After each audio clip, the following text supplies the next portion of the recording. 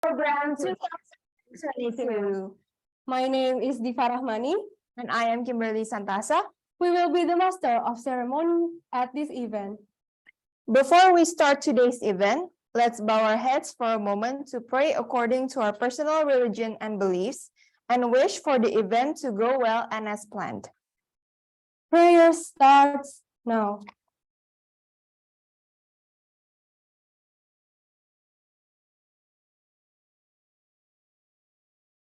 Over. Ladies and gentlemen, now we have come to our main agenda, the workshop session. This session will be led by a moderator. Our moderator for this session is Dr. Hana Nur Fitriana. Allow me to Dr. Hana Nur Fitriana was born on the 30th April 1988 and is currently a lecturer at the Department of Agro-Industrial Technology, Universitas Padjadjaran, lecturing several courses such as Basic and Principles of Bioprocess Engineering and Microbiology, Bioindustry Technology, Environmental Biotechnology, and Biorefinery. About her education, she has completed her Ph.D. at the Department of Renewable Energy, University of Science and Technology, Korea Institute of Energy Research, with her thesis topic of C1 gases to bioproducts by using microbial catalysts. To Dr. Hana, you may now proceed.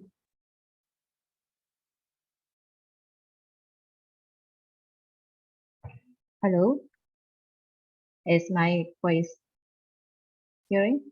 Hello?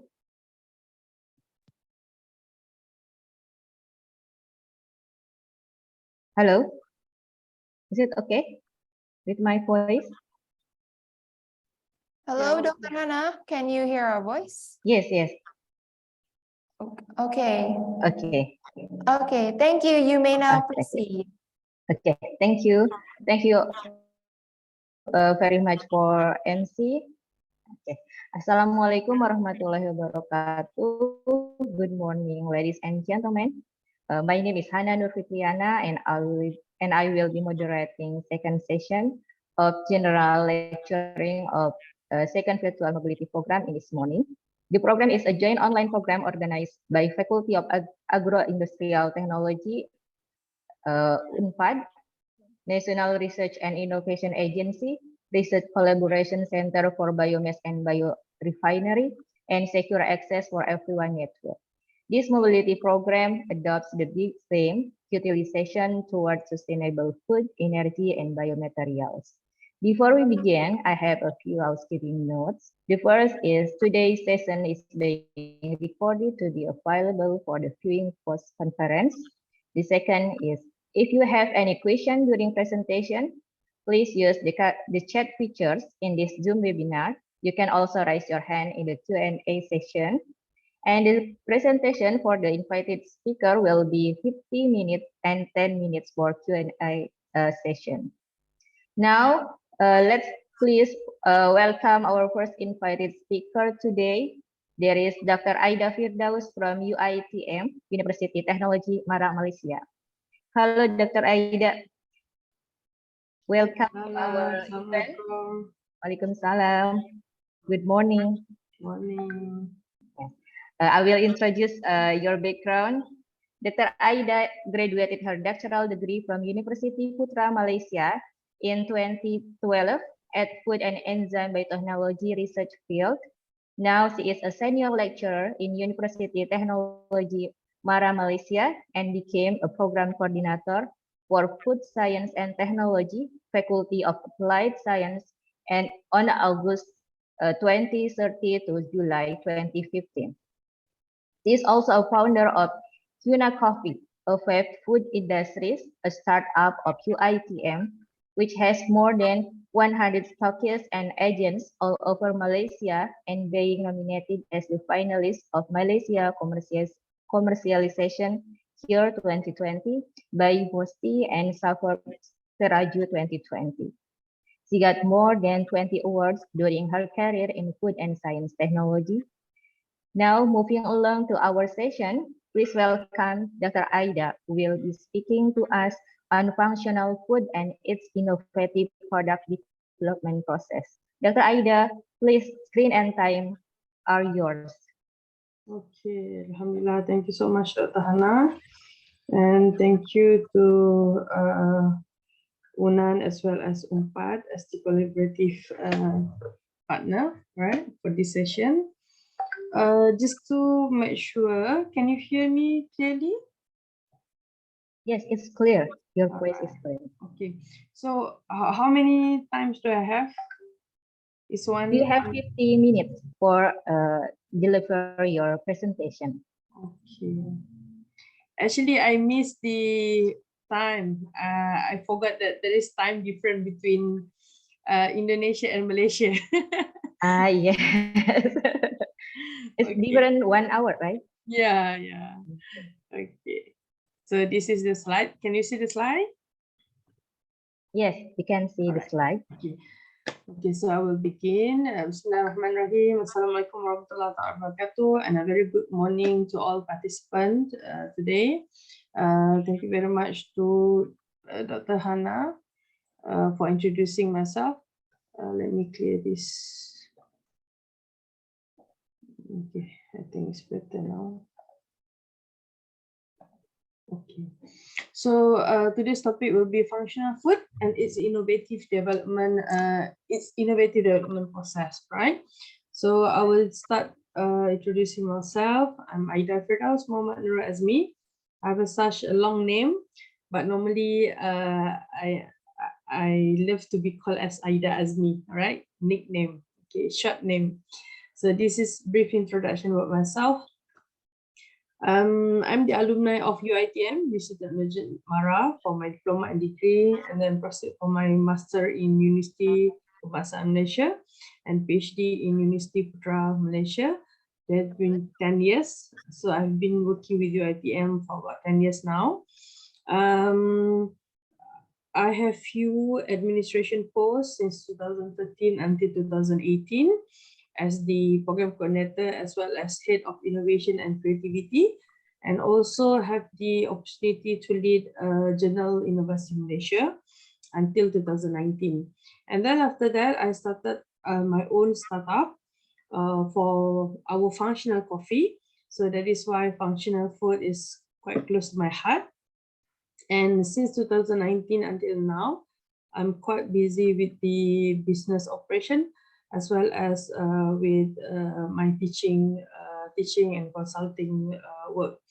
So we have, Alhamdulillah, I have been invited for quite some talks and seminar, whether in Malaysia or international. And there are a few achievements, like for consultation, we have been doing product quality improvement for company like Kulim Berhad, Bernas Malaysia, and then current project is with Tenaga Nasional Berhad, which we will develop about 10 innovative functional food products from the crops planted under the transmission line. So it's a new area of research, right? So that they will utilize the underutilized land below the transmission line. Okay, and then there are a few achievements. I've been selected to Japan for 2 months to undergo leadership training, fully funded by Honda Japan in 2015. And then I have experienced 6 months in QSR brands. I think you guys are familiar with KFC. So QSR brands is the umbrella company for KFC, Pizza Hut, and Ayamas.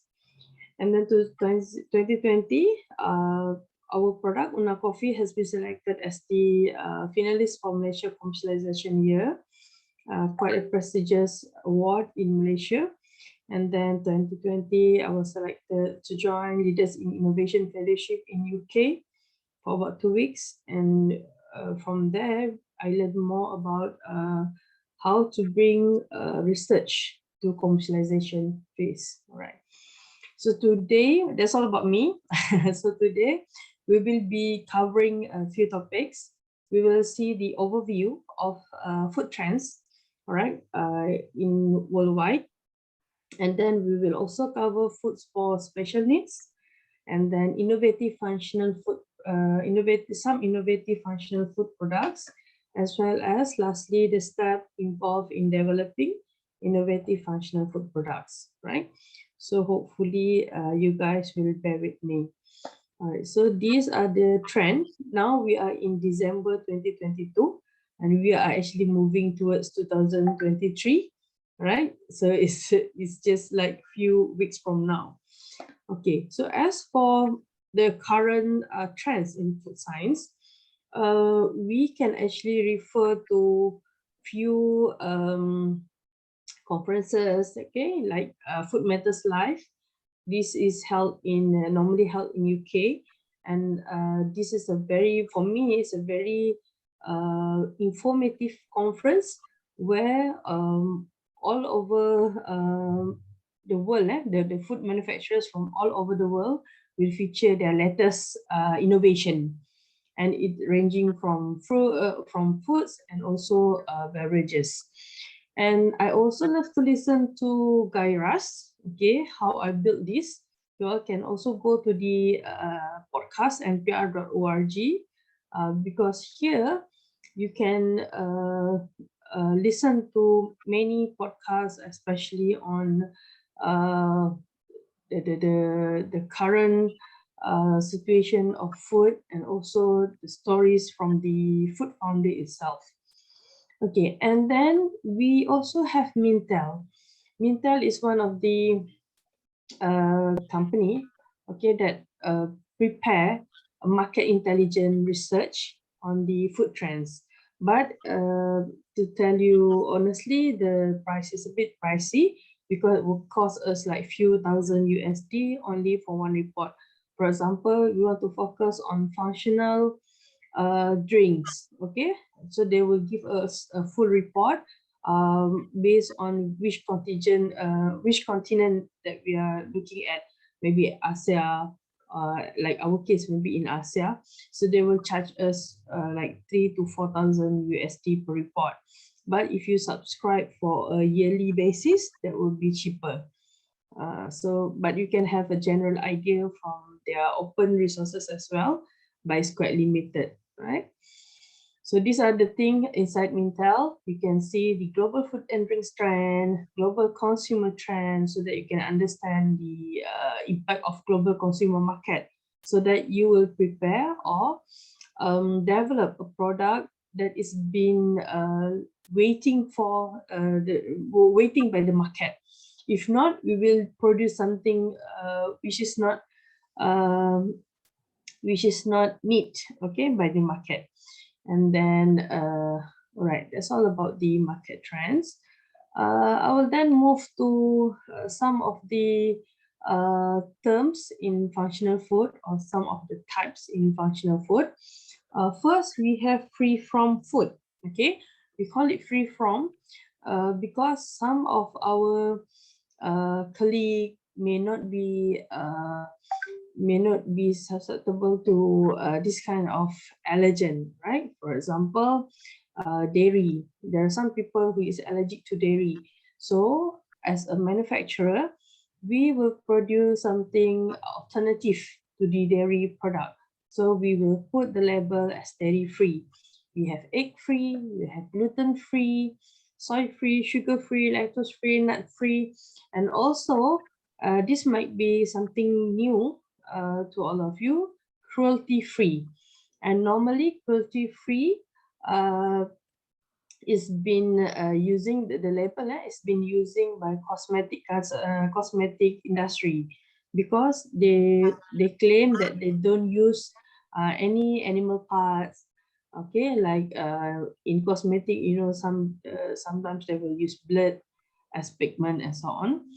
So it's cruelty-free. And also for vegan product, sometimes they will also use cruelty-free, because they don't use any animal, right? So others, for example, we have fat-free. This is for those who has health conscious, sugar-free, salt-free, no preservative, no additive. GMO free, and also meat free. Even though this is not the allergen, but people are looking towards something more healthy, so they just want a very little ingredients in their product. Okay, so these are some examples of food allergens, right? The major food allergens. If you are from maybe the pengurusan pangan or food management, food science, you will be aware about all of these eight major allergens like milk, tree nuts, eggs, peanuts, fish, wheat, shellfish, and soybean.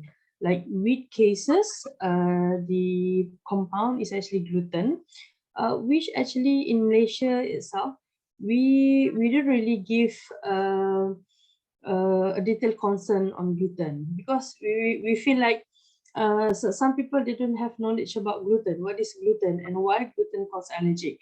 But in country like America, okay, or in UK, where they eat a lot of wheat-based product, the gluten allergic reaction always happen. Okay, so in Malaysia, there's also a few cases where it will cause the same reaction as other allergic, like red eyes, sneezing, lip swelling, itchiness, and also for some cases they will experience short of breath. So this is very dangerous. Okay, so as for food manufacturer, normally they need to label in their packaging as contain allergen or contain traces of allergen if they are using the same production line for the product. Okay, right. So this is in Malaysia. Malaysian preference toward different diet. We do understand that many types of diet. So some people would prefer less salt. So from this survey, we can see that people love to have food which is less salt and then less sugar. Even in Malaysia, we have a new policy that if your product exceeded some percentage of sugar, the manufacturer will have to pay the tax. So this is one way to motivate the healthy lifestyle among the consumer. So we have low fat, low oil, low calorie, and high protein is also in trend. And then less meat, not to an extent to be a vegetarian, but just take less meat, right? And then low carb, less dairy, or detoxing, organic, vegan, and also for some practice keto or paleo diet. So now it's quite increasing, like keto diet in Malaysia. We have few industry that produce keto diet product, whether it's frozen or ready to eat meal. Right? Okay, and then we also have lab-grown meat. This is to be said as future protein, so we don't have to like ternak the the lembu and all the cattle, so you know. So we just culture the cells in a petri dish, and we will get the meat, the similar, almost similar texture to the real meat, right? But it is still very costly. It is still in research, and what I heard is that 1 kg costs about 20,000 euro. So it's very, very expensive. But they said in the next few years, the price will be cheaper. But I'm not sure how cheap it is, because now it's like crazy. It's even very expensive compared to what we use, right? Okay. So they have a long debate about this lab-grown meat, why they want to culture the meat inside the petri dish, because they don't want to have issues with gas emission, carbon dioxide emission, and so on, and also less feed, okay, less feed cost for the cows and cattle and all. All right, but in there is the issues in halal concern as well, whether the cell is taken from a slaughtered animal or not. So for Muslim, there is still like hanging. The status is still unclear, still doubtful, right? And we have here a clean label food. So what is clean label food? Clean label means that a minimum ingredient list in your product. Because now, as we say, people are go towards more natural and concerned about their health. So the little ingredients, the better. For example, in our juice, normally we will use any stabilizer to make sure that the juice will not, there will be no sediment in the juice, right? But for people who has health conscious, they want less ingredient in their food product, so they will appreciate the sediment. So it is the task of the manufacturer to actually educate consumer that the sediment is actually okay. The sediment is not affecting the quality or the shelf life of the product. So people will appreciate that. But in the case of Malaysia, I think if we sell the juice with like this kind of thick, the sediment, maybe people will not really want to try it because they feel like, oh, this must be a low quality product. So it depends on consumer perception as well. So this is some example, right? Like ingredient, they are free from all artificial flavors, colors, and allergens. So they just use a very natural product, natural crops, and then no list, like no preservative, no additive, and so on. Recipe like ingredient list, meaning that very minimal processing. If they say it's the turmeric juice, so it's just purely turmeric and water.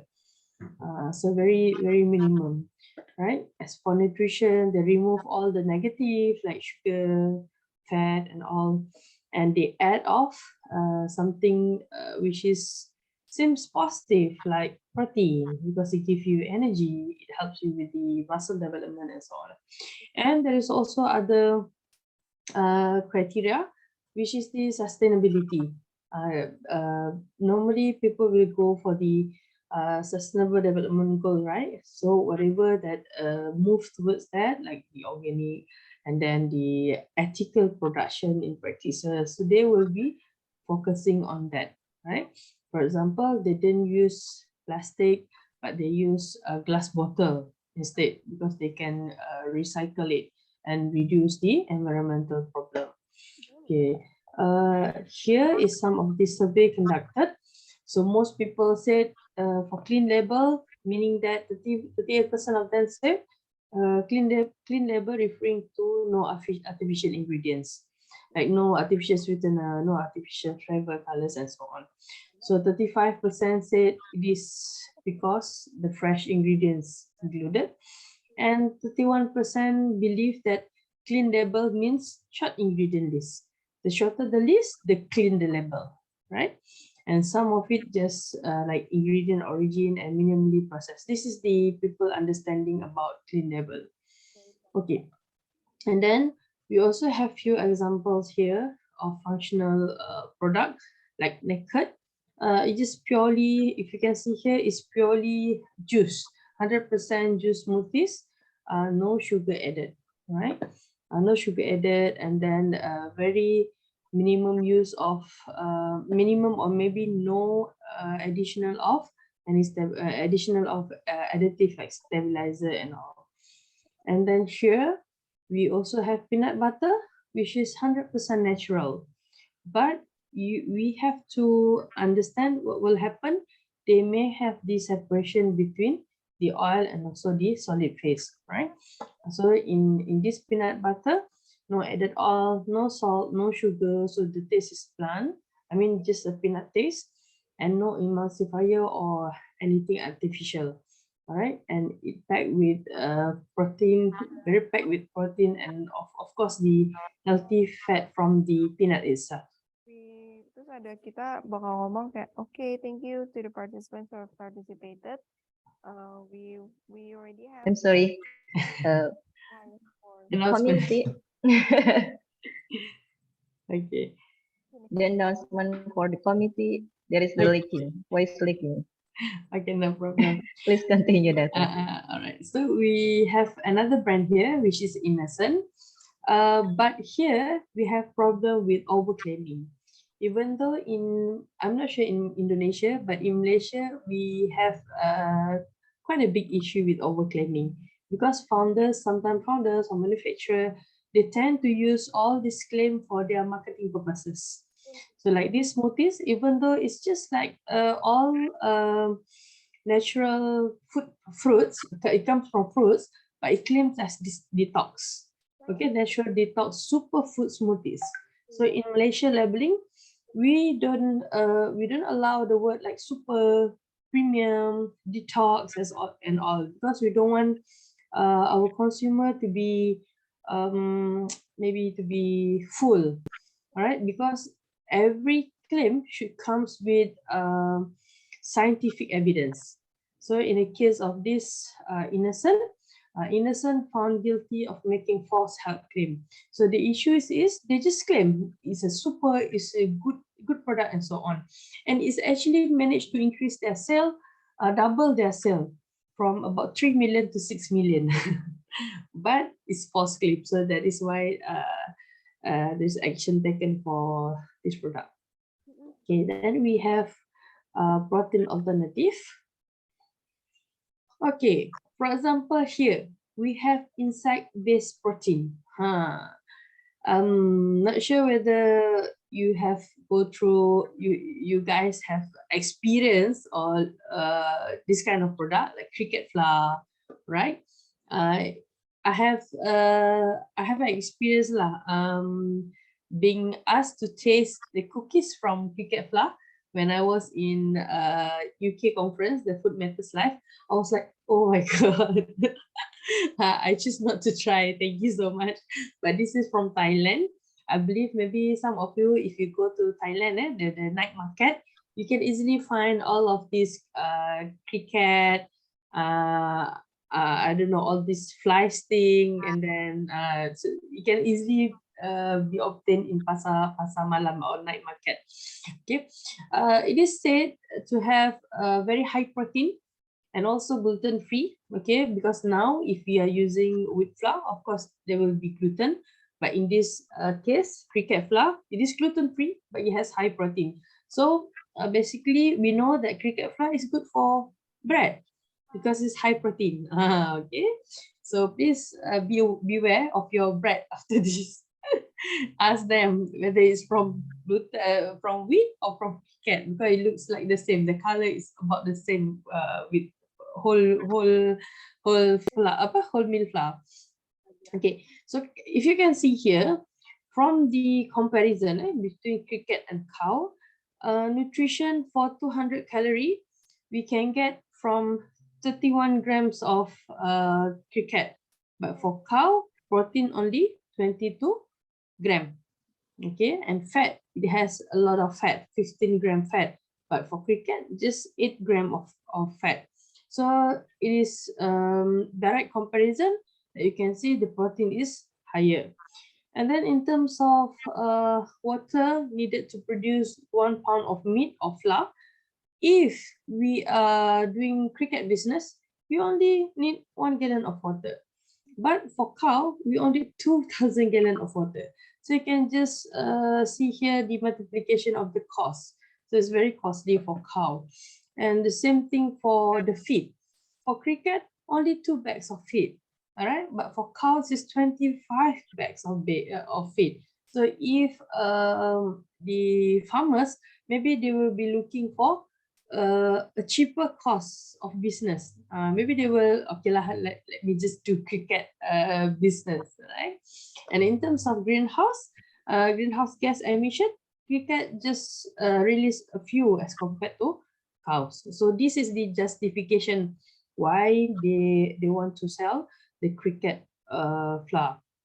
There is also a lot of research done for insect-based, right? Insect as alternative to protein source, the safety of food based on insect, and so on.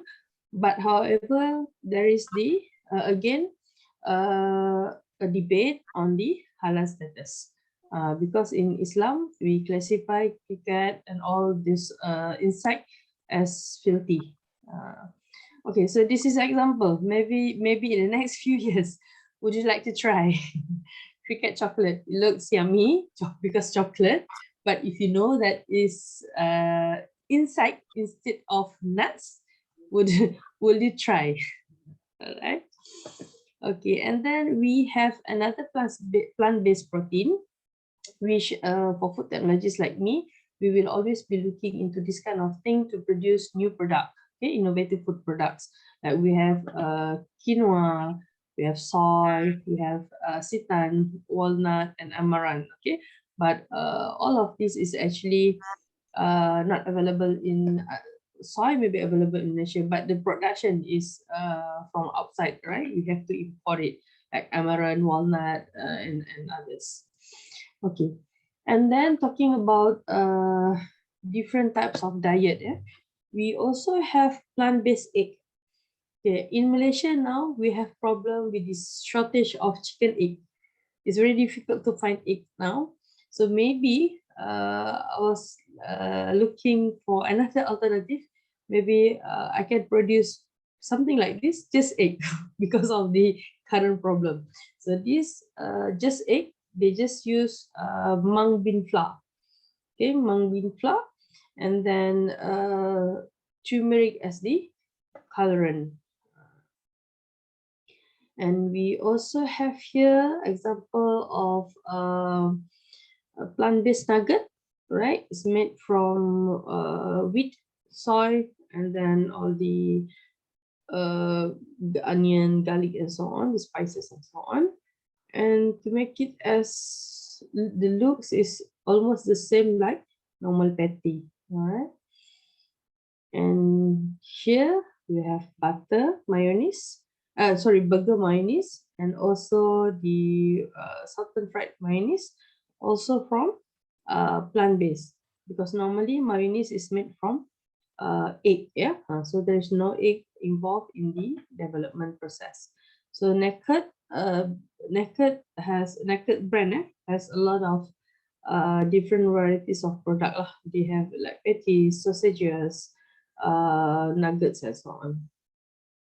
Okay, so why do we need to choose plant protein? First, because of the function and texture. Okay, plant protein can give the gritty or crumbly texture, creating a need for ingredients that create smoother and more cohesive formulation. Can be a thickener as well, so it can also help with the body of the product. And then as for nutrition, consumers beginning to focus on healthier and higher quality protein sources, cleaner labels, as well as recognizable ingredients and products that are easy to digest. So in the case of plant protein, we know that it comes from plant, not from something artificial, so people can easily accept it. And then in terms of taste, plant protein often bring bitterness and grain of nuts to product. Like sometimes it tastes like a tea flavor, yeah? Some beans, for example, making taste modulator as an often necessary addition. So in R&D process, normally we need to mask the taste with other flavors as well. Okay, sustainability. Having an authentic brand story rooted in the well-being of the planet and its people is important to consumer shopping in plant category. So in terms of sustainability, we can flashback to the case of cricket and cow, which the business seems very sustainable because of in terms of costing and so on. And then the clean label, plant protein product may include ingredients that are easy for the consumers to recognize and understand, which will increasingly impacting the appeal. Okay, right. So let's look at the second topic of our talk today, foods for special needs. Okay, who are they? Special needs, for example, we have babies, we have kids, we have the elderly, or people with autism problem, and we have many types of special need people. For example, maybe people with the most common is allergic, and then people who can swallow the solid food, so they need a special like liquid food, but will make them full and carry all those needed nutrients, right? Okay, now we have the problem with obesity. Okay, reason for obesity in children. So these are few examples. These 3 children here. Admit the problem and it can help him change. Okay, it's hard to admit he's fat. This kid here, it hurts more to ignore, and obese is only a bad word if you ignore it. But this is something very common. Even in Malaysia, we are among the top ranking country with obesity problem, right? So the higher price of healthy food compared to unhealthy food, this is correct, because healthy food normally associate to expensive price, and for people who is who can't afford to buy a healthy food, they will just eat whatever they have, and this will cause them to increase in the portion, okay, in the portion size. And then now there is also increase in the availability of processed food. We can easily get stuff like fast food, okay, burger, fried chicken, and so on. And then child, normally they really like this processed food because it looks very appealing. And then increased consumption of sugar sweetened drinks like soda drinks, Coca-Cola, Pepsi, because it has a special taste, the zest sound, and so on. So it will make them feel very taste quenching. And then decrease in physical activity, as we see now, due to the COVID, is increasing now because we always have our phone in hand. We are doing lack of physical activity, lack of outdoor games, and so on. Increased screen time, and child normally enjoy food. Okay, so these are some of other example. Dairy-free butter. For people who has problem with dairy or allergic to dairy, they can also enjoy butter because they have created a special dairy-free and stress-free butter. And then we also have vegan cheese. Cheese normally made from milk, but now vegan cheese is available. Non-dairy creamer, okay, this is very popular, and it is normally made by oil, or vegetable oil, or they can use the non-caloric sweetener, like here brand Natura, or we have Equal, that is quite popular. And in terms of the name of ingredient itself, we have acesulfame K, we have sucralose, for example, and others, erythritol, and so on. And also gluten-free product like bread, cake, and so on. Okay, so what is actually functional food? We have understand few examples of we can call it as modern food. What is actually functional food? So functional food is a normal food that we take every day, but it has a good benefit to our health with the addition of some ingredients which make it good for a long term. It will not cure, but it will give you a healthy lifestyle and be the medicine in a way that we don't really understand how it works. So the continuous consumption of functional food will somehow affect our quality lifestyle. So let food be the medicine and medicine be the food. So example, multi-grain bread. Why we call it as functional? It's a normal food. We take almost every day, like bread, right? But in this case, it is high in fiber. So it may contain dietary fiber that helps with our digestive system. So that is why we call it functional. Help with digestive system, help with the increase of probiotic in our colon. So it will has the indirect effect where it will boost our immunization and so on. Okay, and then we have a very popular drink, Yakult, a fermented drink, which contain the live bacteria, which also help with the digestion system. And then we have milk with increased amount of calcium. This is very good for women which experience osteoporosis, because if we just rely on our normal food, we may have less intake of certain vitamins and minerals. So in this case, we don't want to take like a pure pill. So what we do, we increase the amount of calcium in certain products. So calcium normally associated to milk. So we fortified the milk so that we can get the calcium easily to our body. Multi-grain Cheerios, the breakfast cereal, no artificial colors, no artificial flavors. So it's using the whole grain. Dairy-free butter, and then we have now omega-3 egg. So to an extent that they can provide a very good feed for the chicken, so that when they produce egg, the egg contain high amount of omega-3. Okay, right, so these are some example of innovative food product.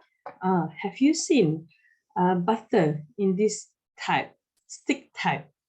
I'm quite amazed when I found this, but I'm not sure where they sell it. I just found it in the internet, right? But it's very innovative because you can just bring your butter everywhere and just directly apply it to your bread and so on. We have here example of purple wheat noodle. Normally, if we talk about wheat noodle, what comes to our mind is the yellow color. So when we want to create something innovative, we try to find alternative colors from the nature. So purple color will give you, of course, the high anthocyanin and so on, high antioxidant activity. So we can get it from beetroot, we can get it from purple cabbage and so on, right? And then we also have sweet corn here. This is ready to eat. Normally, if you want to eat like we call jagung rebus or boiled corn, we need to cook it ourselves, okay? But now it is available in vacuum bag. So we just heat it a bit in microwave if you want to have it slightly hot. If not, you can just take it directly. And then as for the soup, for example, this is innovation in terms of packaging. Normally when we eat soup, like mushroom soup and so on, we will take some times because we will dip our bread and so on in the soup, and we are not taking soup one off, right? So when they come out with this kind of packaging, they put candle below the bowl so that the product can remain hot for quite some time, so we can enjoy the hot soup. Okay, and this is the kamaboko or chicken or fish cake, fish cake or fish ball, but they design it in a way that looks attractive for the children. And then this is something quite common, the cup porridge. This is ready to eat product. Just add hot water and then it will be ready to be served.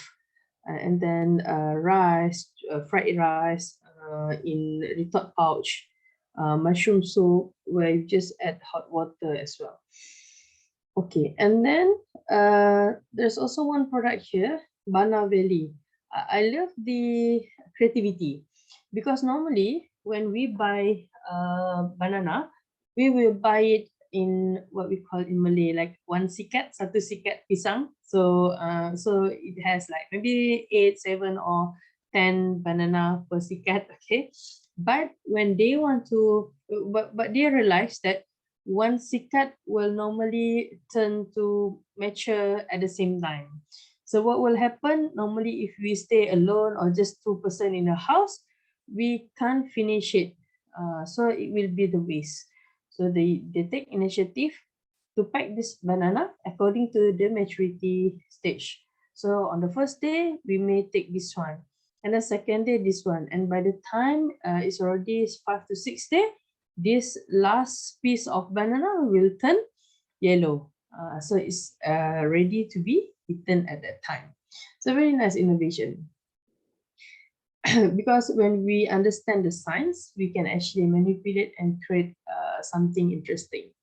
So this is powdered fruits and vegetable. Normally it's very difficult, right? If you want to do smoothies, we have to find the fresh beetroot, find the fresh orange and so on. But now it's available in the powder form. So you can keep it for long, it is chef stable, we just keep it in our cupboard and so on, and just mix it again with water. Ready to mix and drink anytime, anywhere. It's a very nice concept. And then as for breakfast cereal, this is the innovation in terms of packaging. Okay, if you see the word here, this is breakfast, okay, but when you break here, it becomes breakfast. You can break the packaging fast. Okay, so it's very nice concept. And this one, you have a yogurt served with breakfast cereal. So if you mix together the cereal, it will become soggy, right? So when you have this kind of packaging, you can serve the texture. You can save the texture. You can only mix it when you are ready to eat. So you will still get the crunchiness of the cereal, breakfast cereal when you eat it with yogurt. And then it's also an increasing demand for meal replacement due to the diet and so on. People don't want to take their makanan ruji like beras or bread, okay? So they go for meal replacement. So normally meal replacement, it is high in protein and other added minerals and vitamins.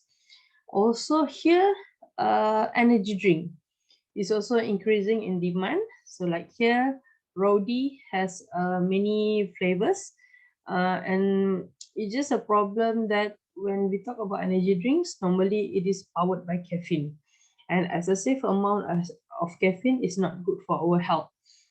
So we have to find alternative on how to boost the energy, but at the same time using a lower dose of caffeine. There are a few other alternatives, right? But that one we can discuss later. And then we have immune defense. This kind of product is getting much attention, especially during this pandemic and endemic. Okay, when we are hit with COVID-19, everybody is going towards more natural product, finding the herbs, ginseng that can actually boost our immune. So like here, very close to us, like ginger. In Indonesia, they call it jahe, right? And then we have acai berry, citrus, and some ginseng, mushroom, and so on. This is Ganoderma. Okay. And then prebiotic and probiotic. There is a different pre and pro. Prebiotic is actually the food supplied for the good bacteria to grow well. All right. So prebiotic basically is the food for probiotic, and probiotic is the live bacteria. So just make sure you are not mixed up with the two terms. Okay, and then there is also nanostructured ingredients in functional food, which actually helps the absorption and so on. For example, nano emulsions, which will help the giving the nice texture to fatty types of product. And then we have nano encapsulation. Normally, active ingredients, if you take it directly, is normally bitter. Okay, bitter in taste. So we have to encapsulate it so that when we ingest, we can't taste the bitterness. So there is a technology where they encapsulate the ingredients with nano encapsulator, right? And then there is also nanoparticles. nano ingredients like my product itself, we are using nano sugar. So it will help actually reducing the glycemic index. And then nanofibers, okay, nanofibers. So all these nano size particle has a dimension less than 100 nanometer in size. Okay, when we are talking about today's program ataupun today's objective about biomass, we also have the waste to wealth product. For example, for pineapple industry, they have a lot of pineapple leaf and normally they just throw it away. So there are many ways to convert it into something useful. For example, like pineapple leaf, they can convert it into molded pulp. We can see this kind of thing being used a lot in fast food right now. Like in Malaysia, we use it in drive-through McDonald's, KFC, and so on, right? Okay, and then as for tapioca peel, from tapioca industry, it actually can still be used as the biodegradable plastic bag. And we also have fish waste, a lot of fish waste, whether it's from the keropok industry, okay, like in Malaysia we have keropok lekor, and then also fish waste for gelatin production. They can be converted into gelatin from fish. So we will not have problem with halal issues, where we know that most of the gelatin come from pig base, right? And then as for beer industry, okay, beer industry, we know that beer is using cereals, and some will add the cereal ekjang to increase the production of fermentable sugar. So they will actually have a lot of waste.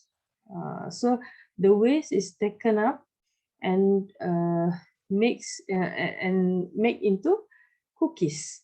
But of course, for us Muslim, this is not halal, because the first intention of doing this is to produce khamar or wine, khamar or beer, which is haram. Okay, but for non-Muslim, they can enjoy the cookies.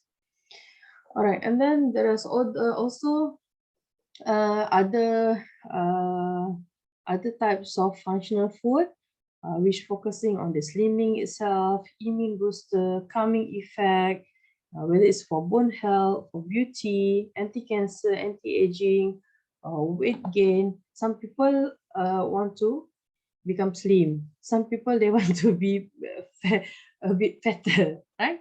And some just focus on the health, which they go for health to live healthy, right?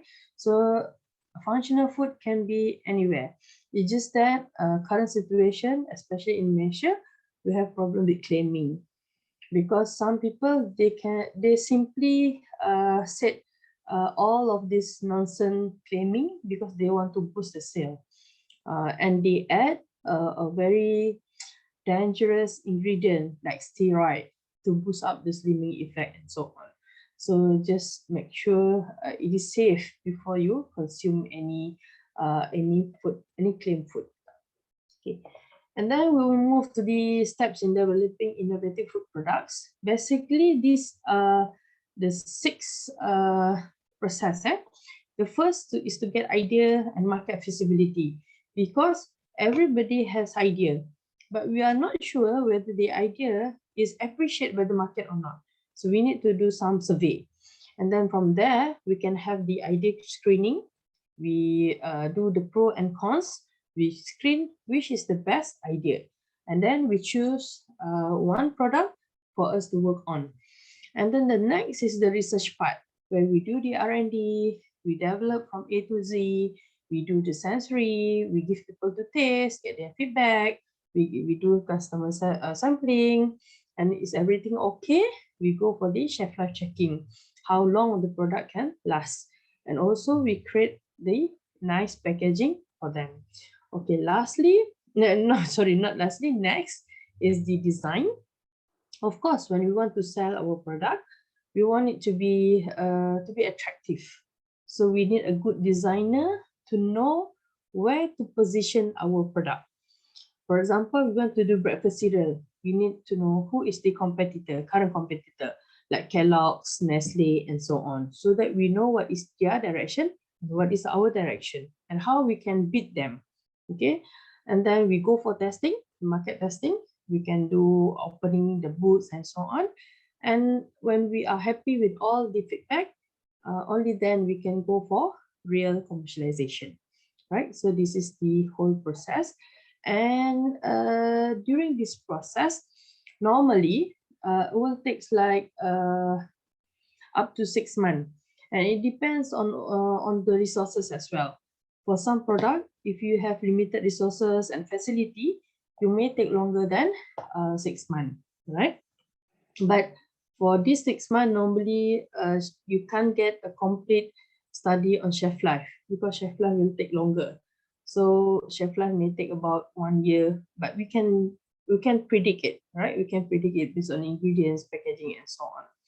So normally idea feasibility will take about 1 month, and then the idea screening and all will take you 1.5 months to analyze all the data, to get feedback, and so on. And the R&D process will give you about 6 months. This is not until the commercialization. So it will take longer until you go up to commercialization. Okay, so in the process of developing innovative food products, we can also adapt a design thinking. All right, so design thinking is a creative method for problem solving. So what is design thinking? Normally, it has these 5 steps. We have the empathize, define, ideate, prototype, and we do the testing. However, all of this process, okay, do not always follow a sequential order. Sometimes we just do it together. Okay, when we are doing the empathize thing, we also start to do some R&D of the product, and we improve from time to time. But having this design thinking process aligned with your development of product will actually structure your work, and you will know where is your status right now and where to go. All right. So I will not explain in detail, because it will take another few hours to explain on it, right? So this is so far what I've been doing in UITM as a consultant. So what makes us different is actually we let this research, because I'm the professional food technologist, and then we are using the market trends, right? We are referring to the journal, we are referring to the market report, and so on. And of course, we are based on the regulatory, all these regulatory requirements, which for most of the people out there, they don't really focus on this thing. So they just do whatever they want. That is why some product, they just go for false claiming. And then we conduct it using a proper laboratory protocol. And of course, we do it in alignment with the market trend. Okay. So this is the example, some examples of product quality, like sausage. After frying, and when it is cooled down, it is shrink, right? But alhamdulillah, when I was with Biomass, I managed to help them to produce a very nice texture of sausage, even though after frying. Okay, and this is in the case of juice, so you can see the sediment. So for some people, they don't appreciate the sediment, but if you are going for a healthy choice, this is just okay, right? Okay, so these are few equipment that can be used for quality analysis. We have texture analyzer, which can give you the data of hardness, the crispiness, chewiness, gumminess, stickiness, and all. So we just name it, and we have different types of probe here to check the sensory characteristic, because it can mimic our mouth. How do we chew? How do we crack the crackers inside our mouth, and so on. And then we have for physical chemical analysis, we have a pH meter, we have bricks to check the sugar concentration, We have viscometer to check the viscosity, calorimeter to make sure the color is right and stable. And then we have HPLC, high performance liquid chromatography. Normally for small company, we don't use it. This is normally used in food analysis laboratory to confirm what's the compound inside, okay, to determine samples contains and or the concentration of the molecules in sample, just to make sure that it is following the regulation. Okay, and then we also have DSC, differential scanning calorimetry. This to understand the physical properties of how the physical properties of sample change along with temperature, time, and also the effect of stirring. So we can check until, sorry, this is the DSC. DSC no effect of stirring, so they just temperature and time. But for rheometer, for example, you can also check the effect of stirring for the liquid product. Okay, so just to share with you some of my food innovation. This is what I did in 10 years of my time in UITM. So development of gluten-free chicken nugget incorporated with pineapple core. Why we conducted this project is that I have one project consultancy with Polim Berhad, which actually they want us to increase the shelf life of fresh cut pineapple from 3 days to up to 7 to 8 days. And from there, it managed to increase the production from 5 tons a month to 60 tons a month. So just imagine when the production increased, the waste also increased. So the core of the pineapple is about 10% of the whole weight. So if 60 tons, you just multiply by 10%. So we have a lot of pineapple core and they just throw it away. Then I said, oh, don't throw it away, give it to me. I convert it into some functional food product. So we add into nugget because we know that kids normally they don't like to take vegetable, right? And fiber. So this pineapple core will be the source of fiber. And when they eat the chicken nugget, they don't really feel that, they don't really feel the fiber, but they are actually taking the fiber. So we just want to tipu sikit the kids. So this is a market study we do. We open up booths, we ask people to taste and rate. So this is the MD, the CEO of the QSR brands, Dato' Sri Azhari. He also give the opinion about the product. So I also developed gluten-free vegetarian bites from tempeh. So that it tastes just like meat, because we have a Chinese panelists where they eat it and they said, oh, this is really tastes like chicken, but I already stopped eating chicken 10 years ago. So they really enjoy the product. And then we have jackfruit based product, jam, marmalade, gummy, and also jackfruit seed crepes. Okay, this is very nice and it tasted like prawn crackers. And then I also developed a vegan coconut spread with UK company, Crest. This blue color is actually from the pea flower or bunga telang. This is from yam, matcha, beetroot, pumpkin, and caramel itself. Okay, and then functional noodle, no colorant, of course, natural color from pumpkin, beetroot, and from spinach. And then this is our latest food product, which is a fruit leather made of fruit flesh and fruit peel leather. And some of it we add like chia seed to increase the fiber and so on. Okay, and then we also have product from bamboo shoot or the rabong, the crisp, the cereal, and also the bamboo shoot instant soup. I also help to develop boba pearl, right, for company, and coconut jelly drink. Okay, and then this one I already featured. Okay, so this is just a bit about our company, Food Sembrahat. We actually innovate and market functional food product that everyone can enjoy, benefited, and live the best quality of life. Just a bit about our product. This is my own product, functional coffee. which has less caffeine but boosts with vitamin B complex to give you energy and high protein. Okay, so it can increase the focus, give you long-lasting fullness effect, and the increased focus, and using nano sugar. And for our mocha, we have prebiotic. So these are all the criteria. We also have quite an innovation here, because this is ready to mix. We have only powder inside the bottle. So you just add cold water and you just shake it, and you can enjoy your cold coffee.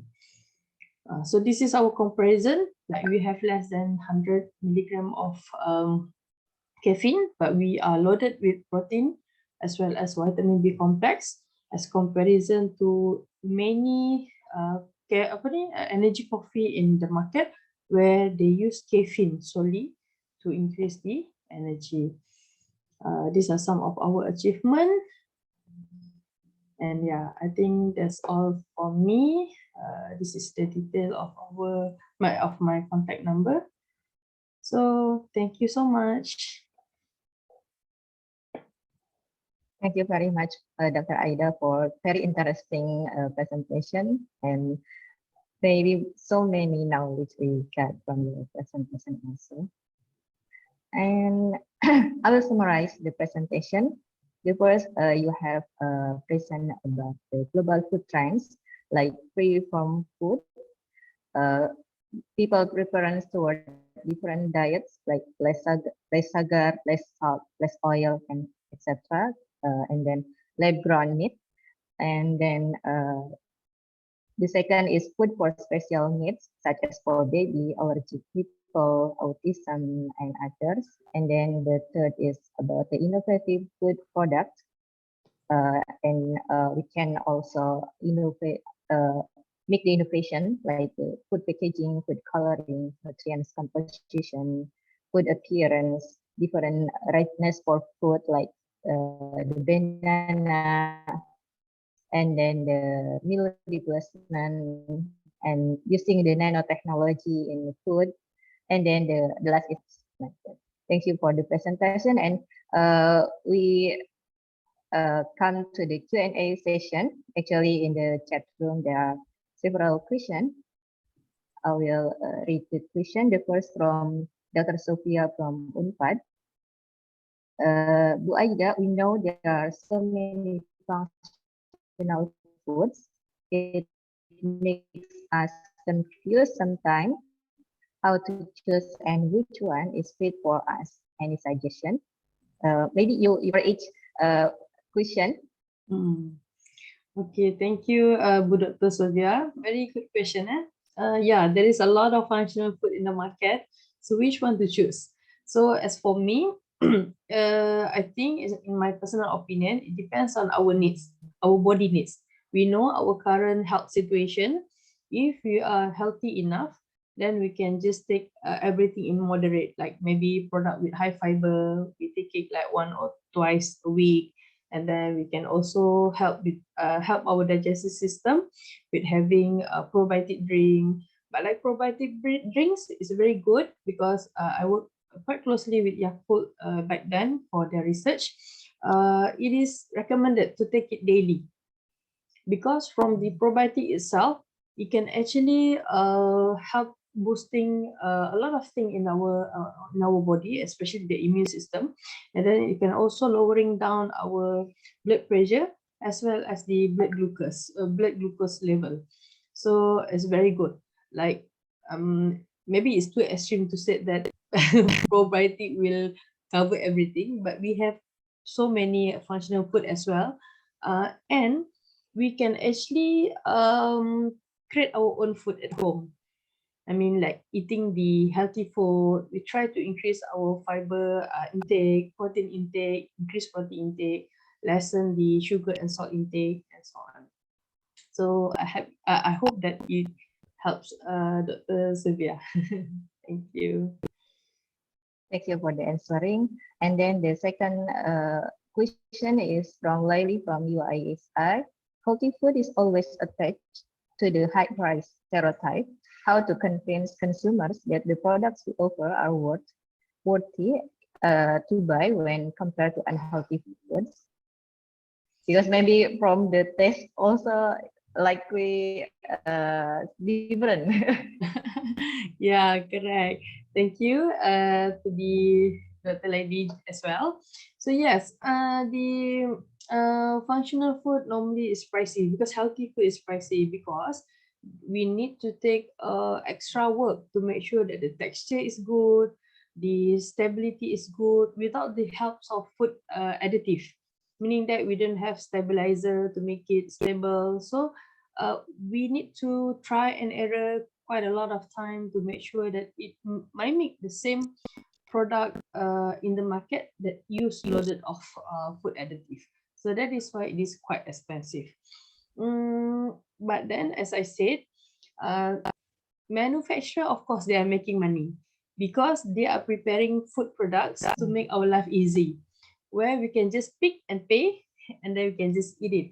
But if we want to have a healthy lifestyle, we can prepare ourselves as well. Of course, with the knowledge, we know what is the requirement. We know that we need to take this all this kind of thing like fibers, protein, and so on. So we can prepare at home as well. And now we also have a lot of choices in the market.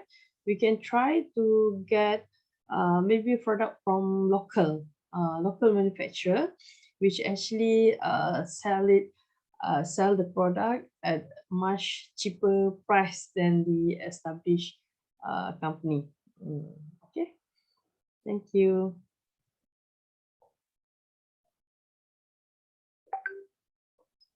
I can hear you, Doctor. So, is there any question from the audience? You can open your mic and deliver your question directly to Dr. Aida.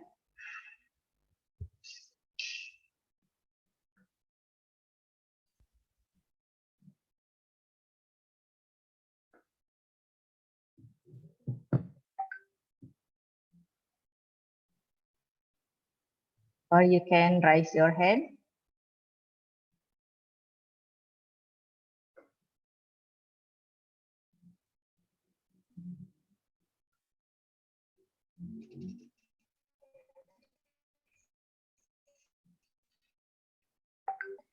Dr. Aida, actually, I have a cricket floor.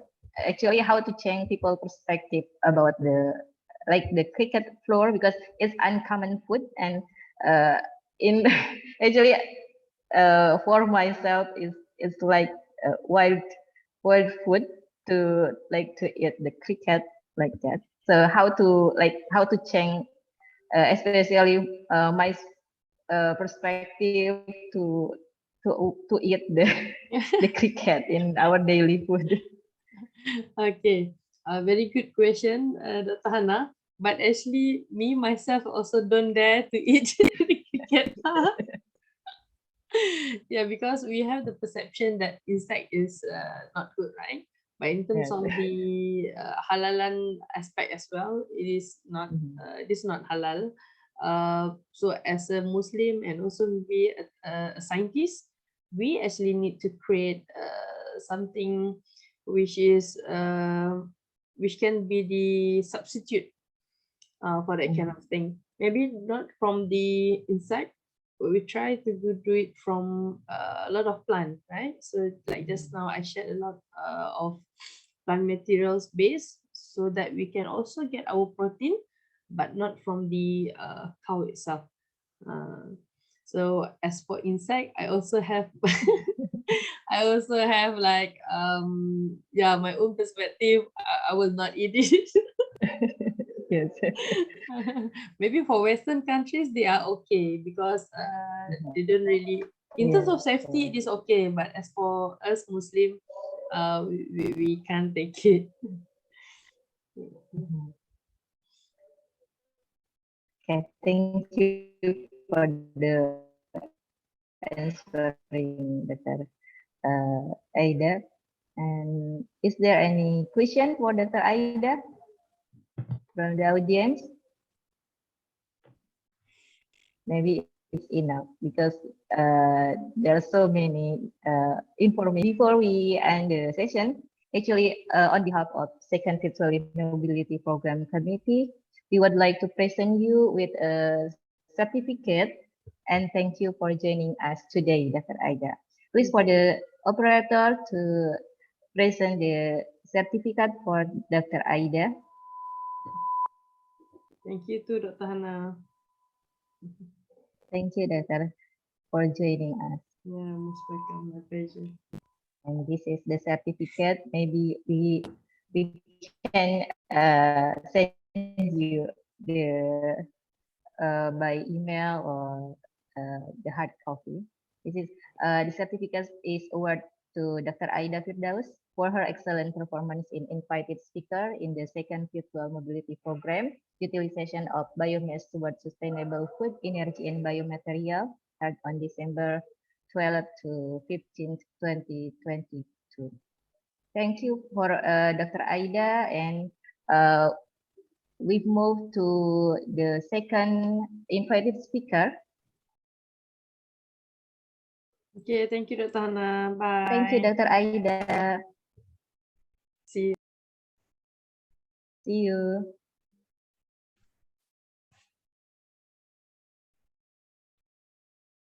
Okay, we move to second invited speaker.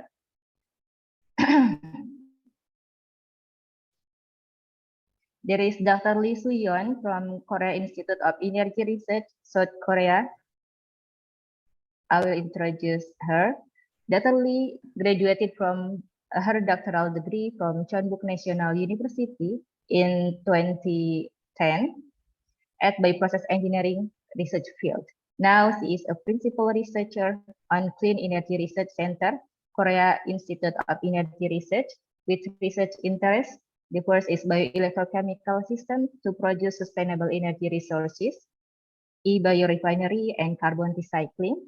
And the second, application of microalgae for developing air or water purification system. Third, application of chemical functionalized magnetic nanomaterials. And the last is by conversion of soil pollutants to multifunctional amino acids by bacteria. Dr. Lee has published more than 54 research article publication in reputable international journals and was a guest editor to Applied Sciences Journal and Energies Journal in 2021. Now moving along to our session, please welcome Dr. Lee Soo Youn, who will be speaking to us on e-Biorefinery technology for utilization of greenhouse gases and carbon waste. Please, Dr. Lee, screen and time are yours. Can I share my slides? Not yet. Yes, now is, yes. Okay. We can see your slide. Yeah. Good morning. I'm Soo Youn Lee from Korea Institute of Energy Research. It is my great honor to present a lecture at Virtual Mobility Program of University of Padjadjaran. First, I would like to say thank you to Dr. Hana and the organizing community for giving me an opportunity for this presentation. My presentation title is e-Biorefinery Technology for Utilization of Greenhouse Gases and Carbon Waste. Here, E means electro. In this presentation, I will introduce the concept of electro-biorefinery technology and our technical achievements we have done recently. Global warming caused by greenhouse gases, especially carbon dioxide, is one of the global concerns, as you know. As shown this figure, the annual emission of carbon dioxide is getting increased. Generally, the carbon emissions are coming from industrial activities and our lives consuming fossil fuels. To resolve global warming problem, supply of renewable energy, renewable power is expected to be increased steeply. According to the International Renewable Energy Agency, the share of variable renewable energy, renewable powers like solar, photovoltaic, and wind energies is predicted to be increased from 2018 to 2015 very drastically. In other words, electricity generated by variable renewable power is going to be increased like this. Korea is also very active for supply of renewable power to reach the carbon neutral society by 2050. Supply of renewable power will be increased by 20 times from 2019 to 2050. So renewable power is an important and promising tool, but has some limitations like intermittency of power output, low spaces for storage, and high cost, capital cost. With regard to the intermittency issues of renewable power, various options, including secondary battery, are suggested and adopted. Some other options like e-fuels, electrofuels are also under investigated. Recently, the concept of electrochemical reduction of carbon dioxide coupled to renewable electricity sources was introduced like this. You can see simple and representative electrochemical mechanism of carbon dioxide reduction on electrode like this. Electrochemical system is consisted with two electrodes, anode and cathode. Here, electrons from generated by water oxidation runs along with the circuit, external circuit forward to cathode, and carbon dioxide reduction reaction occurs cathode like this mechanism. The electrocatalyzed carbon dioxide reduction like this. Electrochemistry researchers say that most fuels and chemicals produced by industrial method can be replaced to the electrochemical reduction of carbon dioxide, like this. In biochemical system, electrocatalyzed for carbon dioxide reduction can be replaced to biocatalyzed, especially carbon-fixing microorganisms. Here, because there are specialized metabolic pathways for carbon dioxide reduction in specific microorganisms. For example, photosynthetic bacteria and anaerobic bacteria. To convert the carbon dioxide to certain chemicals or fuels, reducing power as a form of chemical carriers, for example, NADH or F.A.D. paradoxin like that, needed electrochemical reaction because carbon dioxide is a completely oxidized chemical. In other words, electrocatalyzed on the cathode for carbon dioxide reduction can be replaced to microorganisms which have a specific metabolic pathways for CO2 carbon dioxide conversion, like this pathway.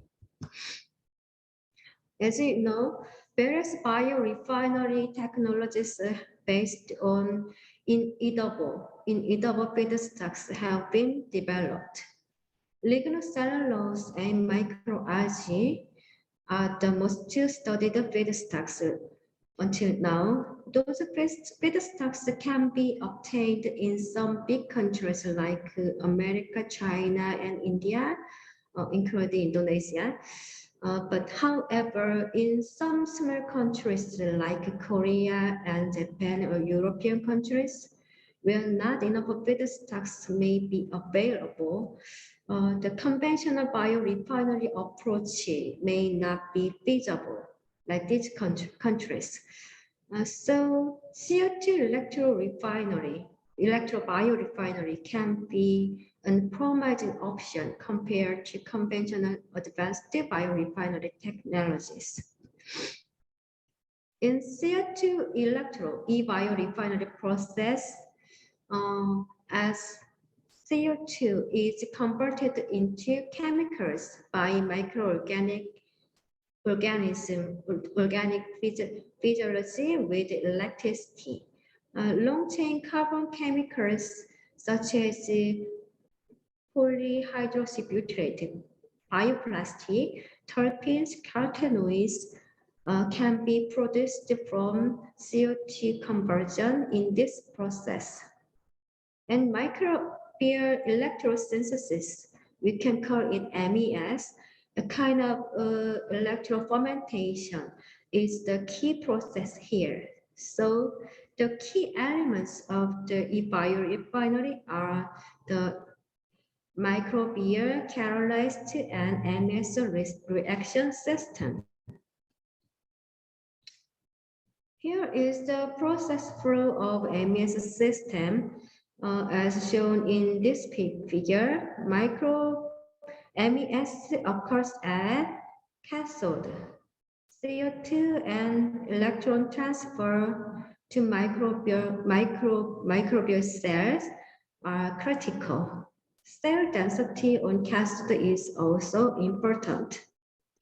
And this is a simple video clip about the mechanism of MES system and CO2 e-Biorefinery. I'd like to show this video clip now.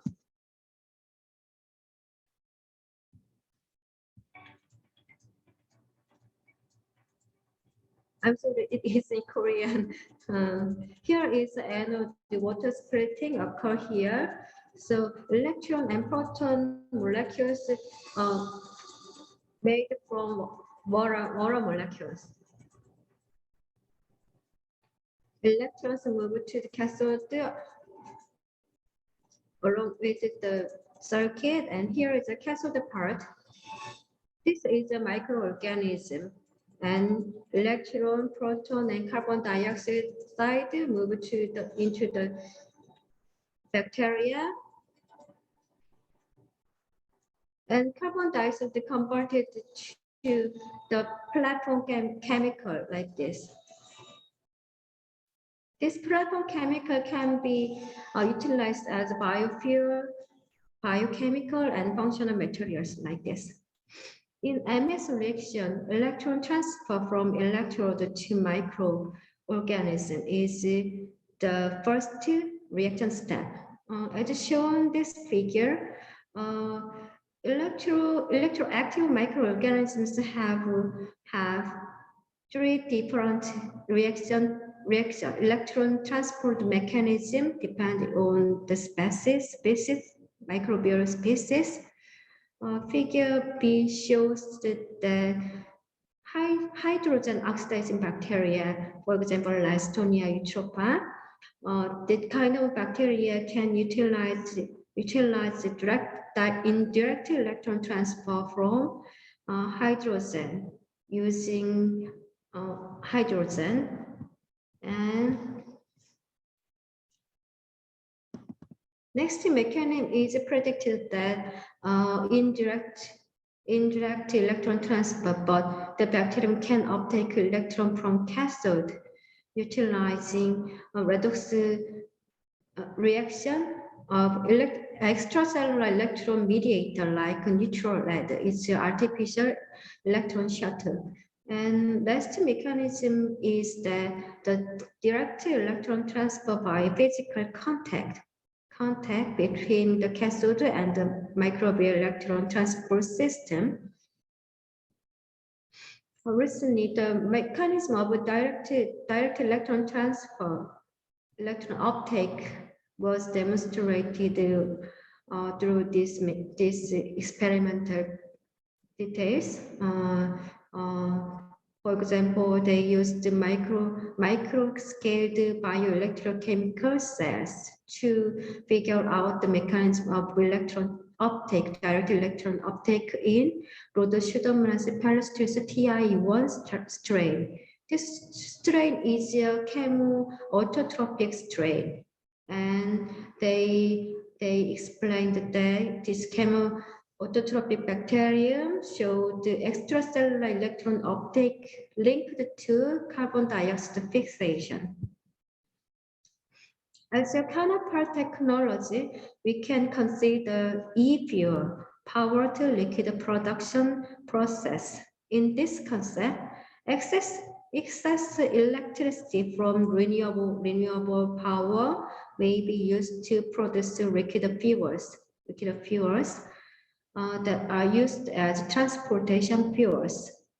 The process flow of e-fuel is shown in this figure. Hydrogen is produced by water electrolysis with renewable electricity. Then hydrogen is reacted with this CO2 to make crude e-fuels. After upgrading,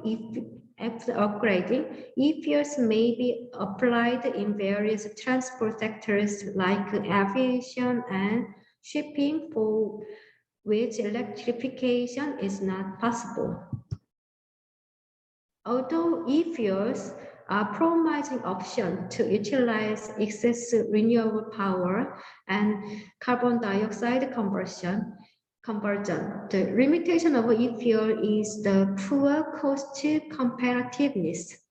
As shown this slide, e-fuels are 2 to 3 times more expensive than the petrol fuels. Therefore, e-fuels may not go into the market even after 2030 if some supporting policy is not enacted. Unlike e-fuel technologies, e-Biorefinery may produce not only fuel, but high-value chemicals. So, e-Biorefinery may be an alternative option for utilizing excess renewable powers. Among various e-Biorefinery technologies, I would like to focus on CO2 electro-biorefinery process like e-fuel. CO2 electro-biorefinery will take CO2 as feedstocks. As I mentioned before, MES, microbial electrosynthesis system, is the key process for this e-biorefinery. So major subjects in MES studies done for last 10 years. As shown in this slide, for example, screening microorganisms and cathode materials and improve productivity has been mainly studied. The key R&D issue for CO2 electro-biorefinery are summarized in this slide. Low productivity of the CO2 electro-biorefinery is the critical bottleneck for practical application. So MES system should be designed to improve the productivity. For this purpose, the system should have high CO2 and electron transfer efficiency and high cell density, and low capital cost is also helpful for practical use. Also, microbial catalyzed having high electron utilization and CO2 fixation efficiency is also required. So metabolic engineering to introduce the wanted metabolic pathway into microorganisms should be studied. Some works have been done to improve the performance of MES, but still, many things are still need to work out. Our research group is working out to overcome this kind of barriers. So we have been conducting e-Biorefinery project from 2018. Last 5 years, we have developed core technologies that are bioelectrochemical reactor, metabolic engineering of microcatalyst, and production of platform chemicals and process development to realize e-Biorefinery process. So I prepare another video clip about our center and our experiments here.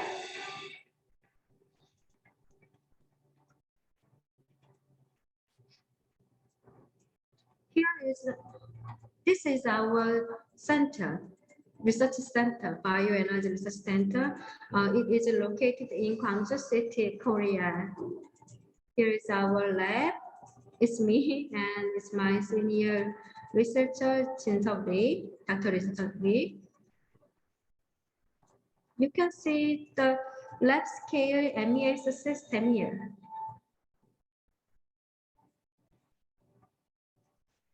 Here is a microorganism. We use Rhodobacter speros as biocatalyst. The CO2 gases here into here, and it is a cathode electrodes.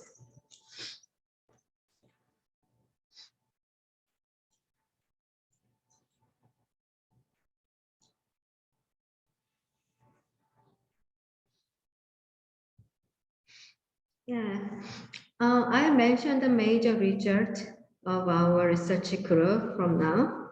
In this work, chemoautotrope Rhodobacter speros was chosen for the electroactive microorganism to convert the carbon dioxide reduction because this strain has a multifunctional metabolic pathway, including CO2 utilization, electron of transport chain related to the photosynthesis system. And various anabolic pathways, it also has that kind of the different anabolic pathway, for example, Ph.D synthesis pathway, hydrogen conversion pathway, and carotenoid biosynthesis pathway like that. The electro-autotropic microorganism also has a CO2 fixation activity. This activity is comparable to the microalgae, Chlorella vulgaris here. As shown in this slide, Rhodobacter speros can grow very well using carbon dioxide as only carbon source. First, I'd like to introduce synthetic. I introduced the synthetic carbon dioxide fixation pathway from Rhodobacter speros. It is our target bacterium into the industrial platform microorganism E. coli, Escherichia coli, to achieve immediate carbon dioxide mitigation, biomitigation during biological processes like fermentation. Generally, E. coli emits carbon dioxide during glycolysis, but you can see the reduced rate of carbon dioxide emission from engineered E. coli, like this. In the next step, we investigated electron consumption directly by bioelectrochemical techniques during biological CO2 recycling. Charge transfer of engineered E. coli was increased than control E. coli like this. And then to complete immediate carbon dioxide biomitigation during biological conversion, we simply designed a conceptual process by linking Saccharomyces cerevisiae fermentation and engineered E. coli system like this. Exogenous carbon dioxide from yeast fermentation was also mitigated through a simple gas phase connection like this. Next, we performed cathode modification for MES in MES system to increase productivity and Faraday efficiency for electro-biorefinery. In order to promote direct electron transfer from cathode to microorganism biocatalyzed to Rhodobacter sperois, graphite felt electrode. We used graphite felt electrodes as cathode in MES system. And, we modified the graphite felt material using chemical coating.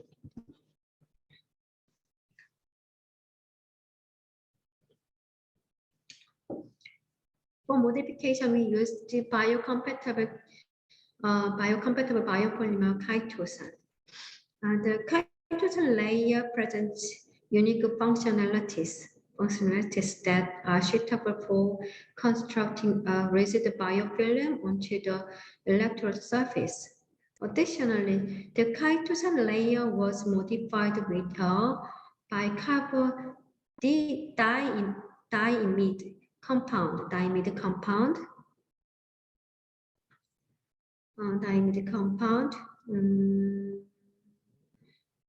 to enable more substantial interaction between Rhodobacter sperois cells and cathode surface. We verified the modification using simple electrochemical studies. It is a cyclic voltammetry analysis of modified and bare electrode here. The current densities of both modified, chitosan modified and chitosan and carbon-imide modified electrode were increased. Then bare graphite felt electrode. And we analyzed this mechanism using and negatively charged redox active species, ferricyanide like this. As cell attachment to the cathode is important, so surface modification have been studied to improve the cell attachment. It's shown the SEM image here.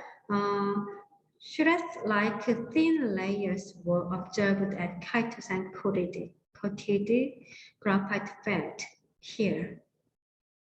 After MES reaction for 2 weeks, Rhodobacter sperois cells attached to the cathode surface were remarkably increased following order: bare electrode, bare graphite felt electrode, and chitosan modified electrode, and chitosan and chemically modified electrode here.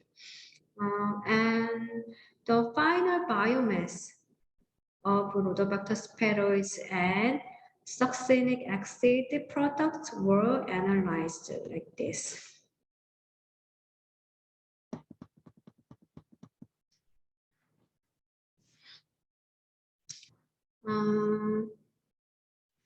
The Faraday efficiency, the best performance of Faraday efficiency shows at the chitosan and chemically modified graphite felt electrode equipped MES system like this. And in the next 2 experiments, we conducted different way to improve MES performance here. Improving the anode performance for water oxidation under neutral pH is one of the most important aspects to advance current MES system, because water oxidation is a counterpart reaction of carbon dioxide reduction here, cathode. In this work, we introduced cobalt phosphate assisted water oxidation at the counterpart electrode to upgrade the MES performance and neutral pH. Cobalt phosphate we can call a CoPi. CoPi is an oxidation evolution reaction catalyzed. It made from Earth's abundant material, so it is not expensive like platinum or iridium, like expensive material, metal electrode. And CoPi shows good catalytic activity at low overpotential and neutral pH. Neutral pH is important for bacterial growth. So we can easily prepare cobalt phosphate, CoPi decorated electrode through simple electrode deposition method like this. The CoPi decorated anode was functionally integrated with Rhodobacter sphaeroids biogas in MES reactor. The experimental details are here, and the planktonic cells of Rhodobacter sphaeroids in the CoPi equipped MES reactor was increased than control condition. We also investigated the electron consumption and cyclic voltammetry analysis during bacterial CO2 conversion here. The Faraday efficiency of cobalt phosphate equipped anode. Cobalt phosphate decorated anode equipped MES reaction was remarkably higher than that of the bare graphite felt anode. In the next step, to improve CO2 mass transfer in MES reactor, wet amine monoethanol amine was added in Rhodobacter sphaeroids biogas reactor here.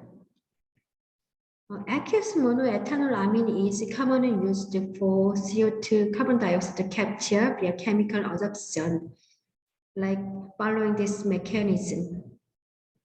A proper quantity of this chemical can be helpful for the growth of carbon dioxide fixation microorganisms because it increases the carbon dioxide availability in liquid phase. As shown, the data, planktonic cells of Rhodobacter sphaeroids were higher than control condition without monoethanol amine on the supplementation of 500 ppm monoethanol amine here. It suggested that enhanced carbon dioxide mass transfer by CO2 absorbent monoethanol amine allowed the increase of CO2 conversion efficiency in MES reactor. But now we are conducting metabolic analysis to figure out the intracellular response regarding the electron uptake linked to carbon dioxide conversion under the supplementation of carbon dioxide absorbent monoethanol amine like this. Next, to improve product selectivity, we are developing metabolically engineered Rhodobacter sphaeroids strain. In this work, our target product for CO2 conversion is beta-farnesin.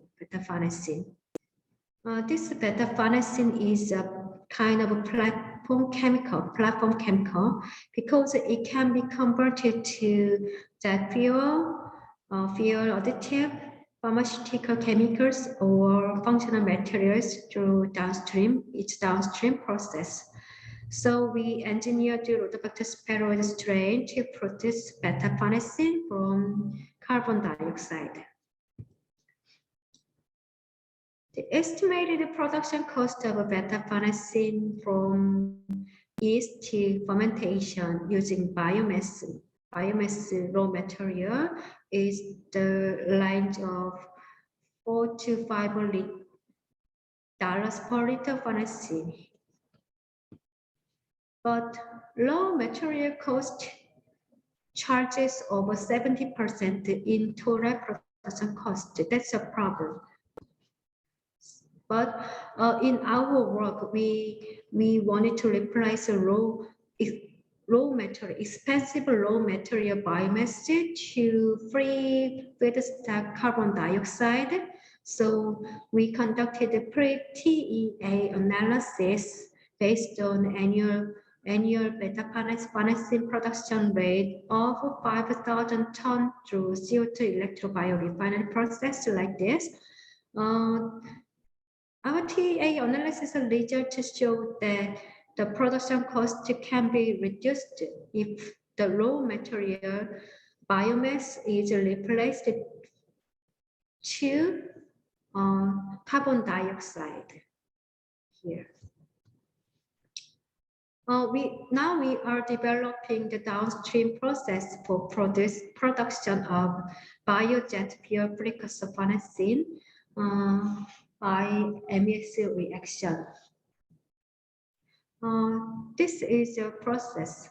The process is a continuous cascade of 3 main units.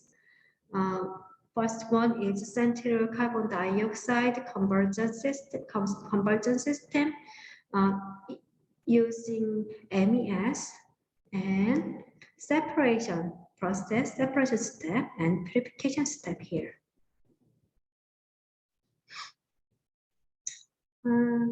Our group is also trying to scale up our MES reactor, as shown in this slide. For the last 4 years, we have conducted feasibility test and optimized the MES reaction using this H-type glass reactor. It's a very small scale, but recently bench scale and semi-parallel scaled reactor was constructed like this photo, and we plan to develop modularized and scale-up system of MES to have the industrial competitiveness in the future like this.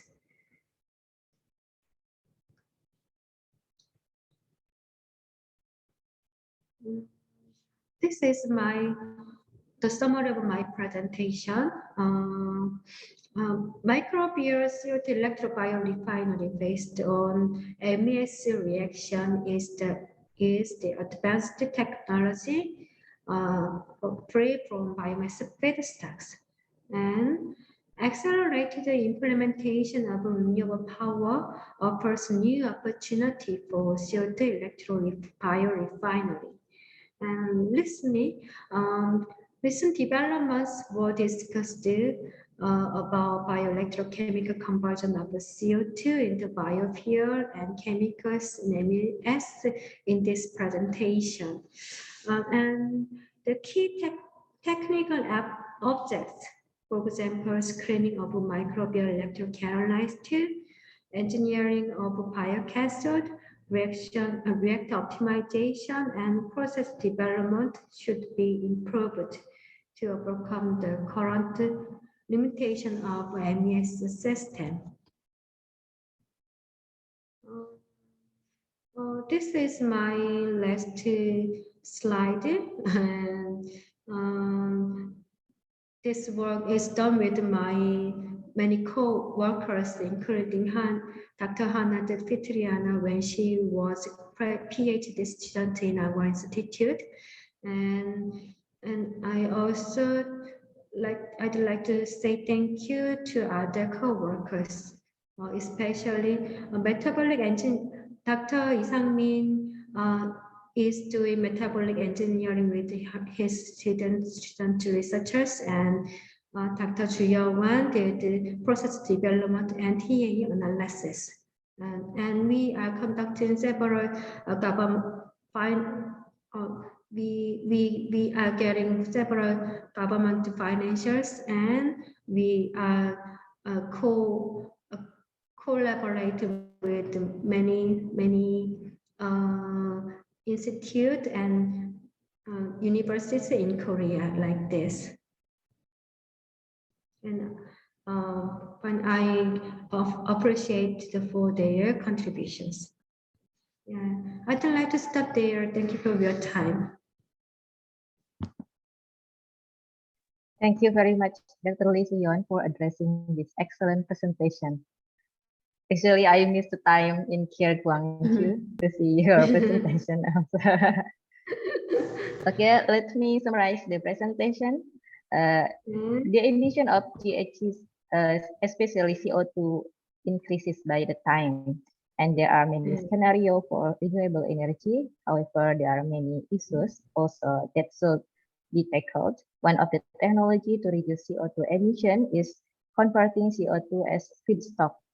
Because in Indonesia, we still use biomass for feedstock for energy and chemicals, and this is open our insight to use the gas also for the feedstock. And also the MES, microbial electrosynthesis, using CO2 as feedstocks to fuels and chemicals by using microorganisms as biocatalysts and external electron for reducing power. And then the technology has been developed for recent 10 years, especially to improve the MES performance, like you have presented in your presentation. Okay, and we come to Q&A session. If you would like to ask question to Dr. Lee Soo Youn, please raise your hand. I will call on you to ask the question, and please identify yourself. You can also put your question in the chat room. Please, the audience, to deliver your question to Dr. Lee Soo Youn.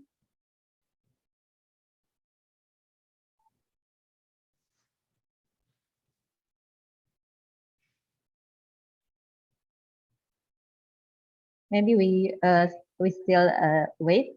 Actually, I have one question about our topic.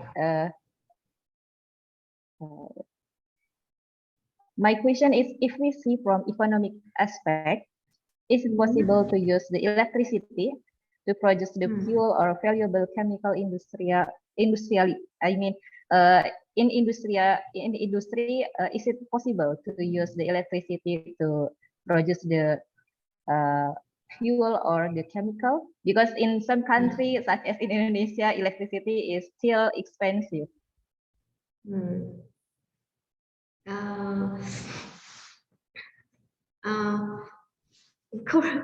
I think it's not feasible now because electricity is very expensive, and carbon dioxide is not free too. So I want to realize. I think this technique can be realized at least 10 years later. 10 years later, and renewable energy, the technology of renewable energy is getting improved. So sometimes e-Biorefinery fuels and chemicals from e-Biorefinery process will be not expensive, cheaper than fossil fuel oriented things. Yeah, that's my hope. Yeah. Yes. But not now. Yes, maybe for the future, we can use the electricity to produce the fuel and the chemical. So this is the future technology, and in Korea, they have started the develop the technology. Okay. Is there any question? In Korea, biomass material is very expensive, so we needed to develop that kind of technology alternative tools for produce bioenergy or chemical. Yes, because there is different feedstock in our country. I mean, so in Indonesia, we still have so many biomass as feedstock, so we should use this to develop the technology. And in Korea, because there is the limited of biomass feedstock, so you use the different also. Okay, is there any question for Dr. Lee Soo Youn? I think the electro-biorefinery and biochemistry is quite difficult, hard to common students, common audience. Yes. It needs more time to understand maybe because it's like the out of the box in our daily life, especially in Indonesia.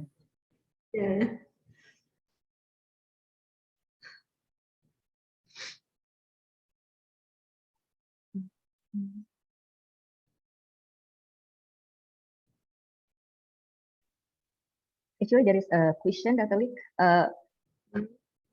For the electricity, where should we use the electricity for the system?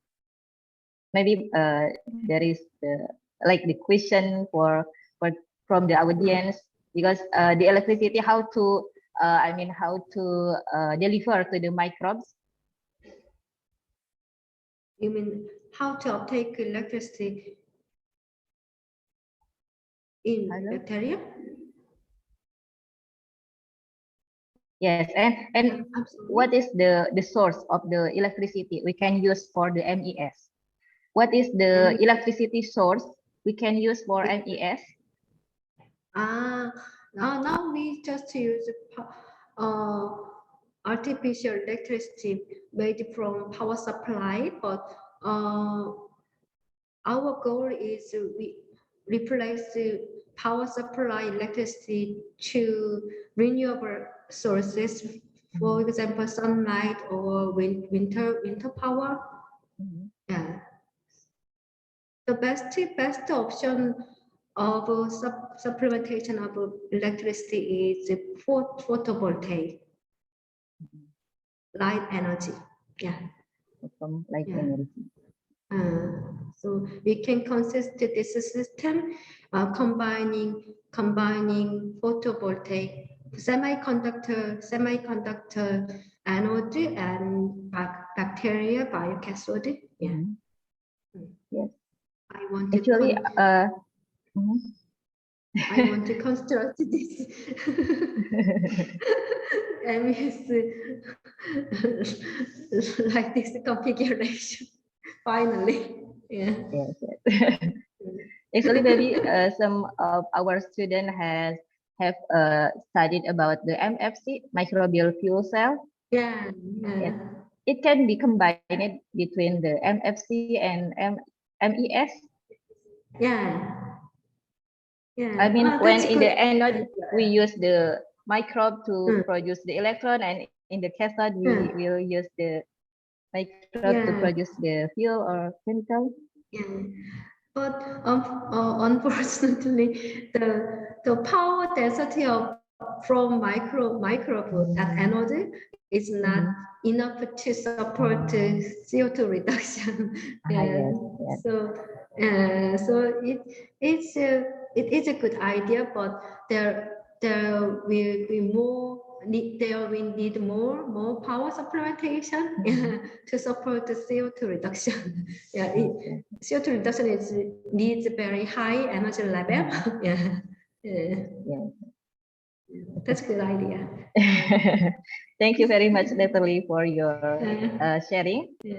Yes, maybe next time we will share again in other session. And yes, before we end this session, on behalf of the committee, we would like to present you with the certificate. And thank you very much for joining us today. And please for the operator to present the certificate for Dr. Lee Soo Youn.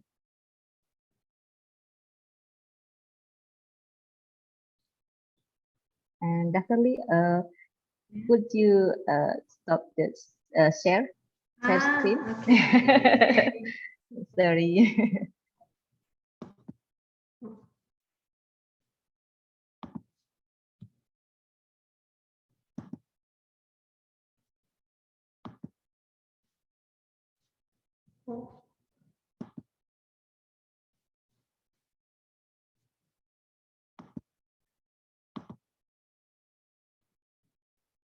Please for the operator to present the certificate. This is the certificate for Dr. Lee Soo Youn for her excellent performance as invited speaker in the second virtually mobility program, Utilization of Biomass towards Sustainable Food, Energy and Biomaterials, held on December 12 to 15, 2022. Thank you very much, Dr. Lee, for joining us today. And see you next time. Thank you for your invitation.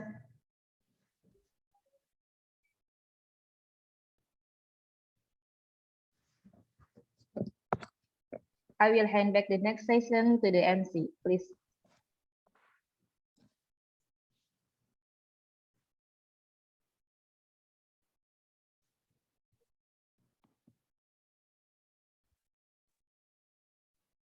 I'm sorry, I cannot hear the MC voice.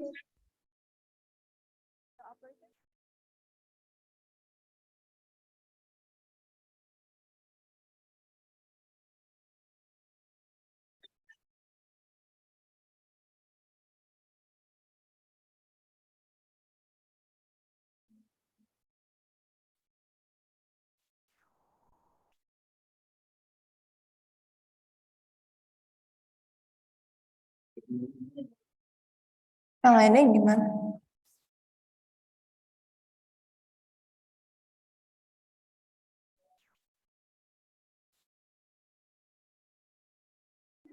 Test 1, 2, 3.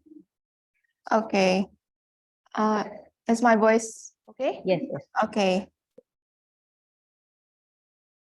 Thank you very much to Dr. and Aida Firdaus for Soo Youn for the presentation. And thank you to Dr. Hana for being our wonderful moderator.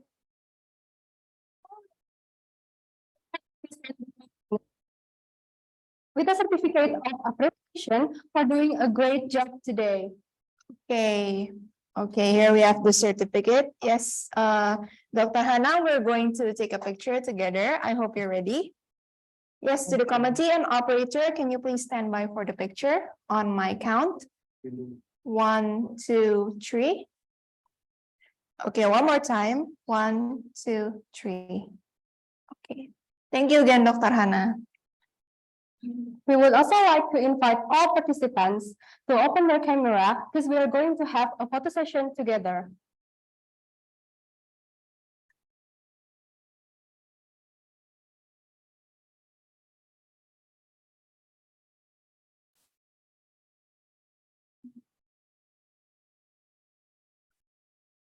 Once again, we invite all participants to please turn on their cameras because we're going to have a photo session together. Thank you.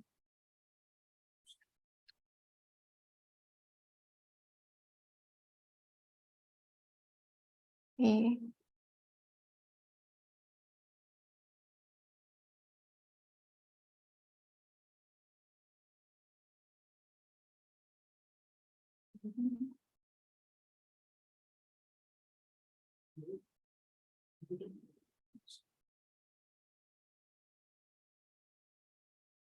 Okay, we're going to have a photo session. There's 5 slides, and we will take a picture one by one.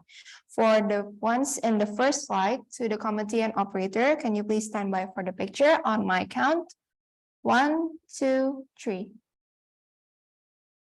Okay, and for the second slide, 1, 2, 3. Third slide, 1, 2, 3. Fourth slide, 1, 2, 3. Fifth slide, 1, 2, 3. Thank you very much. Thank you. Next, ladies and gentlemen, we are going to have a short refreshment for 1 hour. Please return at 1 p.m. Western Indonesian time, and we will continue with our next part of the session. For 2 hours. Okay, we remind you again to please return on time at 1 p.m. Western Indonesian time, because there will be games and there will be prizes, and of course we will continue to the next session. So see you at the next session.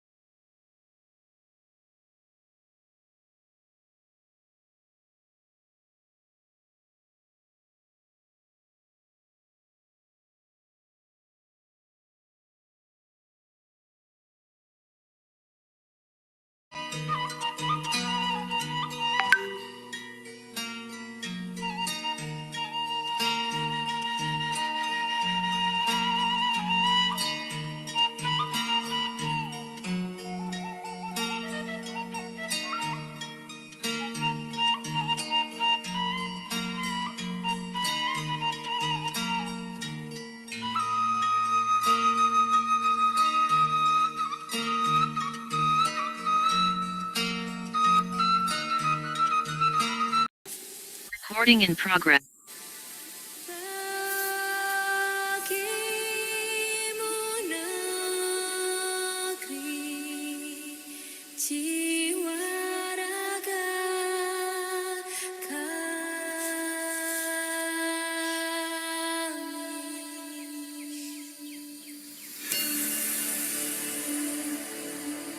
Indonesia is the most beautiful land in the universe. The land where we were born, the nation where we grew up. So many colors that live together in peace. With 1,000,000 timeless treasures. With an abundance of natural wealth. Indonesia is not just wonderful. Indonesia is a wonderland.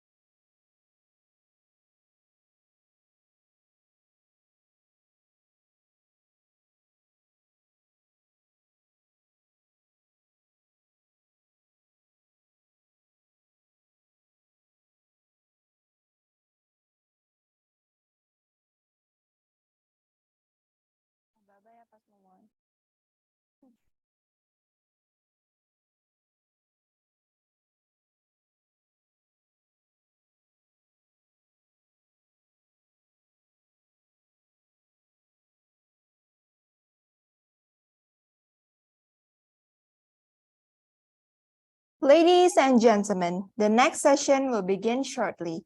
Thank you.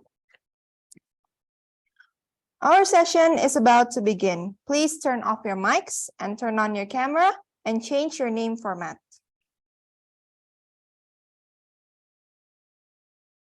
Okay, now we have prepared a video for us to see together.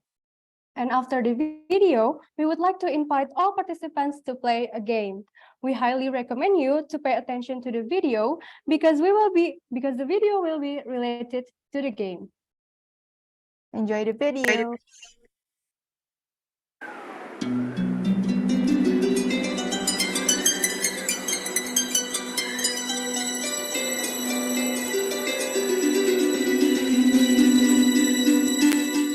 Firmly standing as the cultural vanguard of West Java, Indonesia, nourishing the intellectual life of the nation, working for the benefit of the global world.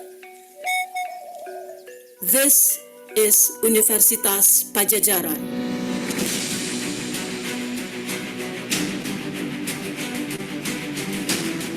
Inspired by the vision of the Asia-Africa Conference, attended by representatives of 24 countries, the establishment of the university was the realization of the vision of the cultural figures of West Java to found an institution of higher learning in the cosmopolitan city, to educate and set forth to society dedicated and qualified individuals.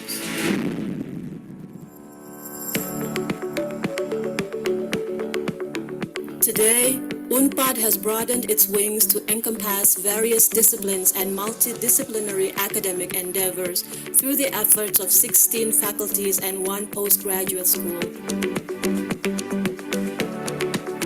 To achieve its mission to build the capacity to adapt and innovate in the face of the rapid development of science and technology at the international level, UNPAD is determined to become the center of research and innovation for the good of the nation and the world by continuously nourishing research and developing technology to create innovations in various disciplines.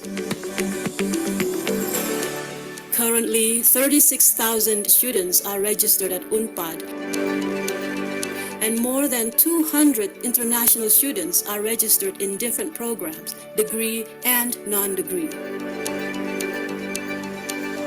As an effort to constantly improve the quality of education, Universitas Padjadjaran is supported by approximately 2,100 professional faculty members with reputable qualification.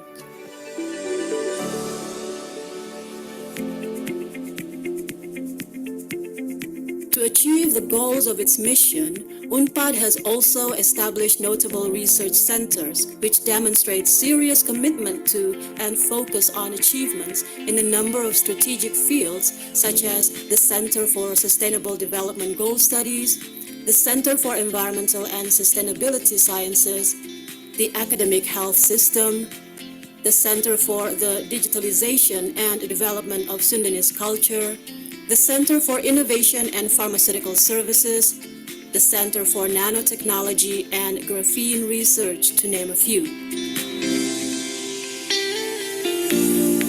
Equipped with a central science laboratory network and a science and technology complex in the Center for the Development of Science and Technology on the main campus, Universitas Padjadjaran has risen in its role as a leader in higher learning geared towards innovation.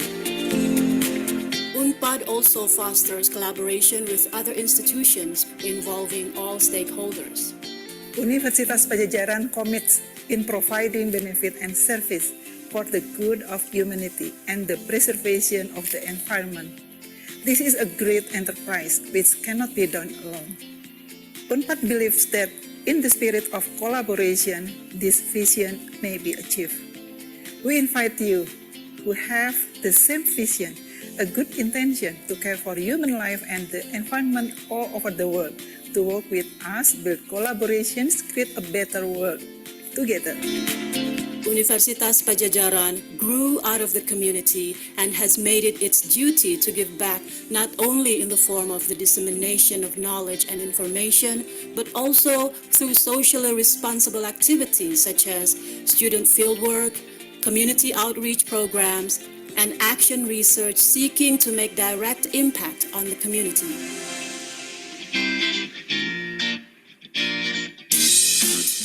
With its feet firmly grounded in the local communities and environment, UNPAD is also making great efforts to take steps towards internationalization.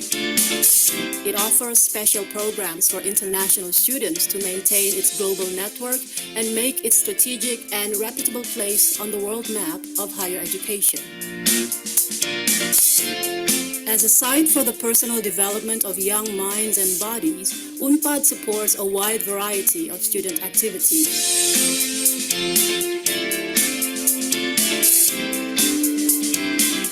UNPAD also provides students with libraries with an extensive collection of books, periodicals, and study materials, comfortable dormitories, health and fitness services, free on-campus transportation, and other supporting facilities which UNPAD continuously upgrades and improves.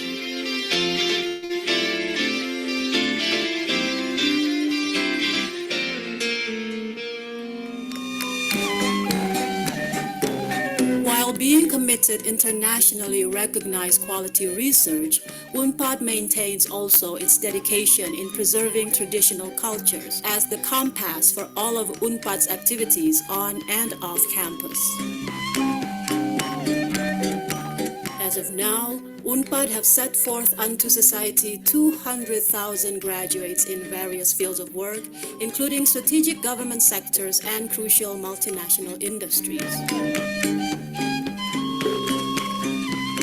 Works for the good of society, bringing innovations and sincere contributions to humanity.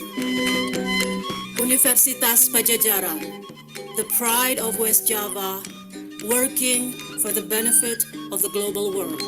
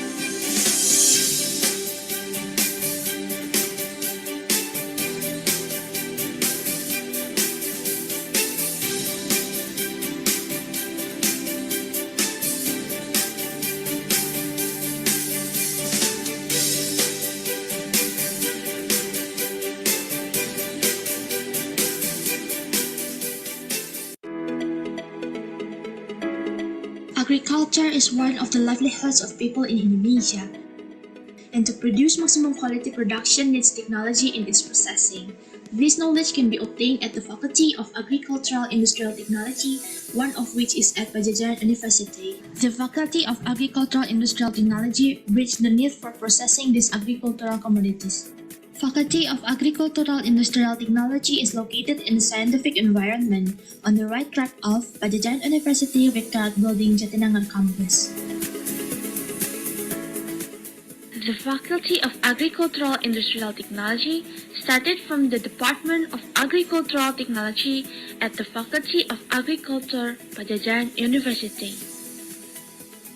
Faculty of Agro-Industrial Technology, Universitas Padjadjaran, is committed to create graduates who are competent in the field of agricultural technology, ready to compete in the global era, both national and internationally, with innovative and creative characters, as well as become strong entrepreneurs in agricultural technology. On August 1st, 2009, Faculty of Agricultural Industrial Technology obtained ISO 9001-2008 with certificate number ID 1367 in education services including design curriculum and lecture material teaching and learning, which it was the very first faculty who succeed in Padjadjaran University.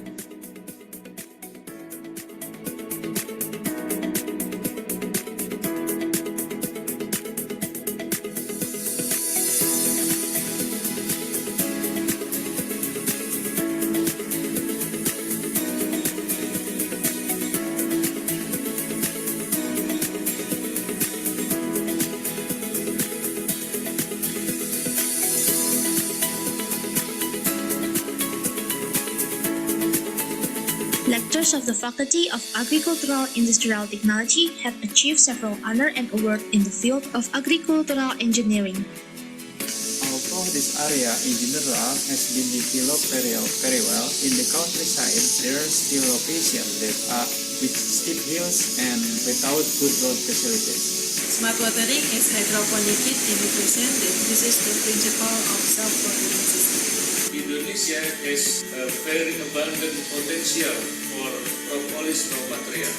Bonisa is a product that has been developed based research from 2008 until now. From our research, we produce the products based on biomass of oil palm and petroleum.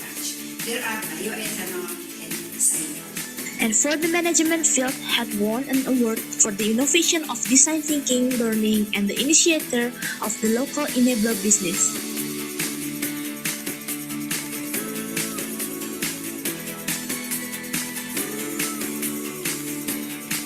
Hello, my name is Yananda. I'm alumnus Unpad FTIP 2010. I'm founder of 20 Man Food. Studying at FTP Unpad was a very memorable and proud experience for me. Comfortable study environment, complete facilities, and qualified lectures. So that became the reason for me to take a master's degree at this campus. Being a graduate of FTP Unpad has made significant difference in my life.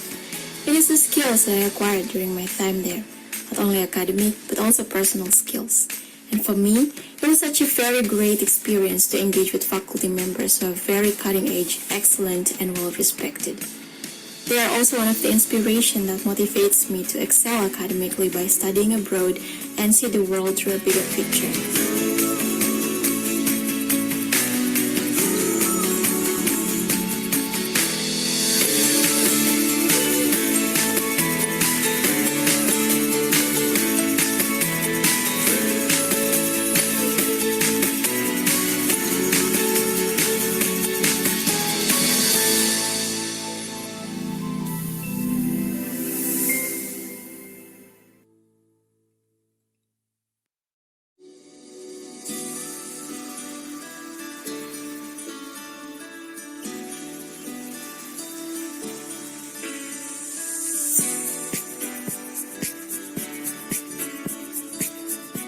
Era baru telah dimulai. Teknologi lama yang bertumpu pada minyak bumi atau oil refinery mulai ditinggalkan. Teknologi baru itu adalah biorefinery. Biorefinery menggunakan sumber bahan baku utama biomass.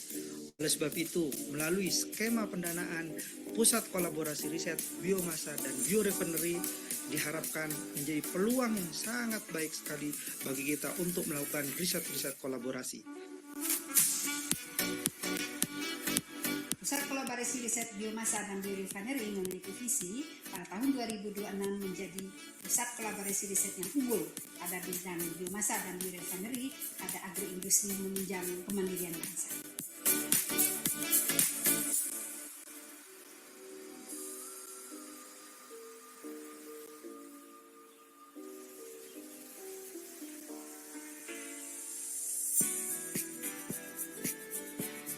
Adapun kegiatan-kegiatan yang dilakukan pada PKR Biomasa dan Biorefinery ini diantaranya adalah adanya kuliah bersama, kemudian adanya publikasi bersama, kemudian kita membuat buku.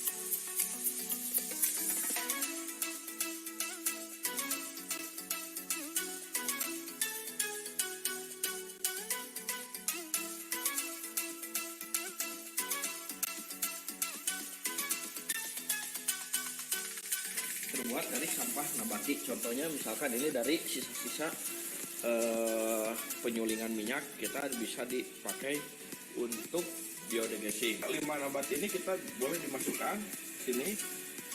Nah, habis itu kita harus diaduk secara perlahan-lahan. Di sini keluarnya gas. Nah, ini disebutnya penampungan. Dari sini kita memakai aerator. Ini alat pengaturnya, besar kecilnya gas yang akan keluar. Nah, ini apinya dalam keadaan besar, kita buka full ya.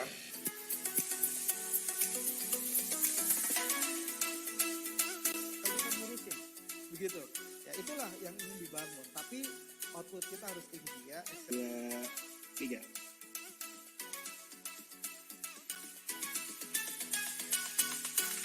Tahu bahwa Indonesia ini adalah negara yang berbasis biomasa. 1, 3, 6, 9. Alhamdulillah ya, hari ini ada banyak sekali para ahli suhu gitu ya di bidang pemanfaatan biomasa dan biorefinery yang terlibat di PKR. Pusat Riset Limnologi dan Sumber Daya Air siap mendukung upaya PKR Biomasa dan Biorefinery untuk mewujudkan ketersediaan bahan baku, produk, dan teknologi proses yang saat ini menjadi suatu keharusan, terutama di Indonesia, di mana ketahanan dan kemandirian bangsa dapat ditopang dengan teknologi berbasis biomasa. Domain sumbangsih kami adalah mengembangkan teknologi kultivasi mikroalga dalam berbagai varian fotobioreaktor yang mampu menghasilkan kualitas dan kuantitas biomasa mikroalga sesuai dengan target yang diinginkan.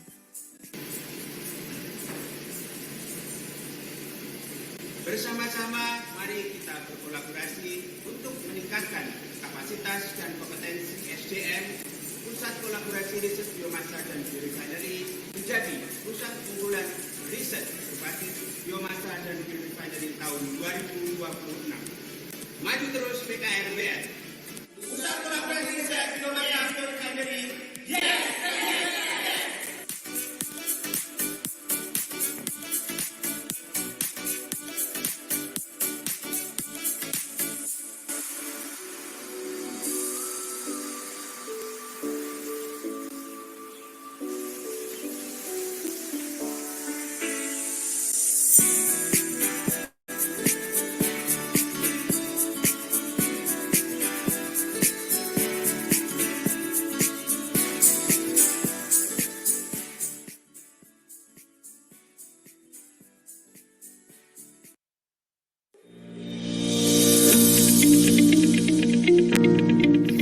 Padjadjaran Halal Center didirikan sebagai bentuk perwujudan pelaksanaan Tridharma Perguruan Tinggi Sivitas Akademika Universitas Padjadjaran yang dirancang untuk melakukan kajian pada semua aspek halal, baik proses maupun produk pangan dan non-pangan. Berdirinya Padjadjaran Halal Center diawali dengan terselenggaranya The First Padjadjaran International Conference on Halal Innovation 2016. Tahun 2018, Padjadjaran Halal Center telah dilegalkan statusnya menjadi pusat riset di bawah Fakultas Teknologi Industri Pertanian. Hingga pada tahun 2020, Padjadjaran Halal Center beralih dari pusat studi menjadi pusat riset unggulan Universitas Padjadjaran. Universitas Padjadjaran melalui Padjadjaran Halal Center dibentuk menjadi suatu lembaga kajian akademik yang memfokuskan diri pada kajian halal yang nantinya akan membantu pemerintah dalam mengimplementasikan Undang-Undang Jaminan Produk Halal. Padjadjaran Halal Center dibentuk sebagai perwujudan kepedulian Universitas Padjadjaran terhadap bahan baku, produk, dan proses halal yang saat ini menjadi suatu keharusan terutama di Indonesia, di mana mayoritas penduduknya adalah Muslim. Padjadjaran Halal Center akan berada sepenuhnya di bawah Universitas Padjadjaran dan dirancang untuk melakukan kajian pada semua aspek halal, baik proses maupun produk pangan dan non-pangan. Berbekal teknologi pengujian dan peralatan yang tersedia, Padjadjaran Halal Center dibentuk untuk membantu pemerintah dalam mengembangkan ilmu pengetahuan sebagai instrumen pertumbuhan bagi bangsa. Padjadjaran Halal Center didirikan untuk melakukan pengembangan produk, metode, validasi dan komersialisasi pengujian halal melalui pendekatan ilmiah dalam memastikan kehalalan dari produk konsumen. Padjadjaran Halal Center saat ini dikelola dengan mengintegrasikan beberapa laboratorium di Universitas Padjadjaran, di antaranya Laboratorium Mikrobiologi Pangan,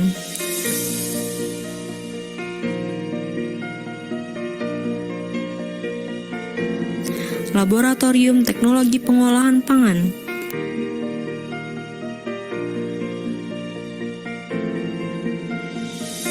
Laboratorium Kimia Pangan, Laboratorium Jasa Uji Fakultas Teknologi Industri Pertanian,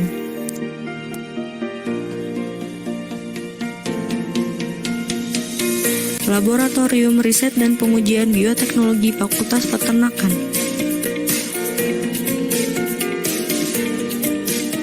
Laboratorium Sentral Universitas Padjadjaran,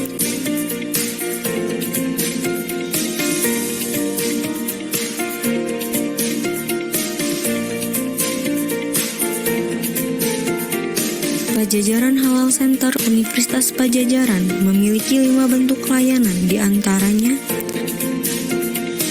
Lembaga Pemeriksa Halal, konsultasi,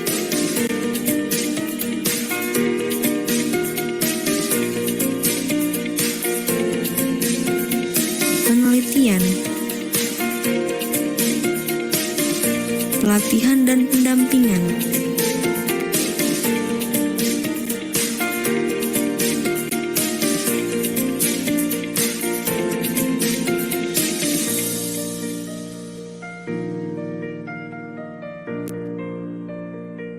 dan inkubator bisnis.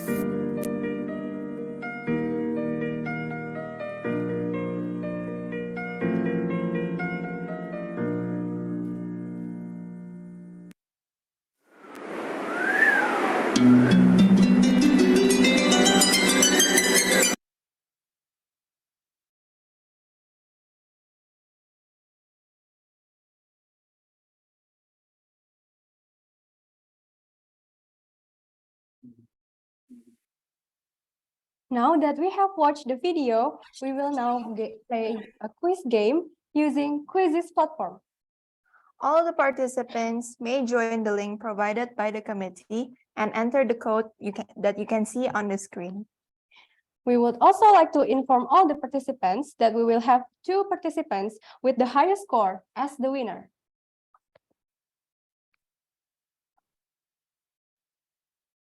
Once again, we invite all the participants present in the Zoom meeting to join the link, the quizzes link, and enter the code so we can immediately start the game. Thank you.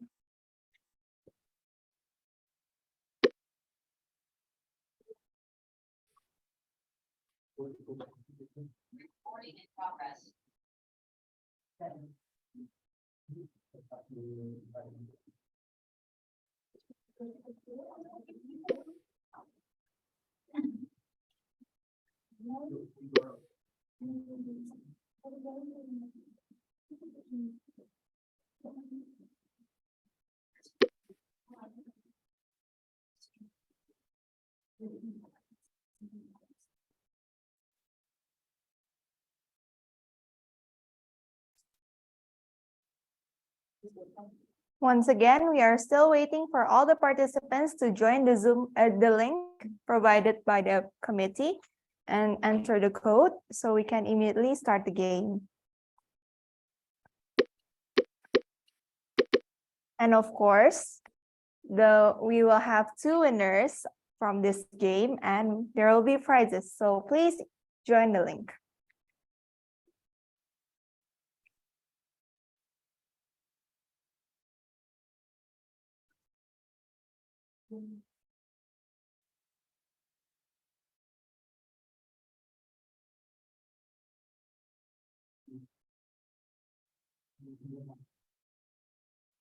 For those who haven't joined, we would like to invite you to join the game by input the code 132259 or simply click the link below.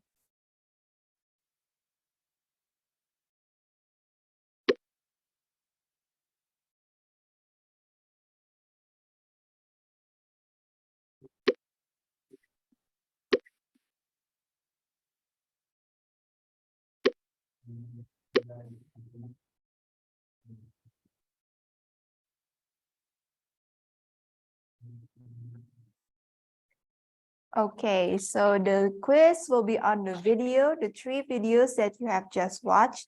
So maybe you can start remembering what you have just seen and prepare yourself, because of course there will be prizes for 2 winners of this quiz. We will start the game at 1:45. So please, for those who haven't joined, you can join the link below, and so we can start the game.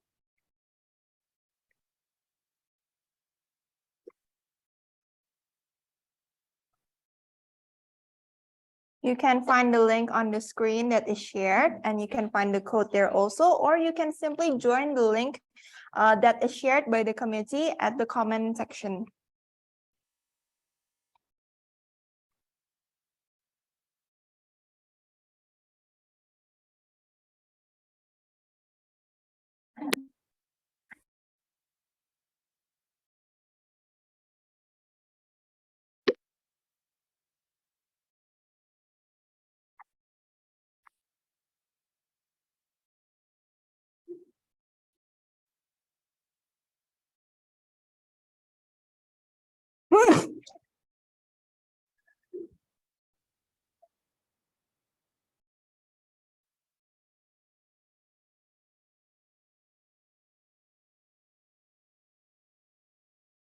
Okay, while waiting for the participants to join, I think I would like to ask my MC partner about the video that we have just watched. Do you remember what we have just watched?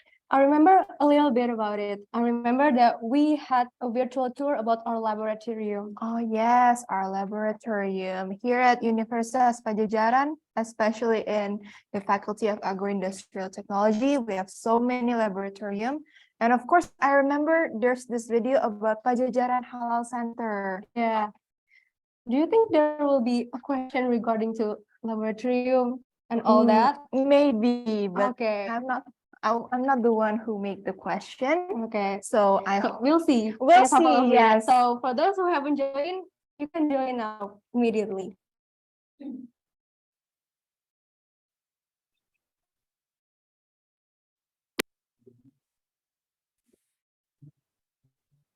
So we will start the quiz very soon. So you can quickly join, and of course we'll have fun after this.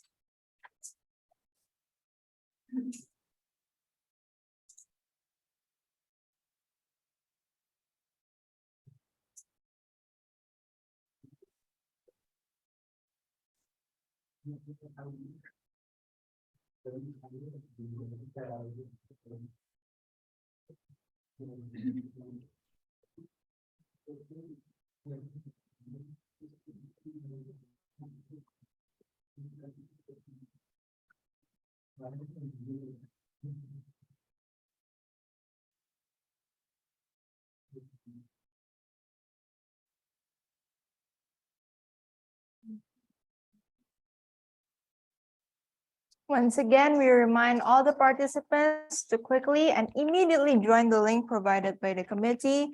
You can see the link in the comment box or at the screen, and you can enter the code and you can join the quiz game.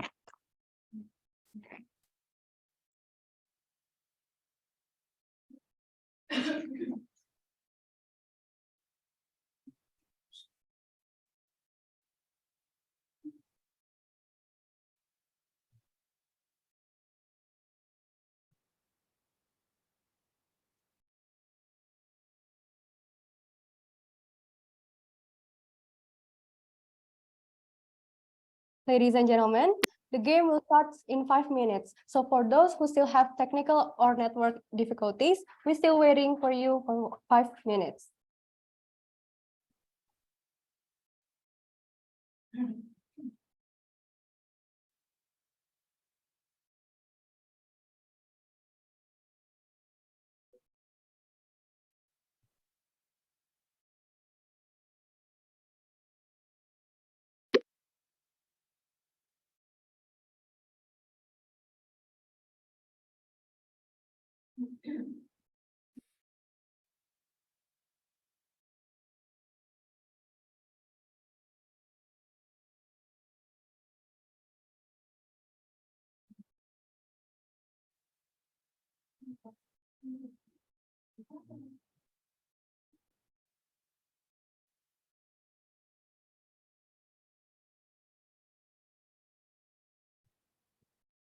So Diva, are you excited for today's game?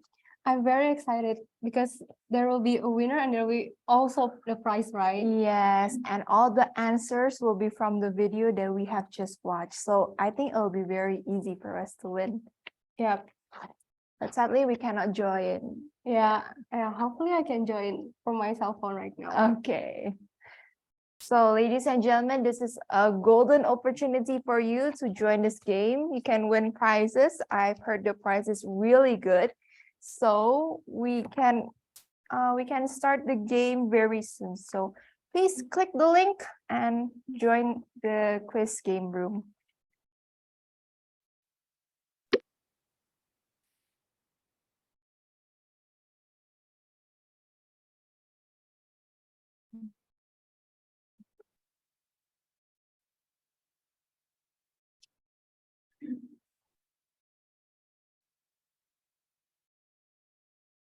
A reminder to all the participants that our games will start in 3 minutes.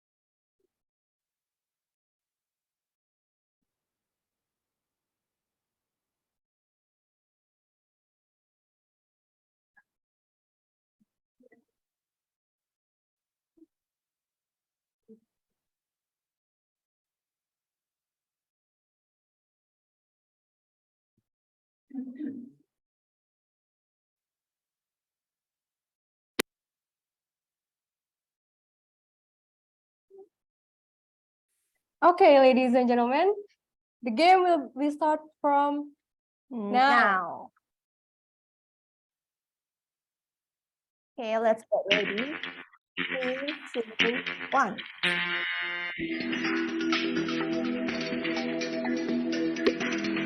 You have 30 seconds for the first question. Question A. How many times has the virtual mobility program been held? Answers are coming in. So for those of you who haven't answered, you have around 10 minutes and 10 seconds.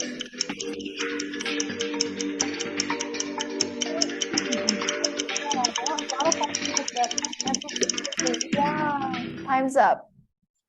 Move on to the next session, to the next question. Oh, let's check the leaderboard first. Oh.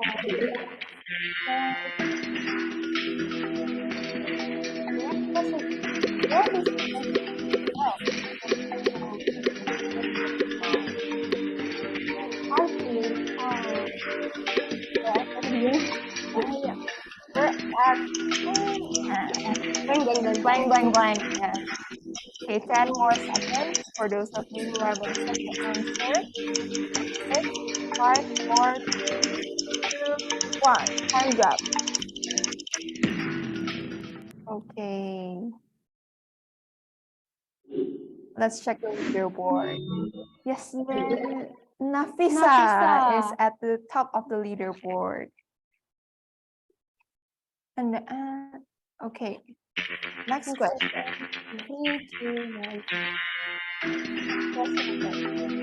Universitas Padjadjaran is located at.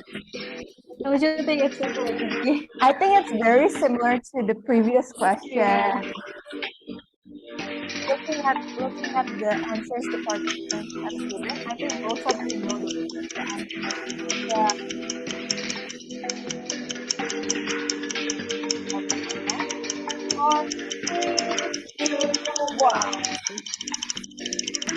Time's up. Let's check the leaderboard. It's not leading. No, it's okay. Yuda. It feels like Yuda. our players are Very getting more competitive. competitive. Yes. Okay. Let's go to the next question.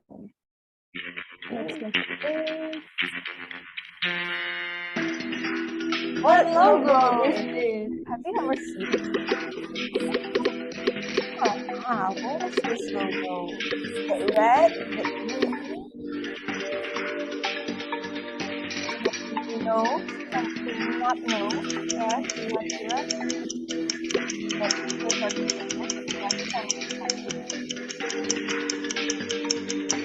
Five, 4, 3, 2, 1. Who do you think is leading? I think it's 3. Really? Oh, okay, let's see. Let's check the leaderboard. And the one who is leading is... Oh, it's still Yuda and Zarin. It's still Yuda. Okay. Next question. Please read the next one. How many postgraduate study programs are in the faculty? According to Technologi. Oh, this is quite difficult. Postgraduate. For undergraduate. Yeah.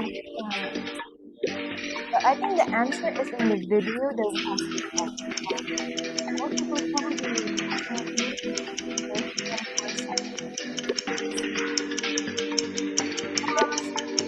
Four, 3, 2, 1. Time's up. And let's check the leaderboard.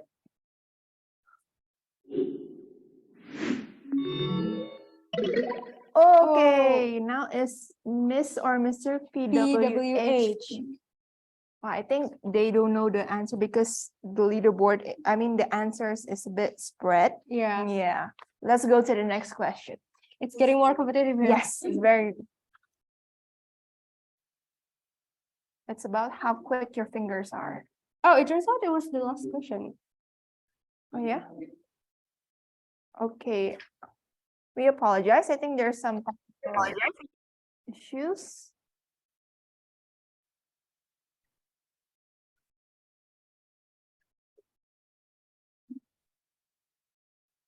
Okay, let's wait for the committee to solve this problem. But which question do you think was the hardest?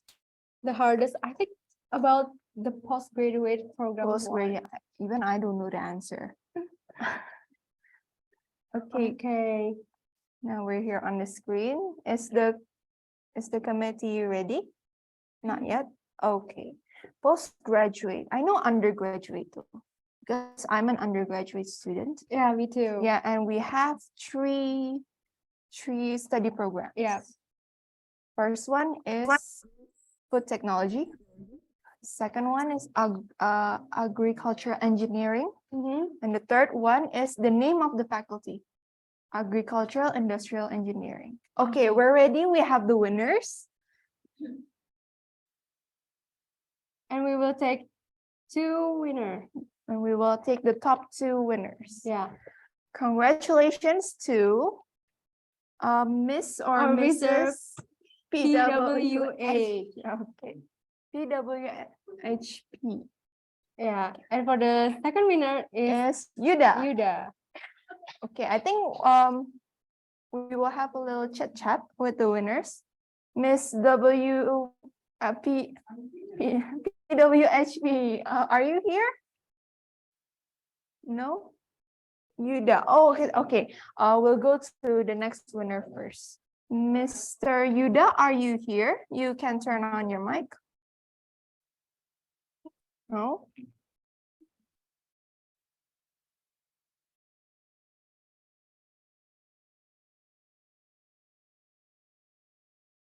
Yuda. Mr. Yuda, are you here? Can you hear my voice?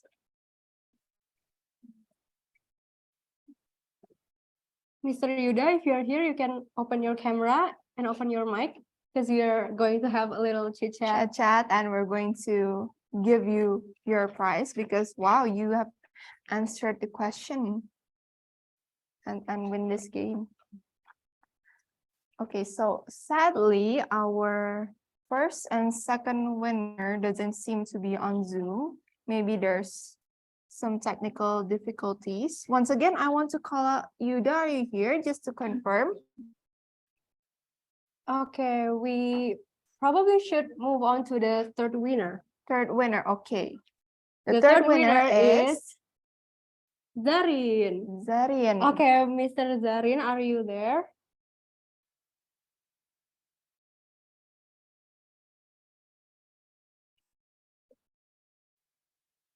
Once again, I call on Miss or Mr. Zarin. Are you there? Miss Zarin? You can turn on your mic and turn on your camera if you can.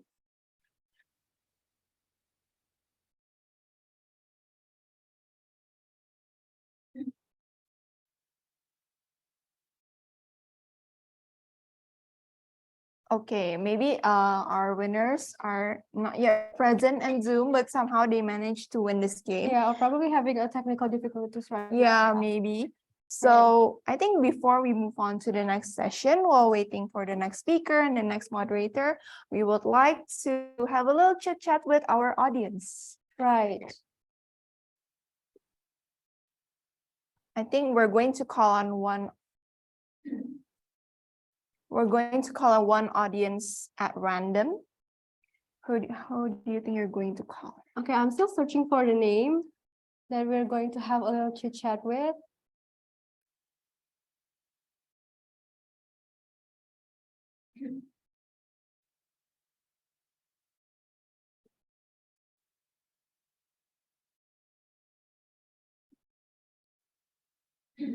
Okay, who do you think you want to call? How about we just call one at random? Okay, should we call Miss Aisyah Putri? Are you there?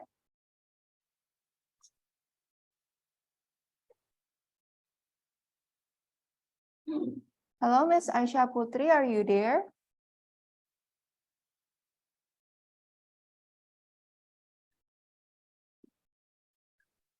Oh, okay. Probably Mr. Kaustaf Ghosh. Hello, Mr. Are you there? Yes, ma'am, I am there. Hello, how are you feeling? Yes, ma'am, it's good, but sometimes I have problem to understand Bahasa because I am not from Indonesia. I'm from India, and I see there is I joined many seminars of BRIN, and I think this is my 7th seminar in a row, and I just joined today. But it's very problematic sometimes because some programs, some seminars, they mostly speak in Bahasa, or I have to see the translations. And sometimes in filling a form or getting a certification, it's quite a problem, but I am still adapting, and I am very nice to join this program. And you have a very creative thing to play the quiz, and it's very interesting, I feel. So it's good. Thank you so much for arranging so much things. Thank you very much. May we know from which institution or from which city are you from at India? Yes, ma'am. I'm a post-graduation student, and I have dual degrees like rural development and environmental science. Both is currently going on. One I am in first year, and in the other I am in second year. So both degrees are currently going on, and those both are from different universities. Recently, our Indian government allowed dual degree legal for masters and other degrees till May. Before May 2022, we hadn't allowed any dual degree program legal in India, but it just allowed 6 months for allows 6 months ago. So I have taken the second degree also. And my university is Environmental Science University is Ravenshaw University, that is in Cuttack, Odisha. But I am living in Kolkata, the east part of India. And my second university, that is rural development, that is in Kolkata also, that is Vidyashakar University. Okay, thank you for the introduction, Mr. Kaustaf. Yes. May we have your impression about the videos that you just watched and your opinion about it? And what are Yes, you ma'am. looking for? It's definitely. I actually seen that there is some participant from Malaysia and other all are from Indonesia, And the other seminars I have joined in BRIN, those there were also the same kind of things. Like mostly 99% are from Indonesia. So sometimes some speakers said that almost all are from Indonesia. So maybe may I take in Bahasa language. So it's definitely difficult for us if the slide is also, if the presentation is also written in Bahasa language. So if the presentation is in English, but she is telling in she or he is telling in giving the lecture in Bahasa, that's okay, because I can see the translation and I can read the presentations. But if both is in Bahasa, that time I face problems. And for your case, for your seminar, the form is in English, but for other seminars, the form is in Bahasa also. I followed a lot of BRIN webinars, and lot are I have registered, and those that will take place in 16 December or after that. But and when actually I am not, you have a good system that you have a WhatsApp group also. I have added there, I have automatically added there. But in other form, I filled up those my email ID and everything, but they don't such inform, and at last I find that I am not attended the seminar. Actually, I am attended a webinar, but my attendance hasn't been recorded because I haven't get any form, or there is a lot of communication gap.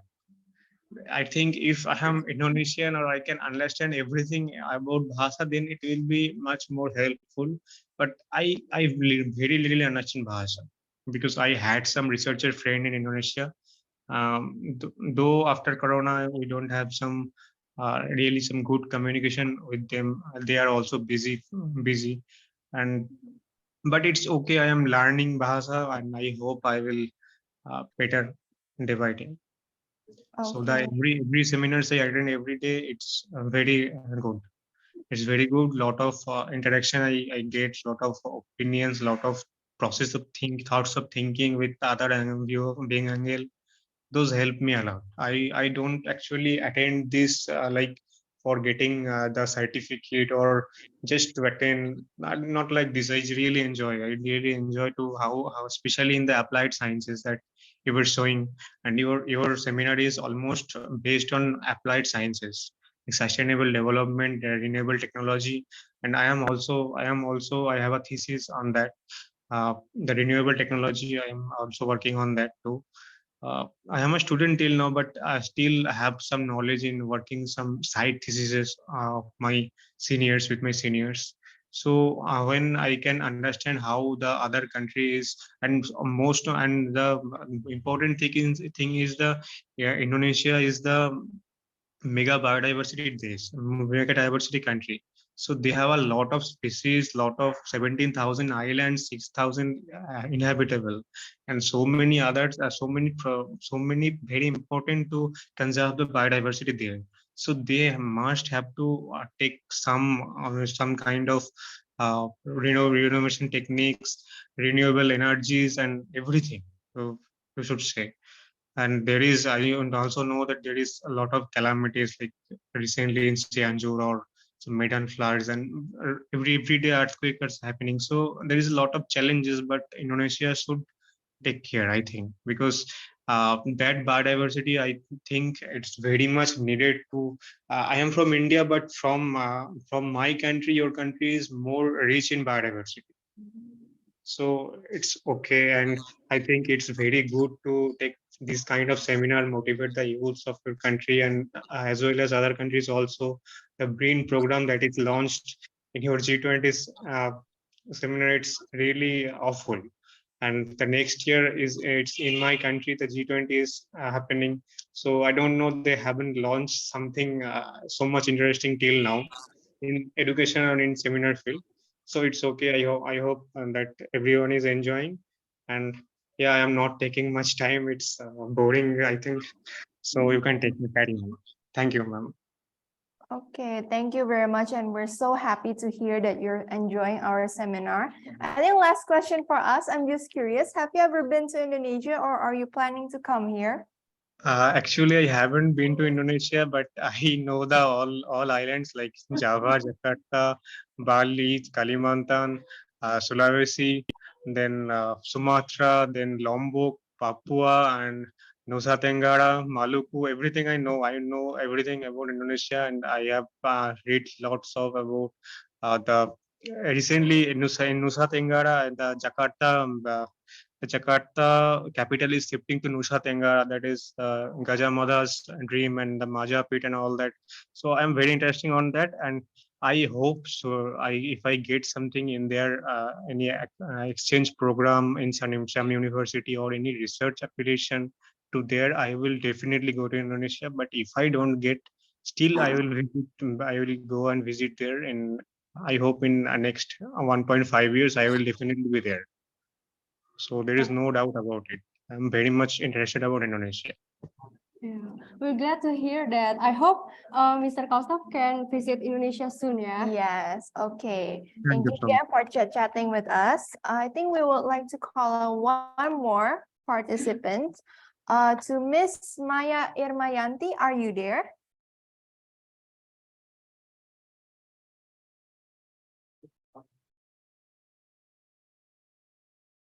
Miss Maya Irmayanti, maybe you can turn on your mic or your camera so we can have a little chit chat, just like we just had with the previous participant.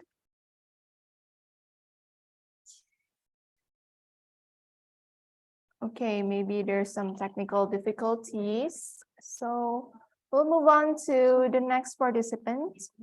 Maybe you should call him out. Yeah. To Mr. Muhammad Nazri Abdul Rahman. Are you there? Mr. Muhammad Nazri Abdul Rahman? If you can hear your voice, maybe you can open your camera and open your microphone because we'll have a little chit chat.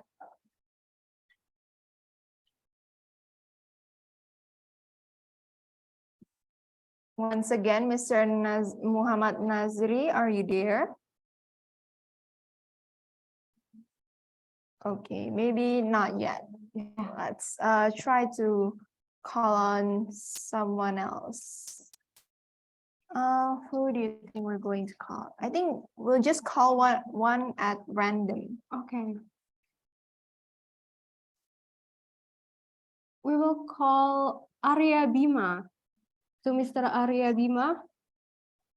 Mr. Arya Bima, are you there?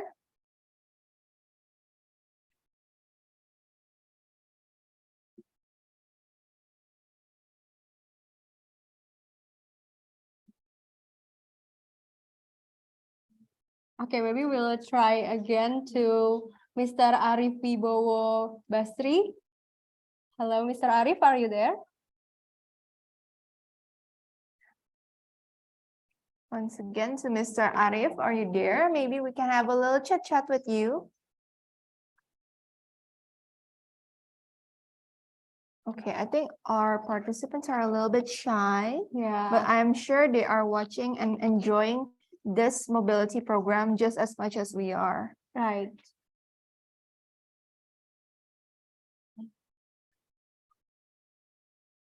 Okay, we're still looking for someone to talk because we're here waiting. We really want to know what our participants, our participants are. We're here feeling. only looking at the camera and we don't really get close with the participants because we're doing it virtually and we just really want to have some talk. Yes, so it's now an open session. So if you want to come and have a little chit chat with us, you can just raise your hand or immediately turn on your mic and say hello to us. So is there anyone who wants to share something with us, or you can share something? We can get to know each other. Yeah, you can introduce yourself, your institution, and your reason joining the seminar probably. And maybe you have some interesting stories that we can hear and we can exchange some information or knowledge from us here in Indonesia in Universitas Padjadjaran. Or probably what are you looking forward to the next session? Yes.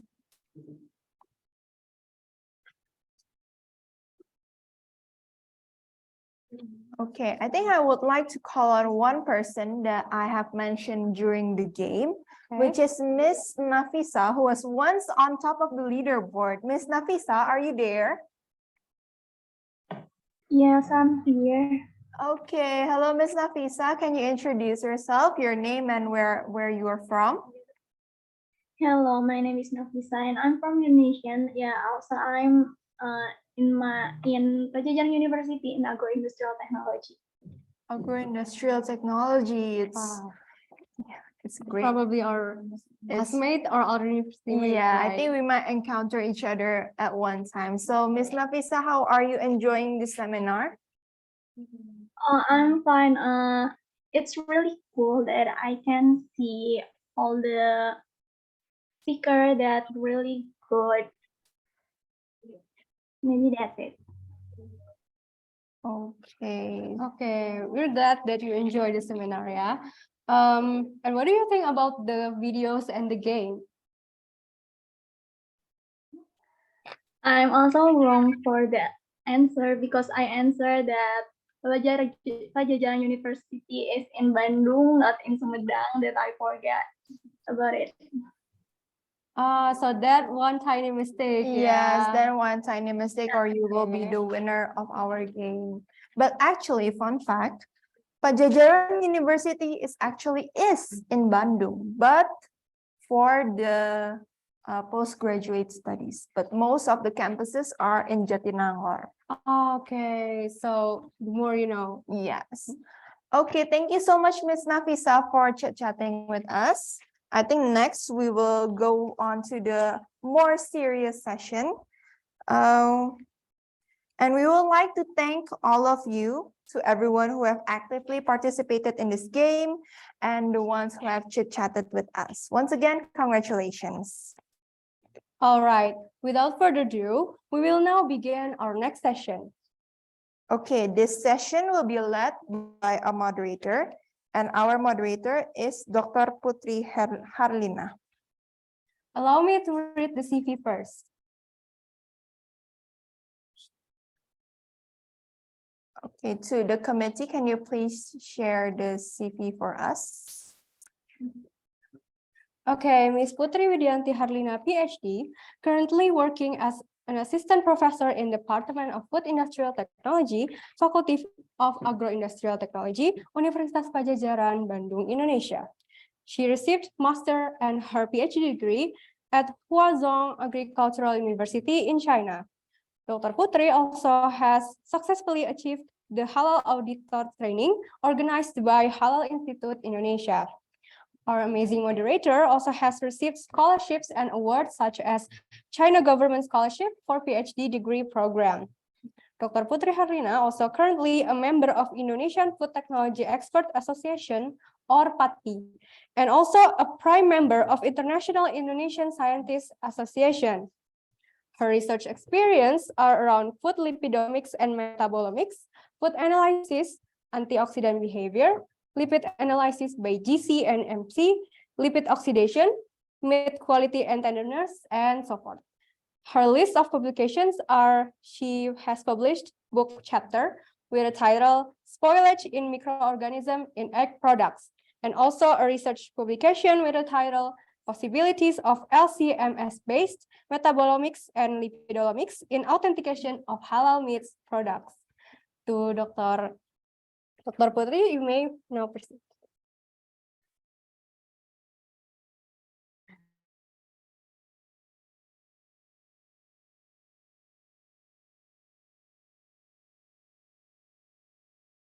Everyone. My voice is clear, right?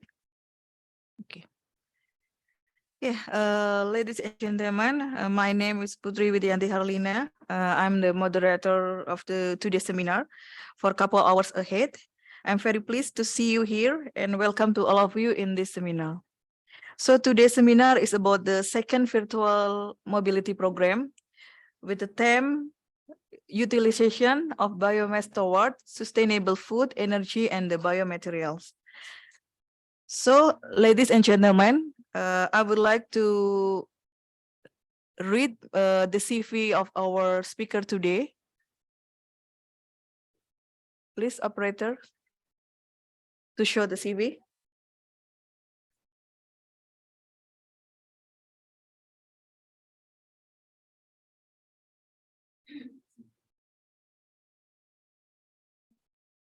Cannot read. Make it zoom. I cannot read. Okay, our CV today is Dr. Amelie Deglaire, Ph.D. She is the associate professor in the nutrition and food science and also she is a co-leader of bioactivity and nutrition teams. Cannot read it. Make it zoom. Okay, and also she got the Ph.D. in human nutrition from the University, New Zealand in the 2018. And she have several publications as a H index is 23. We have around 64 papers and her research is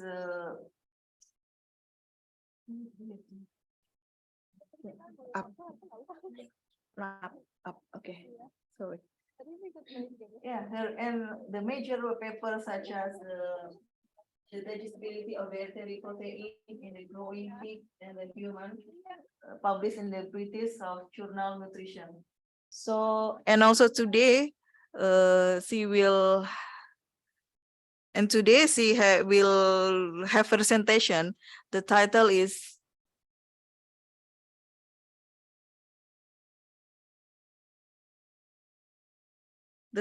the Protein Digestion and Nutritional Quality of Protein, Bioactive Peptides. So, how do I call you, Dr. Amelie? Dr. Amelie, are you there? I'm here. Yeah. Right. I'm here. Oh, all right. Yeah, I can see you now. Okay. So before the presentation begin, let me inform you how the presentation will be going on. The first, you will be invited to present the material. And also after that, you will speak about 15 minutes. And then there will be Q&A session about 10 minutes for discussion. Are you clear? How long should I speak? 15 minutes. 50 minutes. 50. Okay, 50. Minutes. Okay. Okay. Okay. So should I share my screen or? Yeah, right. Okay. Please, you can start your talk now. Okay.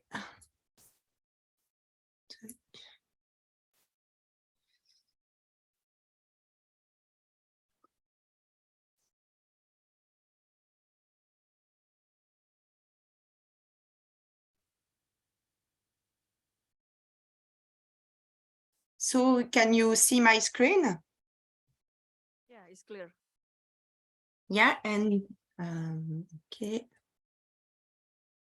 Oh, and can you see the? Okay, yeah, you can see. Okay, Yeah. so thanks first to the organizer for inviting us.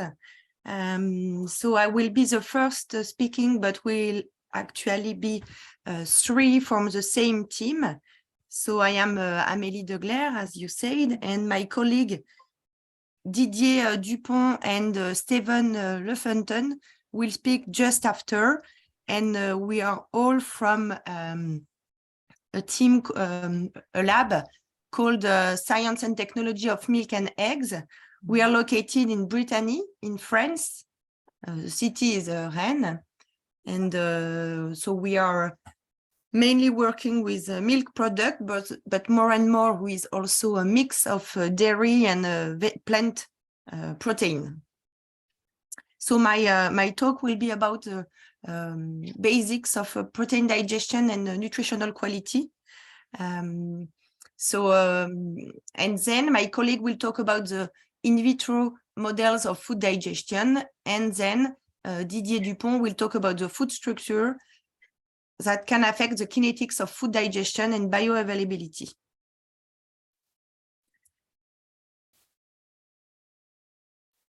This is not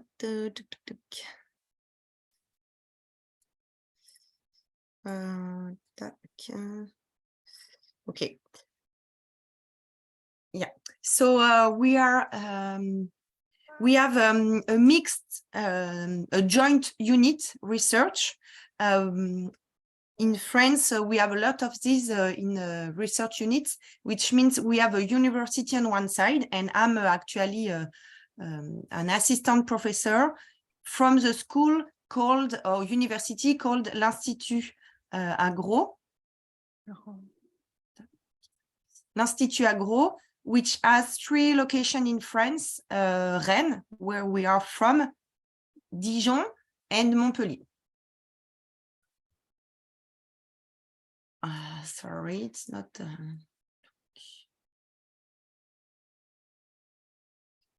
and so it's in Rennes, we have 2,000 students with about 100 associate professors and 6 different departments with different interests of study, all about from agriculture to agronomy, food. It's dedicated to the life, humans, and Earth.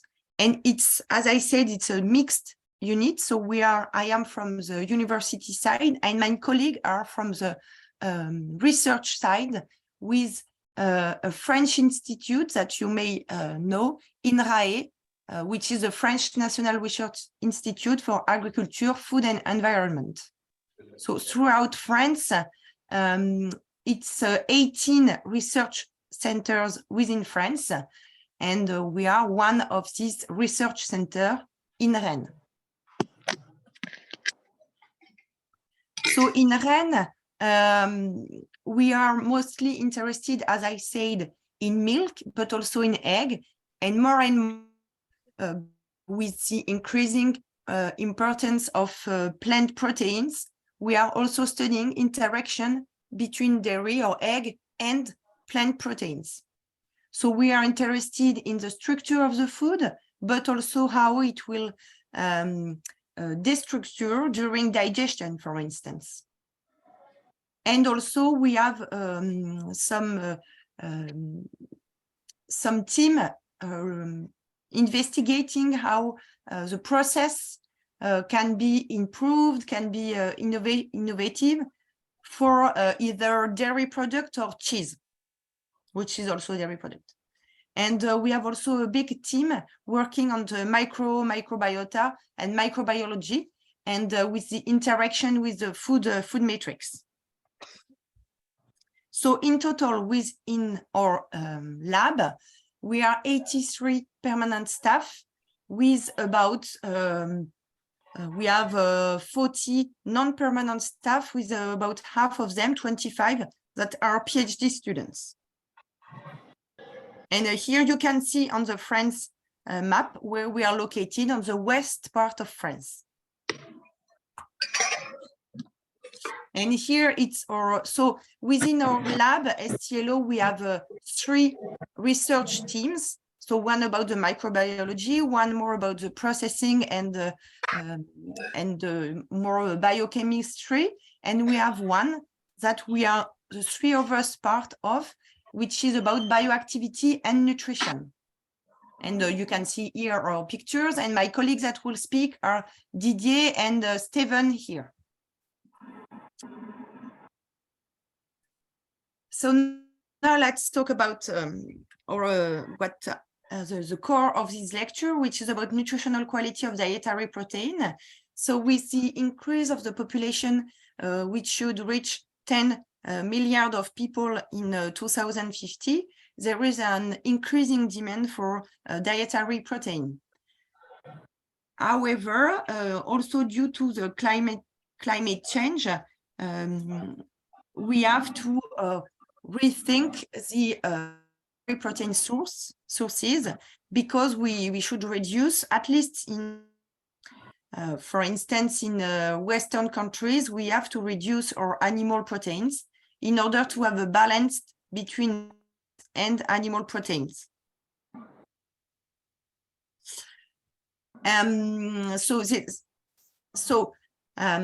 One major problem is to have dietary proteins that have a good quality, that have a good source, good nutritional quality, because otherwise this will not be able to cover our nutritional needs. So what do we mean by nutritional quality? Nutritional quality of proteins, it's based on the essential amino acid profile and on the digestibility of the protein. So we'll see these two parts of the nutritional quality of proteins. So proteins represent about 10 to 20% of our daily energy intake, which provides both nitrogen that are important for the functioning of our body, and indispensable amino acids that we cannot synthesize. So we need to find these amino acids in our food.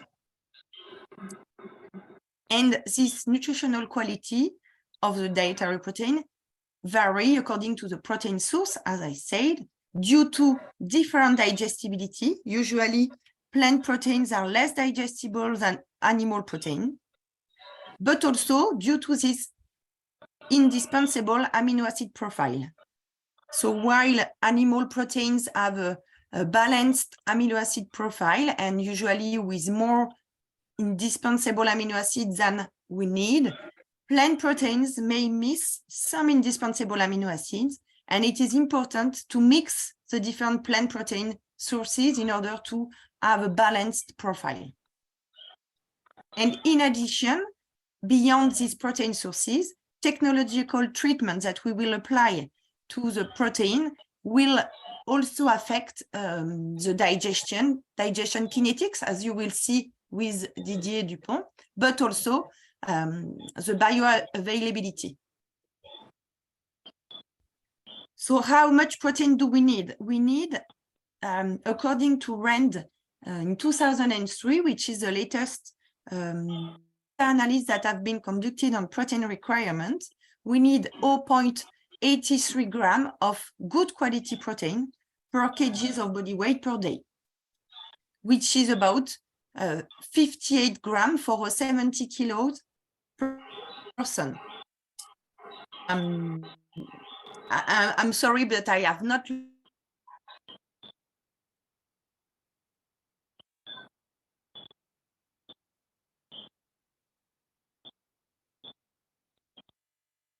for up to 100 grams for a man of protein per day, which is too much compared to what we need. So we can still decrease a bit our protein intake. And also, as I said, we should have a 50-50 plant and animal protein sources in our diet. So in Western countries, it's more than 50% of animal protein, while around the world, on average, it's the opposite. It's less than 40 or 30% of animal protein in the diet. So we have to recalibrate to balance this ratio between plant and animal protein. And also, as I said, now the perspective, there is some research group that have been trying to find what would be the optimal diet to meet both the climate change challenges, but also to have a better health for individuals. So it's what have been conducted with, I don't know if you are aware of this study, but there was a group called the Eat Lancet Commission that have published in the journal Lancet, and they have a perspective on which diet we should have to have a healthy diet within a sustainable system. And in this study, what the result of their optimization was to have a diet with exactly the amount recommended. So it's 58 grams per person of dietary protein intake, with 50% of plant protein, 50% animal protein, and with high increase of, for instance, pulse dietary protein from pulses.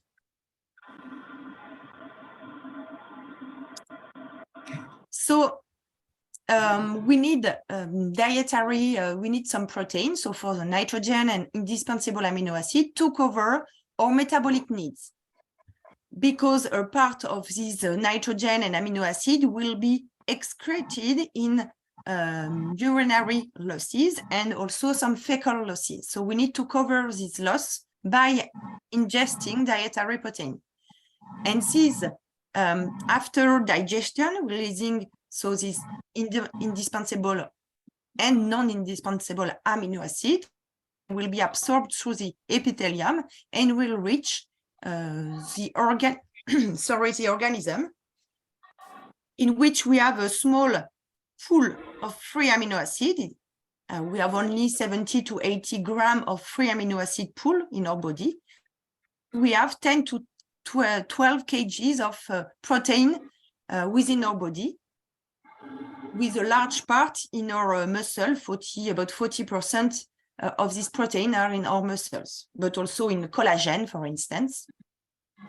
So we need to get some sources of amino acid to restore some muscle protein, also to synthesize, for instance, or digestive enzymes that are from protein origin. So this is to have a stable status of the organism.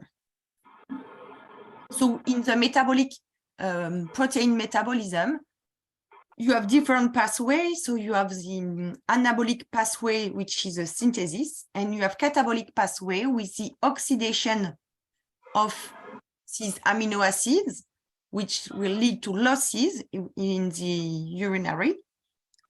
And you can also have some proteolysis from or muscle, for instance, which will at the end also excreted in urine. So where do we find our protein sources? I already said, but just to have an idea of how many proteins we have in the food. So for instance, in animal products, we have 20 up to 25% of protein within fish or meat. It's down to 12% in eggs. So in dairy products,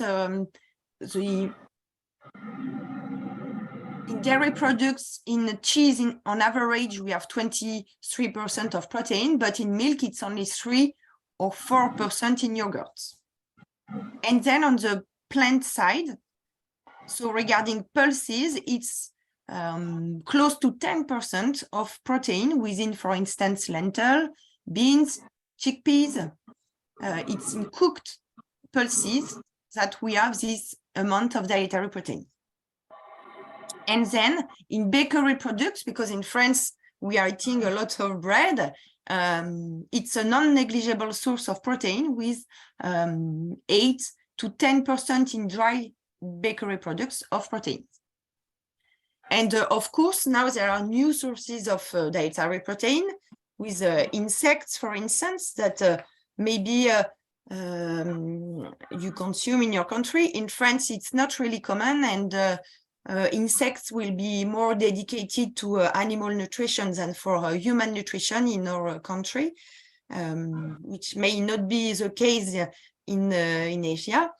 But so the main trend in France is to mix plant and animal products in order to reduce our animal protein consumption. But now let's have a look to the finer definition of nutritional quality of dietary protein. So we talked about bioavailability. So what does this mean? Bioavailability is a fraction of a nutrient that has been digested to release the absorbable compounds. So for us, it will be the amino acids. This fraction will be absorbed within the body and then available for metabolic use in the organism. So it's really the bioavailability is a result of digestion and absorption, and then it is available for the body to make so different synthesis and function. So we ingest structured food. So you will see how the structure can affect the digestion. And this structured food will be disintegrated throughout the digestive tract, thanks to mechanical movements that will mix the food with our digestive secretions, and thanks to the enzymes, so through chemical actions, there will be some release of absorbable compounds, so amino acids, that will pass through the epithelium. And then you have, as I said, metabolic losses in urine and residuals of digestive product in the feces.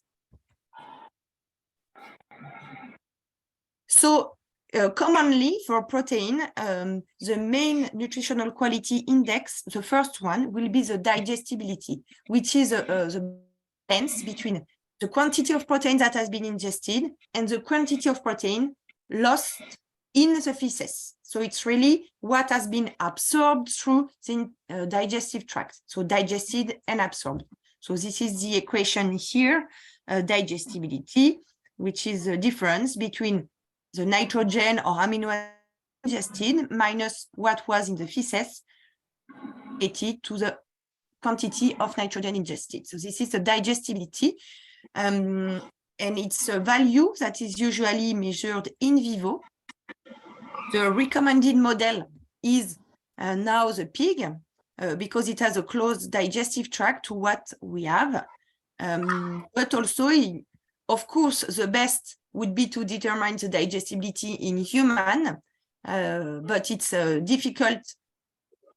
It can be difficult to conduct the analysis, not when we measure the nitrogen in the feces, but when we measure the losses in the ileum. Because there is another step of complexity. Actually, the most accurate value of digestibility has to be measured in the ileum, such as recommended by the FAO, so which recommend to measure the digestibility in the ileum. So why? Because in the colon, as you know, we have a large body of microbiota that will ferment, that will digest the residue, and which is not representative of what our enzyme digested and of what we have been absorbed within our body. So it is much more accurate to digest, to collect the digestion. That's why it is very difficult in humans to get such samples. So the previous model was, many labs have used rats, but we know that we may have some overestimation of some amino acid digestibility.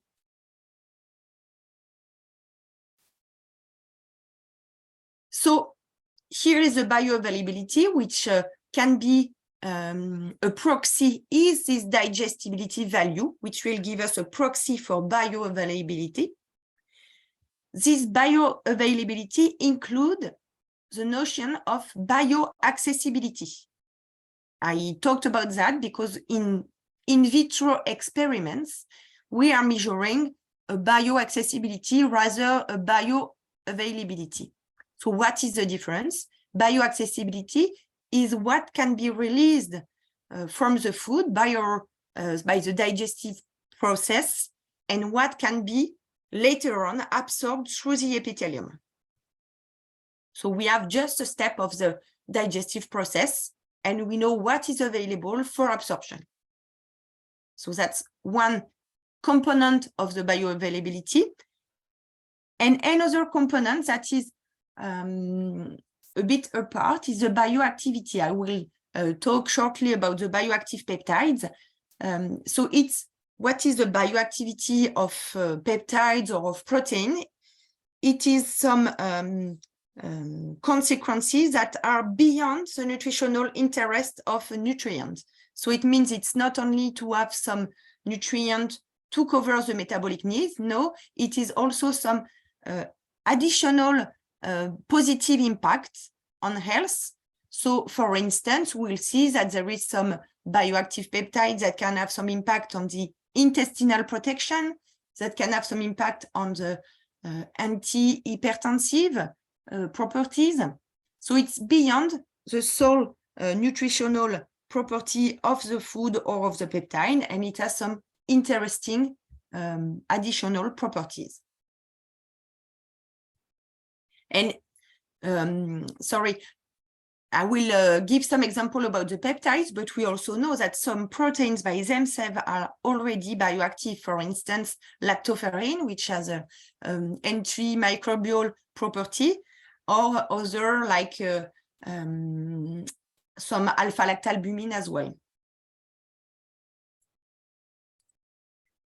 So why do we say that the profile of the indispensable amino acid is important for to cover the metabolic need?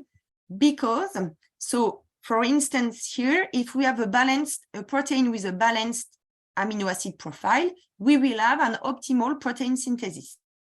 However, if one amino acid is missing, then it will block the protein synthesis to this level.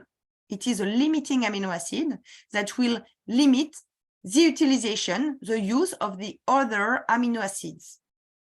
Indeed, it's like a puzzle. You miss one piece, and then the production stops because you cannot continue to produce. You have a blockage, a problem to keep going. So it will block, limit the amino acids.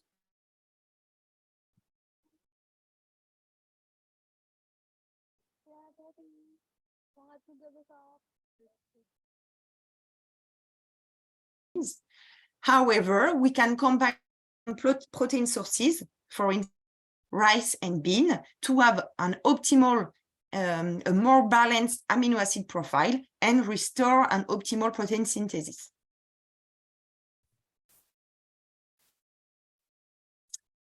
So we'll see by combining these two indexes, essential amino acid profile and protein digestibility, we will see the two different indexes that have been proposed and recommended AO for ranking protein, the nutritional quality of different dietary protein sources. We'll see that a bit after.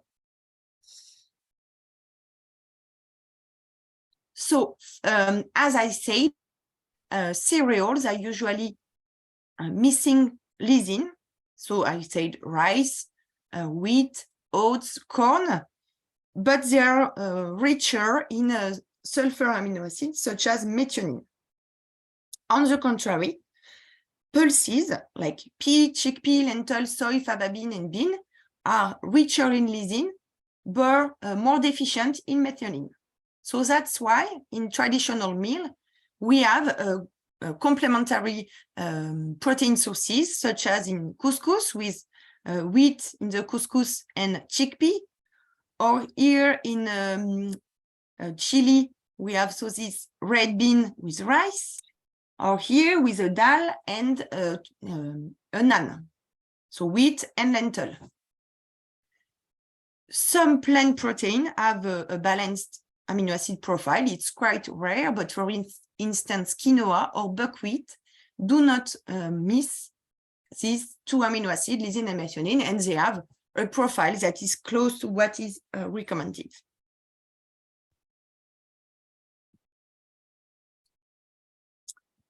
So just now to understand, we have talked about digestibility. So now let's see how digestion occurs within our body. So there are several specificity on within the digestive tract.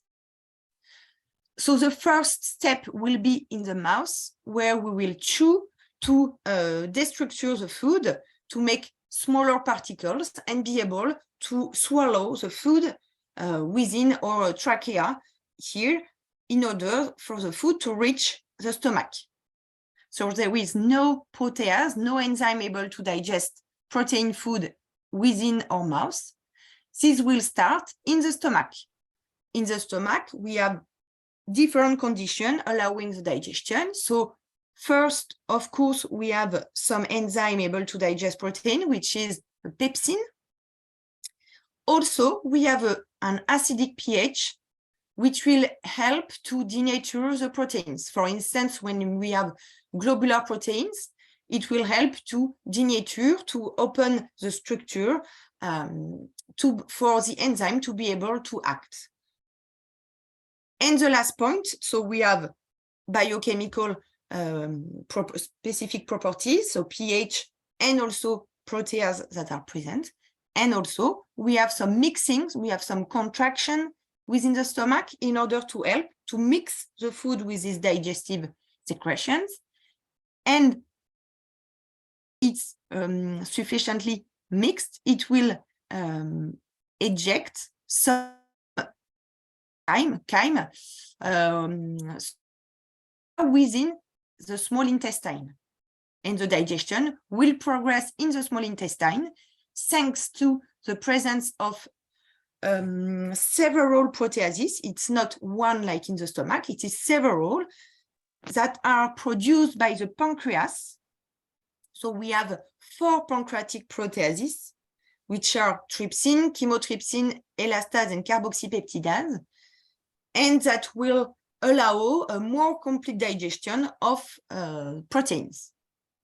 And the final step of the digestion will be at the top, at the level of the brush border membrane of the intestine, where you will have some brush border membrane enzymes secreted in order to digest the small peptides that are not yet absorbable, but thanks to the action that will release 3 amino acids, but also D or 3 peptides that can be absorbed through the epithelium.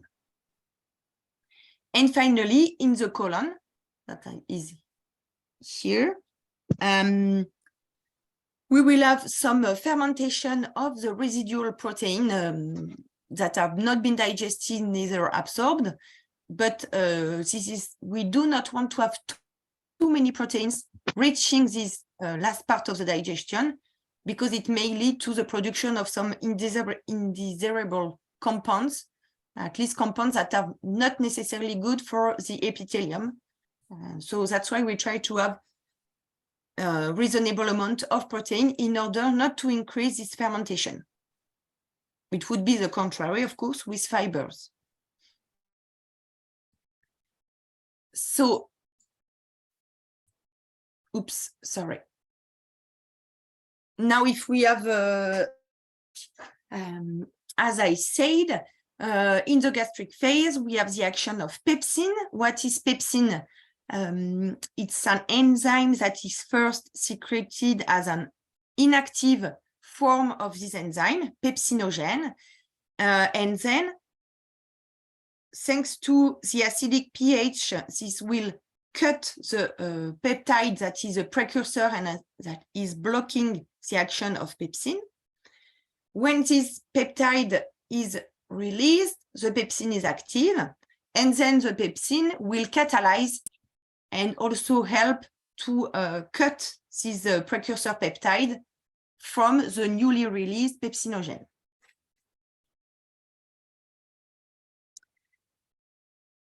So pepsin, it's an enzyme that is, as we said, more active at acidity. An optimal pH is, if we look here, an optimal pH between 1.5 and 4.5. If we go out of this pH, we can see a great decrease of this pepsin activity. These enzymes have some cleavage specificities. It will mostly cleave the peptidic bond when an aromatic amino acid is engaged, such as phenylalanine, tyrosine, and tryptophan. And it will cut, so we have an orientation of our protein, and it will cut on the nitrogen terminal, so NH side, not on the carboxyl side, but when it will recognize on the enter side an aromatic amino acid. And the gastric phase is really a start of the digestion, because we assume that we have no more than about 20% of protein hydrolysis in the stomach. So it's a start. While by the end of the intestine, we have released most of the free amino acid, or if it's not as free amino acid, we can also absorb D and 3 peptides. So as I said, we have an acidic pH in the stomach. However, indeed, when we are at a fasted state, we have a very acidic pH, close to 2 in adults. But when we will eat a food, for instance, if we drink milk, it has a high buffering capacity. So it will take some time to decrease and to reach again this acidic pH. So or more than 1 hour to get back to this very acidic pH. So what it is interesting, because at the beginning, the lipase, which has an optimal pH a bit higher, around 5, can act, and then the pepsin can act when the pH will be below 4. So we have successive action of the enzymes present in the stomach. And this gastric acidification will be different according to the food. So why according to the food? Because, as I said, it will depend on the buffering capacity of the food. So as we see, for instance, for a glucose solution, the pH decrease will be very fast, while for milk protein, it will be quite slow. But also, what has been highlighted recently by the team of Frédéric Carrière, it's also that there are some difference depending on the gastric emptying rate. So if a food is emptying faster, decrease will be also faster. While if it's a slow gastric emptying, the pH decrease will be also slow. It's just a matter of volume and of dilution within the stomach, but combined also to this buffering capacity, of course. And also, we have differences between individuals. So either really within adults, there will be some differences, but also depending on the physiological state. So for instance, in infants, they have limited gastric acidification. And in senior also, we can find some differences compared to a healthy adult, young adult.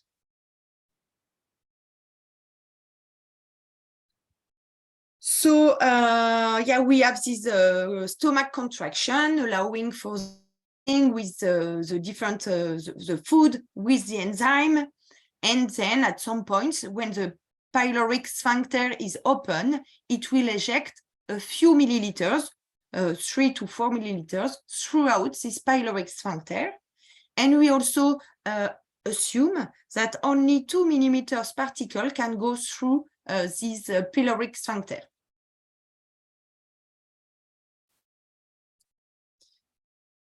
Oops.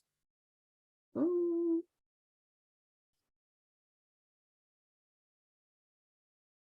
I have a problem with my PowerPoint because I had some video, and probably it seems that it does not like my video.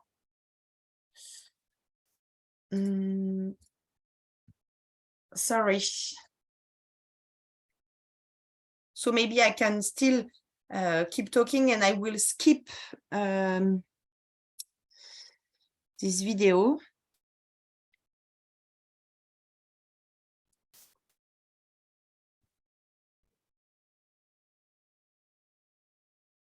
So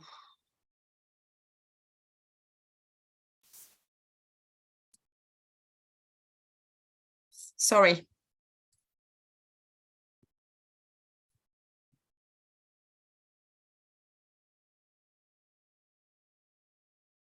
Okay, so here is to show you how the peristaltic contraction are in the stomach. So we have different videos. So it's not a violent contraction, it's really smooth contraction. As you can see here, you have a wave along the stomach, allowing the propulsion of the food outside of the stomach, or when the pyloric is closed, it will allow to have a retrograde emulsifying wave and will mix properly the food with the digestive secretion.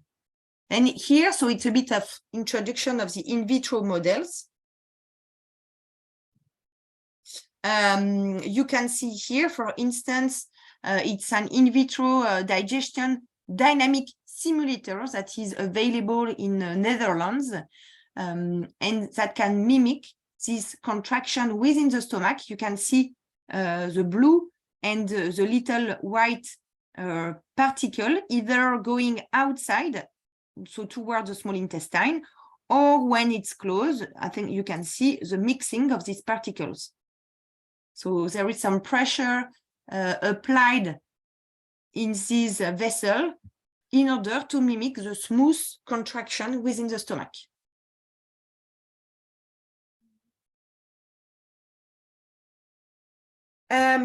So the gastric emptying rate or kinetics are very important because it will affect the next step of the digestion. So depending on this kinetics of gastric emptying rate, we will have different kinetics of digestion and absorption.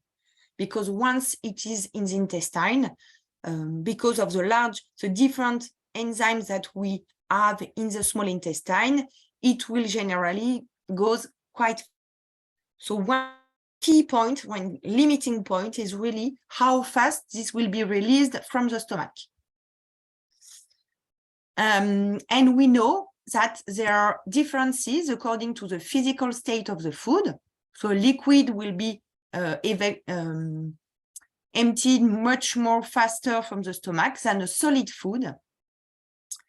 And also the energy content will affect the pace or the rate of the gastric emptying. With the more energy you have in the gastric content, the slowest it will empty from the stomach. So there is some complex regulation of all the digestive process. We have hormonal regulation.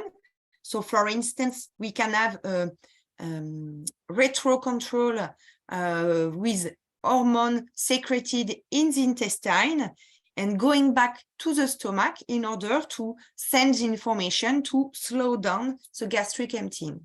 So it's a feedback control. But also we have nervous control that actually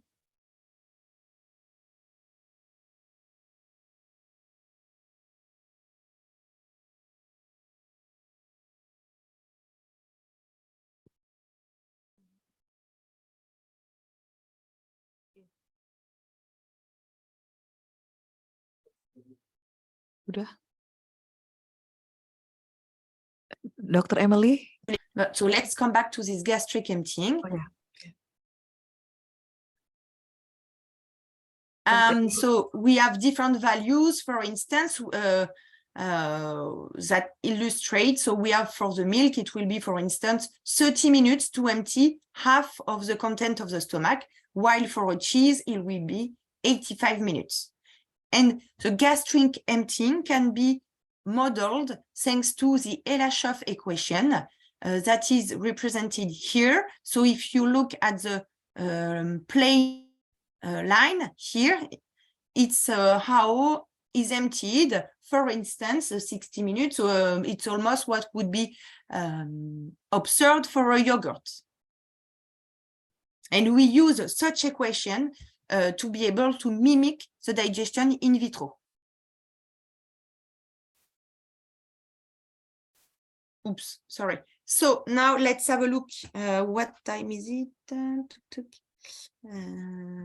So I think I have not too many time left. So, but let's have a look to the pancreatic proteases. So as I said, we have different enzymes. They are also secreted as inactive enzyme, so zymogen, and we need another enzyme, enteropeptidase, released not from the pancreas, but from the intestinal cells that will release the precursor peptide, first from trypsinogen and then trypsin, will activate the other enzyme, chymotrypsin, elastase, carboxypeptidase. And we also cleavage site specificities. So it's preferential cleavage sites that are more on the carboxyl end, but I will not describe precisely all these cleavage sites as we have to keep going. And as I said, we have peptidase at the level of the brush border that will be able to release, for instance, the proline amino acid as a free amino acid can only be released by such peptidase. So in our in vitro model, we do not use intestinal brush border membrane enzymes because it is not available in the market. And we have very low bioaccessibility of proline because of that. That's what we said. It is just a sum up of, so in the stomach, we have the release of high molecular weight peptide, no free amino acid released in the stomach. Then we have endopeptidase trypsin elastase cutting in the middle of the peptidic bond chain. And then carboxypeptidase can release free amino acids in addition to the action of the brush border peptidase. And then what can we absorb in the enterocyte, so the cells from the epithelium of the intestine? We can absorb free amino acid, but also de-entry peptides, which is a very effective way of absorbing amino acids, because with one transport of 1 mole of DO3 peptide, you actually get 3 amino acids within the cell. So we have different transport systems for the amino acids. There is 4 to 5 transport systems. Why do we talk about system? Because they are specific to several amino acids, not only one. And most of them are coupled with the diffusion, coupled to the sodium absorption. While for the peptide, it's active transport coupled with the hydrogen. And once amino acid and DH3 peptides are within the enterocyte, either amino acid will reach the blood, or peptide can be hydrolyzed within the cell, or some of them, there are still some be also absorbed, the D or 3 peptide, some of them could also be absorbed within the blood. So you can see here it's the epithelium. Oops. You can see the epithelium here with a lot of villi, microvilli, in order to increase the absorption area. So it allows to multiply by 600 the area of absorption compared to a tube that would be plain with no villi. So we have a very large area of absorption within our intestine. It's several hundred of square meters. And then, if we come back to our cell, so it will be absorbed to reach the blood within the capillary, just below the epithelium. And the specificity is that it will be carried by a venous blood. So the arterial blood will give the dioxygen to the cell and will go back with the nutrients in the capillary and then in the different vein here, and it will go to the port. And what is specific is that all the nutrients will first go through the liver. Dr. Amelie? Yeah. I'm sorry, your time is 2 minutes left. Okay. So yeah, it goes through the liver. Okay. Where's my talk?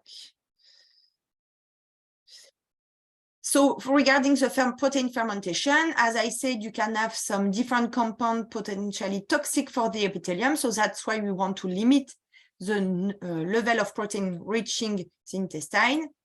And then Okay, there is some amino acid digestibility index. So what you should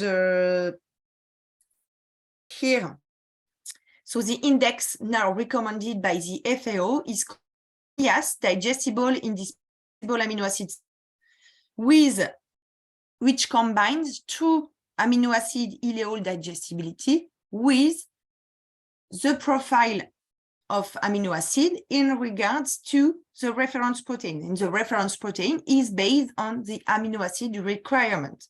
I have put here the pattern of the protein reference here, and you should use for an adult the protein profile for, actually it is for 3 to 10 years old children, but we have safety margin, so we use this protein pattern for evaluating the dietary protein quality.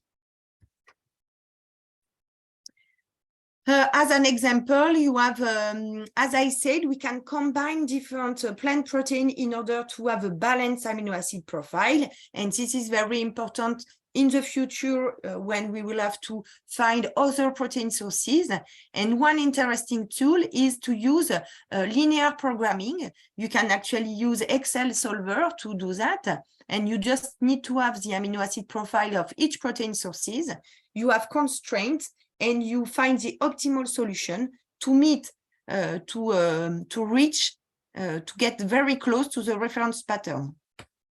So this is one paper of some colleague that are working on that. One important point is to keep in mind that in this simulation, they do not take into account the digestibility, and which can be a very limiting point for plant protein, especially if they are not purified because of the presence of anti-nutritional factors or of fibers, for instance.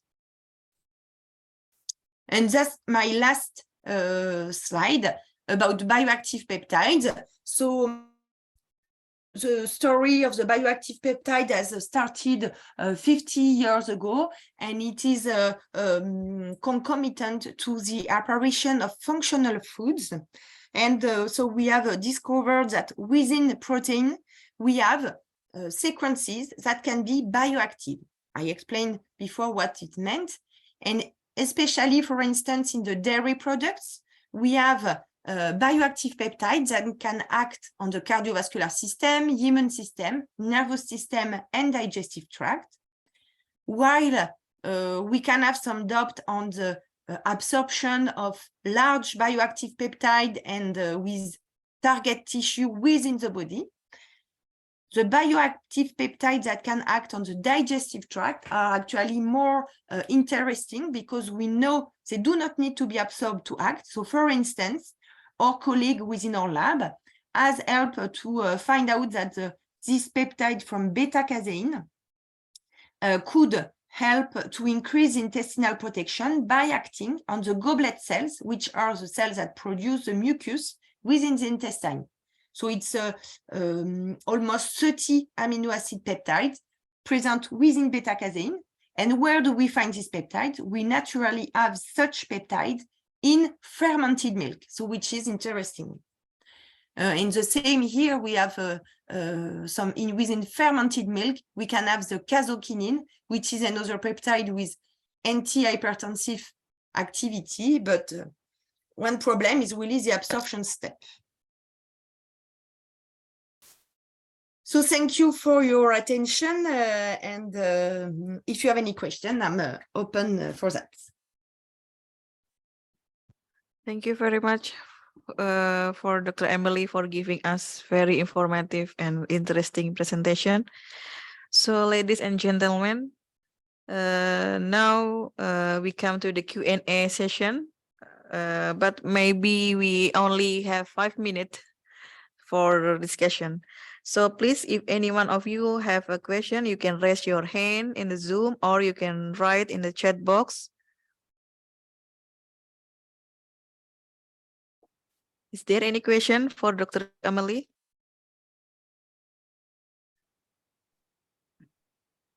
I have questions, Putri. Yeah. Please, sir. Yeah. It's me, Ruby. Yeah. Hi, Amelie. Hi. Okay, thank you for sharing with us. It's a very valuable knowledge for us. Yeah. I only have one or two short questions. Yes. Currently, our institute at Unpad, we are developing the specific types of foods for those who are for children, especially who has a stunting conditions. You know that maybe around 15 to 20% of the children's populations, especially in Indonesia, they are stunted. Yeah. So for those kind of conditions, they need special types of food. Mainly, they need a lot amount of protein, and they need also specific conditions because the digestive system of those subject is not the same as the healthiest ones. Yeah. So maybe you have an idea how to develop what you said as a biopeptide, bioactive peptides. Yes. In order to overcome these problems, especially for the stunting children's. What kind of treatment that we need to taking care of if we want to develop such kind of food product? I mean, that's the question from me. Thank you, Amelie. Yeah. I'm not specialized in stunted state, but as we saw, if you look for some bioactive peptides, there are some naturally in fermented products. So we are more experienced with dairy fermented products, but I'm sure within also plant products, there are some also bioactive peptides, but the literature is probably less, at least so far, less abundant. But yes, you need to give more than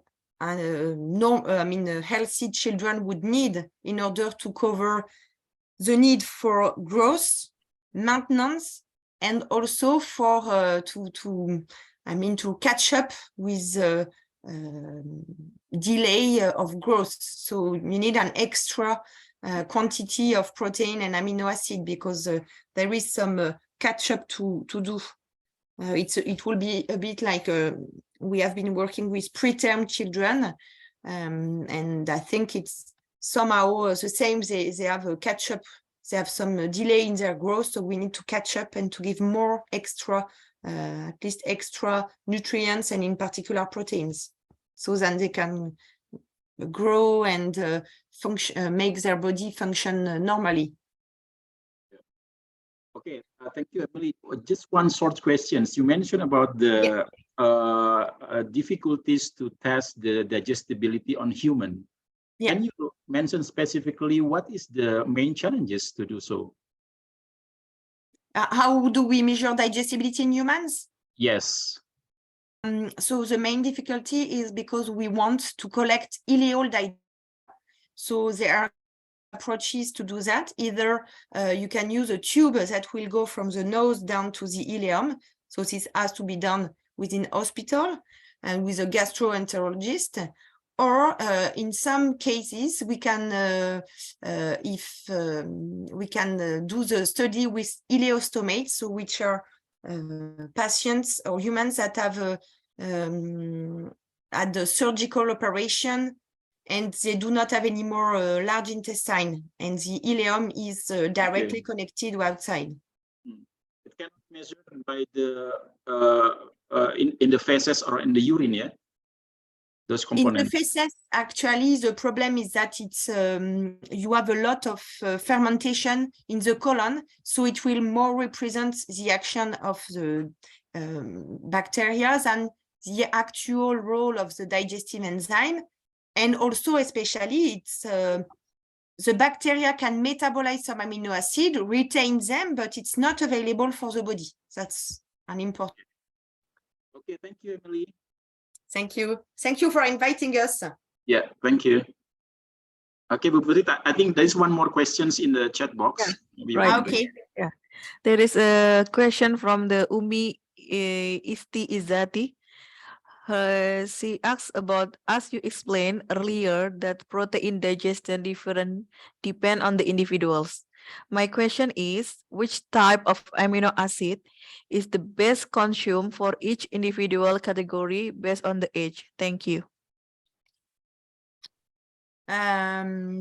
Which type of amino acids? Yeah, right. The best Ah, yes, consumed for each individual. There is 9 indispensable amino acids. So it's we all have the same needs in terms of quality of amino acid, because our body, we do not have the genetic codes for synthesizing 9 of these amino acids. And then for the quantity, it has been measured thanks to complex methodology in order to evaluate how much do we need. I'm not sure that the questions, I mean, there is an average value for the population. And of course, there may be some differences. In particular, for instance, in warm countries, there may be a higher need for some amino acid because of more more sweat, and which conduct to the loss of some nitrogen. So I'm not sure I'm answering the questions. Yeah, I can read it. Which type of amino acid consumed? No, there is some general recommendation, and you have to follow this recommendation. But if there is these 9 amino acids that nobody, no human, can synthesize. Yeah. Hopefully it's clear. Okay, thank you for your answer, Dr. Amelie. So there is a last question. Okay. From the Vira Putri Yarlina. She asked about what are the challenges to protein isolate from vegetables, and what about the in vivo or stimulated by stimulator digestibility challenges? So I think so. The question is, what are the challenges to isolate the protein from vegetables, I guess? Yes, they are actually. Yes, ma'am. Okay. Yes, ma'am. I'm not a specialist of protein purification, but yes, there are, like, for instance, we have different industries specialized in protein cracking, I mean, or food cracking, and particularly in, for instance, pea protein. So they will crack the starch, the different protein, and you have indeed isolate of protein. And when you have isolated protein, it is true that the digestibility is greater than in the raw matrix. So it's an interesting way of using plant protein. However, when you do, when you crack and you differentiate all the nutrients, you also lose some interesting nutrients like the fibers, the micronutrients. So it's, you know, about ultra transformed foods. There is a lot of debate about that, but it can be an interesting way of having more digestible protein, plant protein. If I'm answering the question. So in France, for instance, we have the company called Rocket, who is producing like pea proteins, but there are many other companies like that. Okay, thank you, ma'am. And what caused the protein digestibility of a plant protein to be low? It's first about this matrix. We have the vegetable cell that will block, like reduce the accessibility to this protein and so to the enzyme. So that's one point. Then we have also sometimes some anti-nutritional factors, but usually that are destroyed during technological treatments. So for instance, in beans, we need to cook them, to soak them in order to discard these anti-nutritional factors. And also the presence of fiber, so which is on one side very good, very good for the microbiota, but can also induce some decrease of the digestibility, either by, it has different way of acting, but in overall, it usually decreases the protein digestibility. So it really depends of the objective. If we want really something very digestible, we will have to discard some fiber and to process the food. But on the other hand, if we want to have some protective nutrient, it's also good to have such fiber and other micronutrients. Hopefully I'm clear. Yeah, thank you, Mrs. Amelie. Thank you. So more treatment for the isolate from vegetable, right? Yeah. Okay, thank you. Thank you, you, Amelie, Mrs. Putri, for your wonderful presentation, and also our discussion is going very well. So, ladies and gentlemen, we finally come to the end of the seminar. So before I close the seminar, I would like to thanks to the speaker about the informative and interesting presentation, and also for the all participants for the active discussion. So finally, we can give applause to the Dr. Amelie, and then also before that, we would like to give you a certificate as a speaker. Okay, thank you very much. Here, please accept the certificate about your excellent performance as an invited speaker in our second virtual mobility programs. So here, this certificate. Thank Maybe you we very can much. send an email for this. Thank you. Okay. So we are so thankful for having you today. So we hoping that maybe we can more collaboration maybe in the future between us and Indonesia. Yeah, thank you. Thanks again for inviting me, and I let you with my colleague Steven, who is here, and we will keep talking. Thank you. Bye. Okay, bye-bye. Have a nice day. Langsung.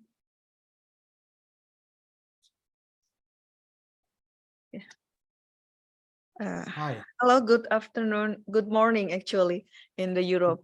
Good afternoon, Dr. Steven. Thank you. Good afternoon. How are you? I'm fine, thank you. Good. Okay, let me introduce myself. My name is Putri Widianti Harlina as a moderator today for your seminar. And I'm very pleased to welcome you here in our seminar. It is about the second virtual mobility program, which our theme is utilization of biomass towards sustainable food, energy, and the biomaterials. So, yeah, before that, I would like to read your CV in here. So our speaker today is Dr. Stephen Lee Fenton. Forgive me if I'm wrong. No, it's perfect. Your name. So he's a researcher, to be exact, is research scientist in the French National Institute for Agriculture, Food and Environment. And Dr. Stephen got the Ph.D. in the chemistry and biology, specifically in the food science in the France. And his research topic is about the dairy science and also about the digestion, modeling, and food nutrition. And he have so many publications, around 43 articles, and H index is around 20, and more than 3,500 citation with the 5 highly cited papers in the Web of Science. And right now he will give the talk about the different strategies to study or model digestion, a word on the animal model, and main part on in vitro method, and a word on the in silico approaches. So before the presentation begin, let me inform how the presentation will be going on. So you will be speech around 50 minutes. And then after that, we will have discussion around 10 minutes. Is that clear? Yeah. Okay. So please now it is time for your presentation. Please, sir. Yeah, I'll share my screen.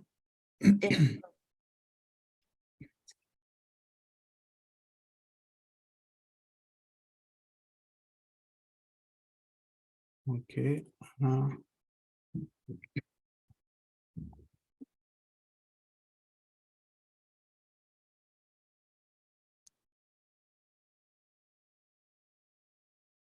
Is that okay for you? Do you see it? Yeah, it's clear. Perfect. Thank you. So now you know everything about human digestion. I will try to show you how we can study it in our labs. So there are several strategies. We can use animal models, in vitro models, or in silico models. So my talk will mostly be on in vitro and in silico models. I won't talk about animal model except one sentence. So, of course, when you want to study digestion, in vivo and more than in vivo, human is the gold standard. You need human studies to demonstrate physiological effects. And when you don't have access to human, of course, you can also try with animals. So not all animals are similar because we don't have the same diets, etc. So among the best animals we can use to try to translate finding in animal studies to human are omnivore like us. So pigs in general are considered as the best animal model. But many people also use rats, for instance, because it's convenient in labs, but they don't have exactly the same physiology as us. So we always need to be careful between animal and human models. But my talk will more be on in vitro methods. So in vitro methods are very useful because you can control everything. So you know exactly what you are doing in terms of pH, in terms of chemistry, let's say, and physics. So you can use this to study the mechanisms, predict some in vivo outcomes. I will talk about this, and also screen between different food formulations. So this is very interesting for industry, for instance, if you want to test different formulation of a food product to try to guess what should be the effect in vivo in humans. And maybe something more new, in silico method. So in silico is just to say that we are doing some computational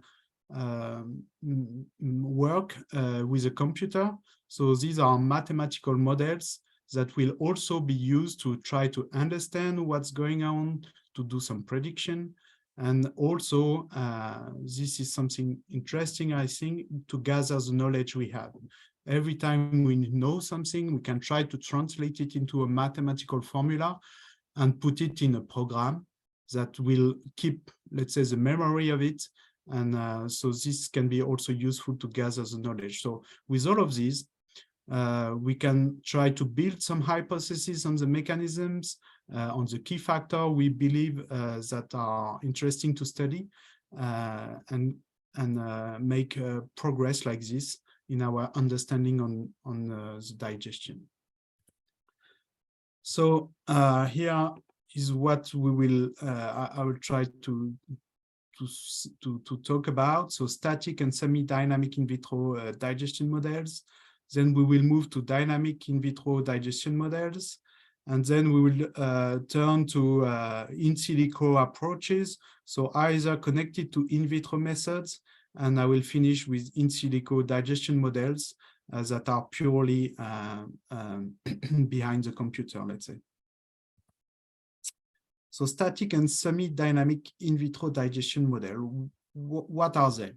So these methods, they consist in a series of bioreactors where the chemistry, let's say, so enzyme, some of the physical chemical condition like pH, for instance, will be different for different compartments of the gut.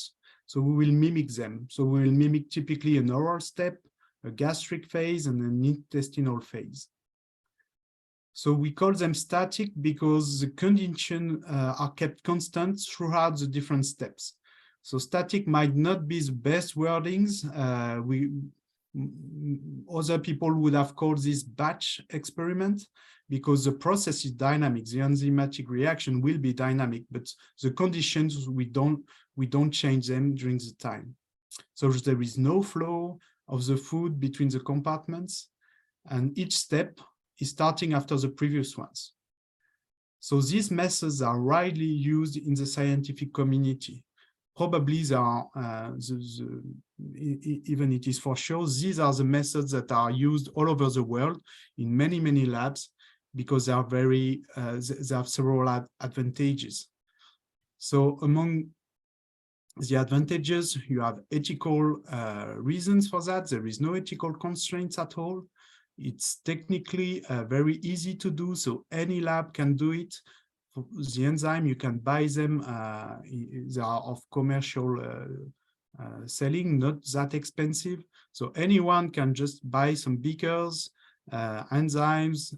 What you need is HCl and bicarbonates. And with that, you can start doing some digestion experiments. So very easy, very practical. And also, financial cost is not huge, so it's doable in many, many labs. What is also good is that now, I will talk about this, we have standardized protocols that are shared all over the world, and we have a good reproducibility and repeatability of those experiments. It's easy also to sample, and you can follow the enzymatic kinetics, for instance. If you are looking at protein digestion, for instance, you can look at the peptides that are coming in the solution, the supernatant of the solution. Of course, however, it's impossible to mimic the complexity of the GI tract in a test tube. So these are very convenient, but we need to be careful on the outcome we may see. So it's useful to see trends, but you cannot claim that it reproduces exactly what happens in human. So there have been various works to try to see whether those kinds of models can be are well correlated with in vivo outcomes. So this is a paper that have been published, also an international collaboration to look at those questions. And so I invite you to read those kinds of papers. There are others if you want to know more. I can draw the general line of what has been seen. So overall, static in vitro digestion model, they can be very useful to compare a series of samples or understand some molecular mechanism. So at the molecular level, if you are looking at the enzyme and one substrate, for instance, you can be pretty confident that what you will see in your beaker will happen more or less the same in vivo. Static in vitro digestion model can also be very relevant to estimate endpoint value. So for some kinds of experiments, it worked quite well.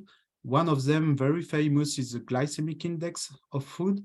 So if you want to know what will be the impact of one food on your glycemic response during digestion, you can use those kind of tests. And this will give you a very good idea of what should happen in vivo. It's working quite well. And it is the same for other kinds of nutrients, in particular some nutrients, so some vitamins, for instance. You can have a pretty good guess of the kinetics of release, and so the kinetics of absorption that should happen in vivo with some kinds of micronutrients.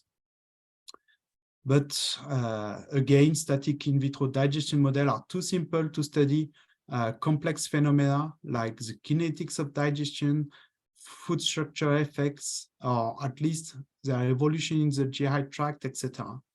So these are very easy, practical methods, and we can do interesting prediction with them, but not everything, of course. So what are we talking about more precisely? So this is probably the main protocol worldwide now. So this was built within the InfoGest community. So InfoGest is a network of scientists gathering something like more than 500 researchers all over the world, 50 research institutes. So many people who sit around the table to try to have a protocol that is physiologically not foolish. Of course, it is a static model, but with a good search in the literature to try to do something that seems about relevant. And most importantly, before this protocol, there were protocols, many protocols all over the world. So it was very difficult to compare the result from one study to another one. So with that protocol, the very good thing is that we can now compare the result from one lab to another, from one food to another, with same conditions. So with that, it's very useful for scientific reasons, and also to try to do something relevant, not too foolish. So I will not go through all the details, but as you may see, so the protocol is highly cited. And since 3 years back now, there is a new version of the protocol.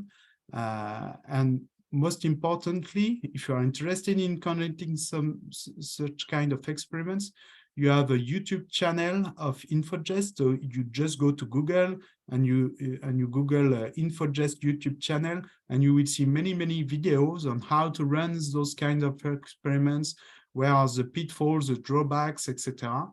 There have been training school in different places over the world now. So this is a very well-known protocol. So if you want to start with something, I would guess that you should start by that. And with internet now, you can have access to most of the key information if you want to start with that. So currently, there is a ring trial to try to I'm sorry, I'm just rearranging my screen because I don't see all of it. So there is a ring trial to try to demonstrate the repeatability and the reproducibility of the calculation of the in vitro digestibility, and mostly protein digestibility. And we are in the process to propose it on an ISO standard methods.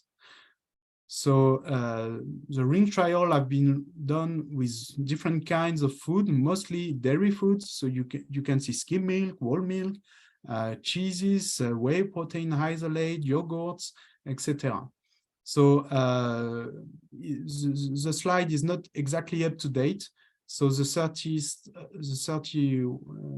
in May, it was last year in May. So now we are in the process of publishing that paper. And hopefully the results are quite good. So we are now waiting for the final results, and we are building the methods to try to make it as an ISO protocol. So probably in few years now, these methods might be recognized as an ISO methods. So of course, because static digestion are not perfectly mimicking the digestion process, there have been several works to try to improve this. So one work is on the development of semi-dynamic in vitro digestion model. So again, a work that has been conducted in the InfoGest network. So what we want to do here is to simulate the progressive acidification of the gastric, sorry, I'll say it again. We have a big difficulty in static model to mimic the gastric phases. The intestinal phases is more or less, let's say, about okay using a static protocol. But for the gastric phase, as Amelie showed you, the pH is decreasing all along the digestion. So you have a progressive acidification. You also have a gradual enzyme and secretions, and you also have a continuous emptying of the gastric stomach, so from the stomach to the intestine. So the semi-dynamic model is trying to mimic those kind of processes. So mostly at the gastric stage. So here how it looks. So you will need a pH probe. You will need a continuous addition of HCl and an enzyme. So this can be done with a syringe here and something to push it so that the fluid will move and go inside the vessel. You will also need something to shake or stir. So this is a moving plate.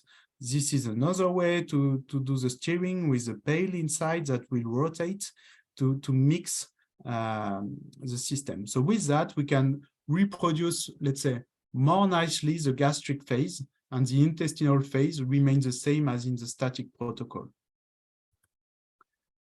So it's quite useful for some kinds of phenomena that you cannot study with static digestion model. So for instance, you will be able to study the rate of nutrient digestion, so the hydrolysis of proteins, starch, or lipids, more nicely, in particular during the gastric phase. You can also look at structural changes in the stomach. So in those examples, you can see here that you have a creamy zone here, a yellow spot in here. And this is very similar to what you can see in vivo using MRI. For instance, here is the stomach in MRI, and you have a dark layer at the top. This is the fat layering, the fat creaming during the gastric digestion. The same is true for things like coagulation. So some foods might coagulate inside the stomach. This is, for instance, the case of milk. And here you have a picture of what you may see with a semi-dynamic in vitro protocol. And here is a picture of a stomach in human with a camera pills. You can make movie like that. So we have very similar patterns. So this is an improvement, let's say, compared to the static digestion protocol that mostly concerns the gastric phase, but which is very interesting for some kinds of study, depending on the phenomena you are looking at.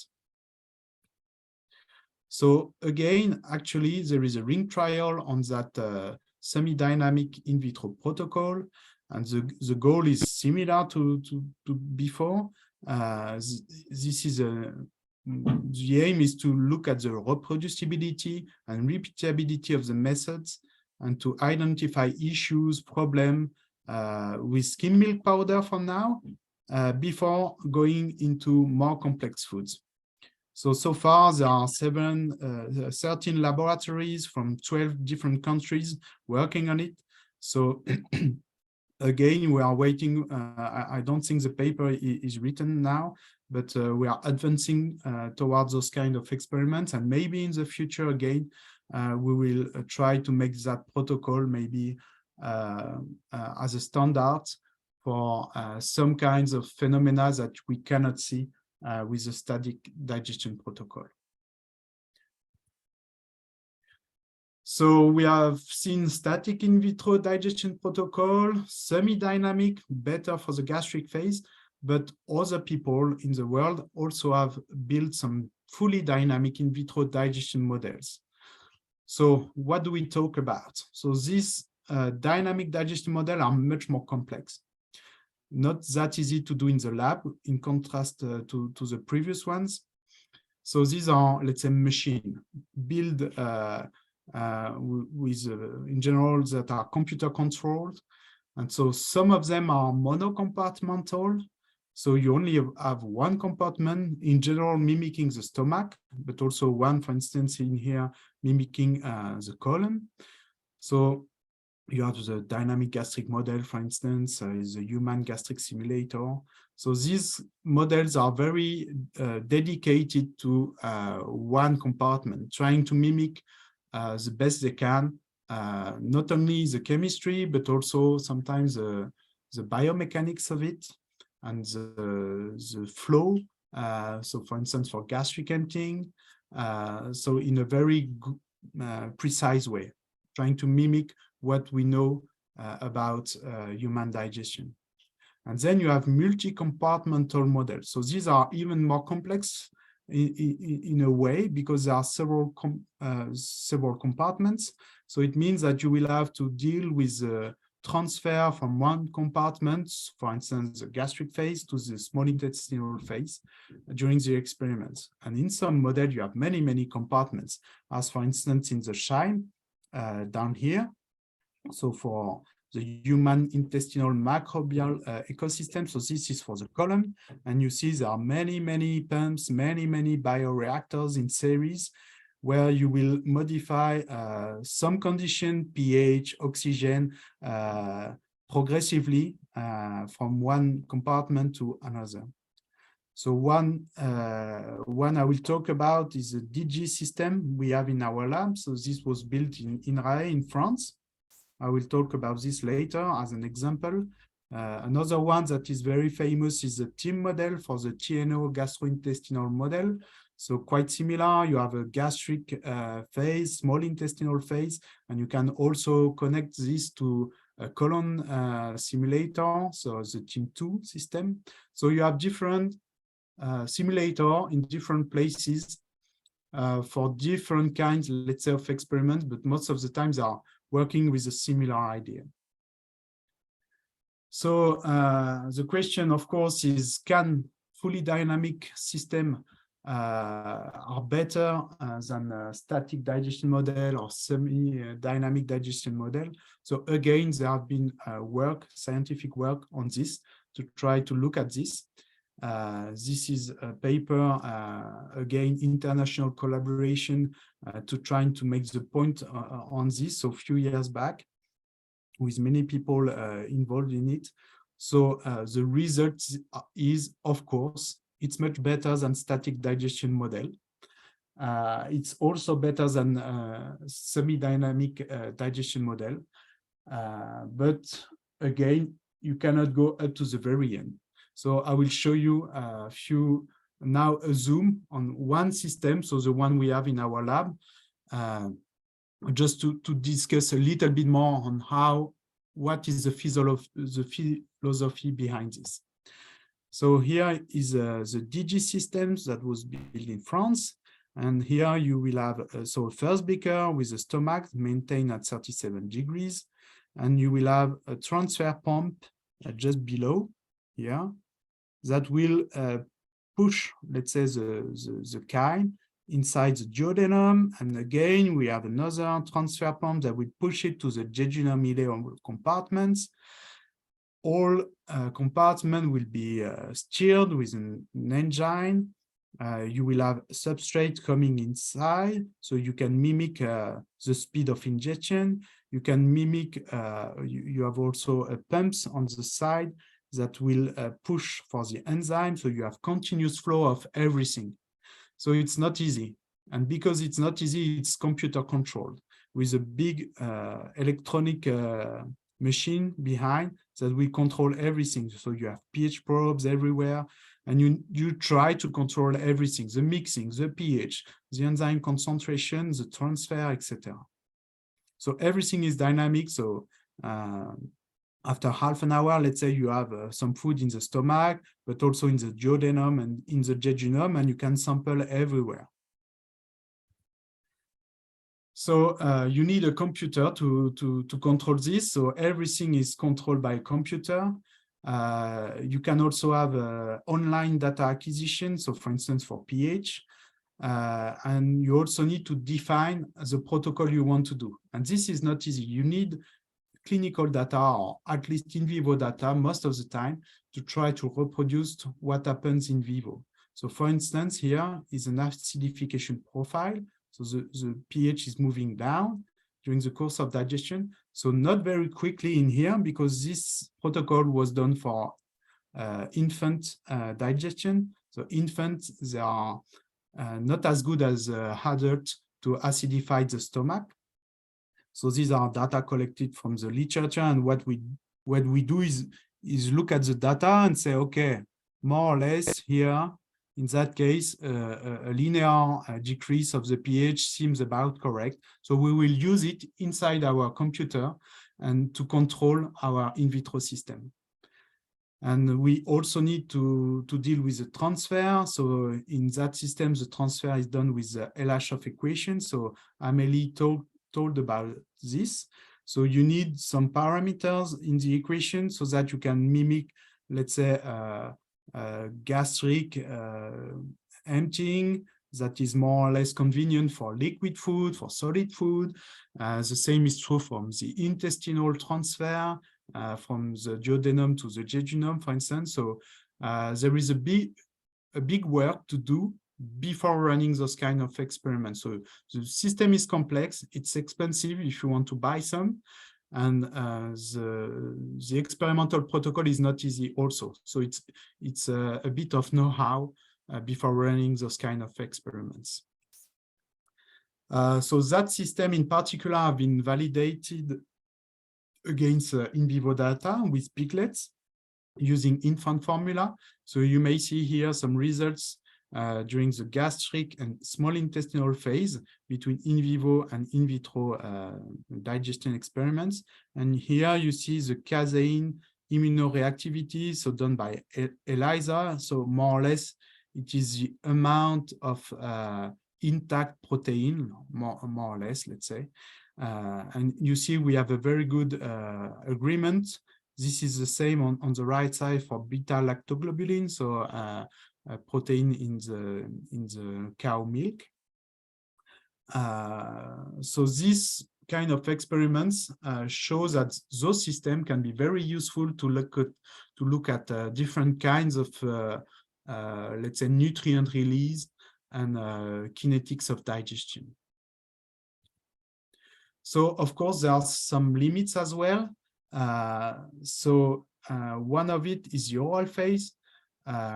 So the food structure in the mouth will be broken down, and you will have also saliva incorporated inside the bolus. And for now, the in vitro methods, most of them, they are not really mimicking that. So, however, we have a good knowledge of it because it's easy to study in human, because it's accessible. So you can ask people to split before swallowing instead of swallowing. And what we know more or less, but not that much, are the consequences of the oral processing of the whole digestive process. So most of the time for now, people were grinding the food extensively. So only very tiny particles are considered in the in vitro system for practical reasons, because like this, your system will move nicely, and the tubing, for instance, you can block everything.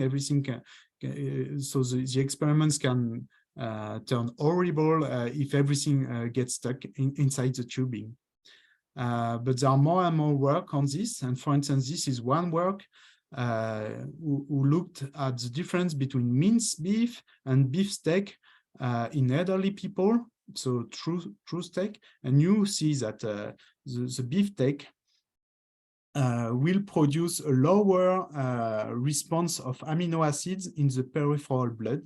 So clearly we can see an impact of the oral process on the bioavailability of nutrients during digestion. And this also opens question on different kinds of population, because the chewing efficiency in elderly, for instance, can be much less than in healthy people. So healthy people should break down less the food, like solid food like beef, and so reach a lower level of nutrients in the bloodstream during digestion. And this may have some impact on the metabolism, because, for instance, muscle synthesis is stimulated and needs amino acid, circulating amino acid in the peripheral blood. So these are new questions. There are also other limits of those kinds of systems. So the G shape of the stomach is one of them. Amelie showed you the tiny tim system that is equipped with this kind of shape, but this is quite new still. So not so many models are equipped with those kind of things. And you also have now other system like the one built by the Suzhou University in China, where you are where they use the mold of a real human stomach with rollers to try to mimic the biomechanics of the stomach, and so to study the role of mixing, for instance, on gastric emptying and also on the enzymatic kinetics. So these are new systems that are now in the labs, so new scientific works on this. Another limit is we cannot easily consider the role of the mucus layer and most importantly, so let's say the gut wall and the brush border enzymes. So there are many things that happens at the gut wall, and in our in vitro system we don't consider this. The only way to try to consider a bit of this is to grab let's say porcine small intestine and take the solution you can get, let's say more or less, and put them into your system. But this is really not easy to do. So we don't really consider the brush border enzymes that Amelie showed you are very important, because there are enzymes at that level that we do not consider. So there are still open questions on how to do. Should we try to do more effort on this? So yes, of course we can, and we should do, but probably not all labs can do this. So this is more restricted to some people that have access to those kind of tissues. Another limit is still regarding the gut wall is the absorption model. So there are techniques to study in vitro the absorption of nutrients.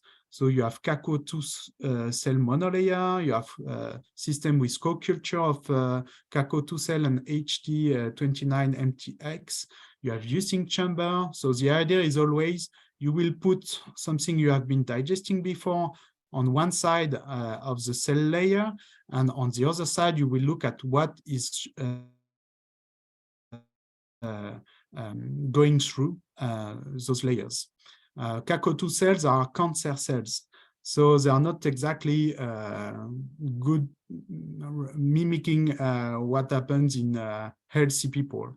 Co-culture of CACO2 and HT29 cells are much better. You can produce mucus layer, etc., but still they're not perfectly mimicking. Using chamber, you will put a tissue of small intestine. So for instance, you will take a part of the small intestine of a pig, you will put in a chamber like this, and you will look at the ion transport, but also the peptide transport. So this is an example of porcine intestinal mucus. So it's full of water, but you also have mucus on this and other kinds of molecules. And also the mucus layer is not the same depending on where you take the porcine, the intestinal tissue. So in the stomach, you will have a rather important mucus layer, so dark gray here. But in the small intestine, because of the absorption, you have a very small mucus layer. And again, in the colon, you will have a big mucus layer in the colon. This is useful for the bacteria to grow inside the mucus. So all of this, so it also depends where you take the tissues. So yeah, here an example just to say that peptides can cross also the mucus layer. So here is a study where more than 200 peptides were found to cross the epithelial barrier using a small intestinal tissue of pigs in a using chamber. So some of them with very large size. So it means that not only nutrient like amino acid can go inside your body, you can also absorb directly peptides. So Amelie talked about a bioactive peptide. So this is one example. We have many questions on this, but you should remember that there are a little portion of them that can cross the barrier. It's only about 1% that can go through, but this 1% may have an important impact on what we see. Of course, we also have bacteria inside the gut, and so these bacteria are all over the gastrointestinal tract. So most of the scientific studies focus on the microbiota you will find in the colon, so very down in the gut. But the truth is that you have also others inside the small intestine in particular, and we don't know much about them. So do they have an impact on food digestion? We don't know. So this is a new topic, let's say hot topic, not easy, but this is for the future research, clearly, to better understand what happens at the bacterial level in the small intestine in particular. What you cannot model in vitro for sure is the metabolism. The role of GI tract hormones is highly complex. So you have interconnection between hormones, brain, the GI tract. So you have retrocontrol. So all of this, of course, is very difficult to simulate in vitro. So this is not the same. So one example, is the ileal break. So when undigested nutrients reach the ileum, if you have too many of them, in particular triglycerides, we know that there can be a feedback mechanisms through an hormonal pathway that will slow down the gut motility. So this is very useful to say, okay, to the small intestine, okay, you should slow down because there are too many nutrients that we are losing going to the colon. So this is one example we know about, but very difficult to put inside an in vitro system.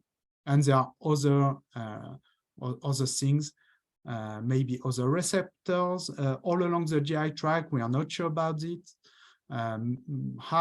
What are their mechanism of action? Do all nutrients can regulate motility, or only proteins or triglycerides? All of this we are not sure. So these are open questions for future researches. So to conclude on this, static in vitro digestion models are very interesting to compare large series of samples or to understand interaction between some constituents. They are also valuable to predict some endpoint value, so like glycemic index, for instance, but they are not relevant for dynamic events. And dynamic in vitro digestion model can perfectly mimic the physiological reality. So mostly the chemistry, but now also the biomechanical aspects of this.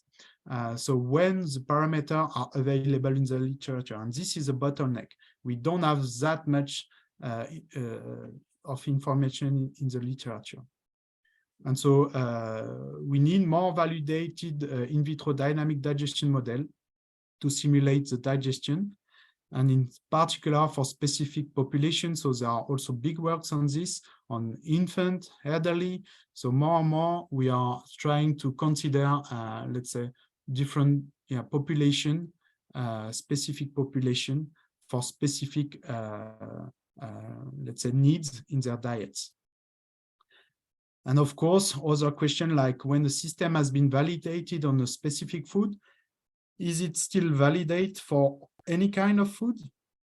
So we are not sure of this. So we can also think about definition of large categories of food for which the systems could be validated. So liquid, gel, solid, on starch, on different kinds of nutrients. So these are still open questions at the moment. So I will switch now to the in silico approaches. So starting with a mix of in vitro and in silico approaches. So I just said to you that we cannot mimic in vitro, let's say, the hormonal control, but some of them, part of them might be simulated in silico, because if we know some mechanism, we can at least try to calculate how they works. So for instance, the ileal break. I'm sorry, Dr. Stephen, your time is 5 minutes left. 5 minutes? Okay. Yes. It's okay. So the ileal break, we know how it works. So if within a computer, you know that many triglycerides come to the ileal, you can, with a computer, say that you can slow down what happens in the intestine. So what we don't know, when we don't know the mechanism, we cannot compute them, but in silico, we can try to mimic the reality even of highly complex system, not very efficiently, but probably more than in silico. So just one quick example, because I don't have much time, but of in vitro in silico approaches. So here you see a study where they studied in vitro the release of of glucose, in fact, equivalent for different loadings of food in static digestion. You have a typical profile of increasing. So this is what you will have with a static in vitro system. But they also measure the glucose disposal rates estimated from human data. And with a very simple calculation, so they just do a subtraction. So this is a very easy in silico approach, but they can build a glycemic response for white bread, fruits, potato, and you can see that there is a very good correlation between those kind of approach, so in vitro system with a bit of calculation with in vivo reality for the same food. So sometimes you can complement in vitro methods by a bit of calculation. So this is an easy example. This is just another one, very quickly, on the same kind of approach, but with a fully dynamic in vitro system for human glycemic response again. So I'll take just 3 minutes to talk a little bit about in silico digestion models. So in silico models can be very useful to draw hypotheses and to gather knowledge, as I told you before.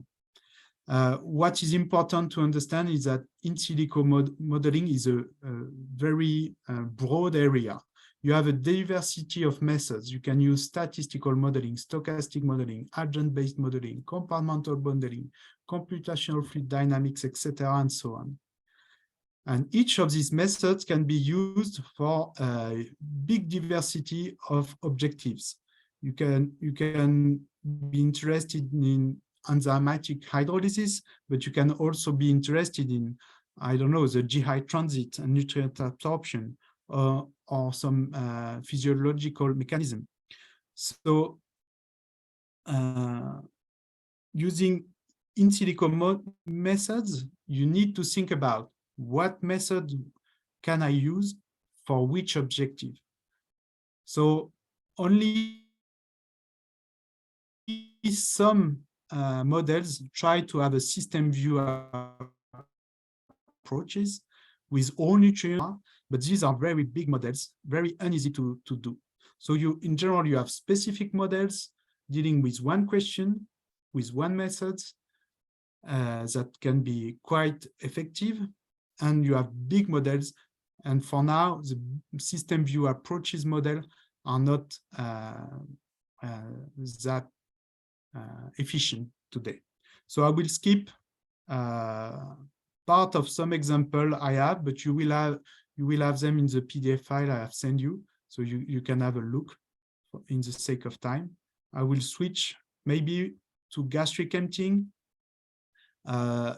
because gastric emptying is something important. And if you look at the in vivo literature and you look at the emptying rate, you will see that in general, gastric emptying is controlled by the caloric amount that is delivered to the small intestine. So it means that we have a nutrient sensing feedback. So probably Amelie talked about that. And this, we can try to model this in mathematics. So this is not a new idea. More than 30 years ago, 40 years ago, some people were already looking at this from the mathematical point of view. So since then, there have been other models also looking at viscosity in top of nutrient sensing feedback to try to simulate in vivo data, as you may see here. For solid particles, the gastric emptying can be more complex. So in general, here we go more into empirical model. It's very difficult to go up to the mechanistic model for many reasons. Again, going very quickly to say that we may have computational fluid dynamic approaches. So these are very interesting, and this is maybe the future of what we can do, because you can consider mixing, but also enzymatic reaction in the middle of those models, but they are very heavy for computational reasons. And for now, enzymatic hydrolysis, so we can, in theory, consider them, but so far they are not considered. So probably there is space for future research in there. I will skip those two experiments and just a word on physiologically based model.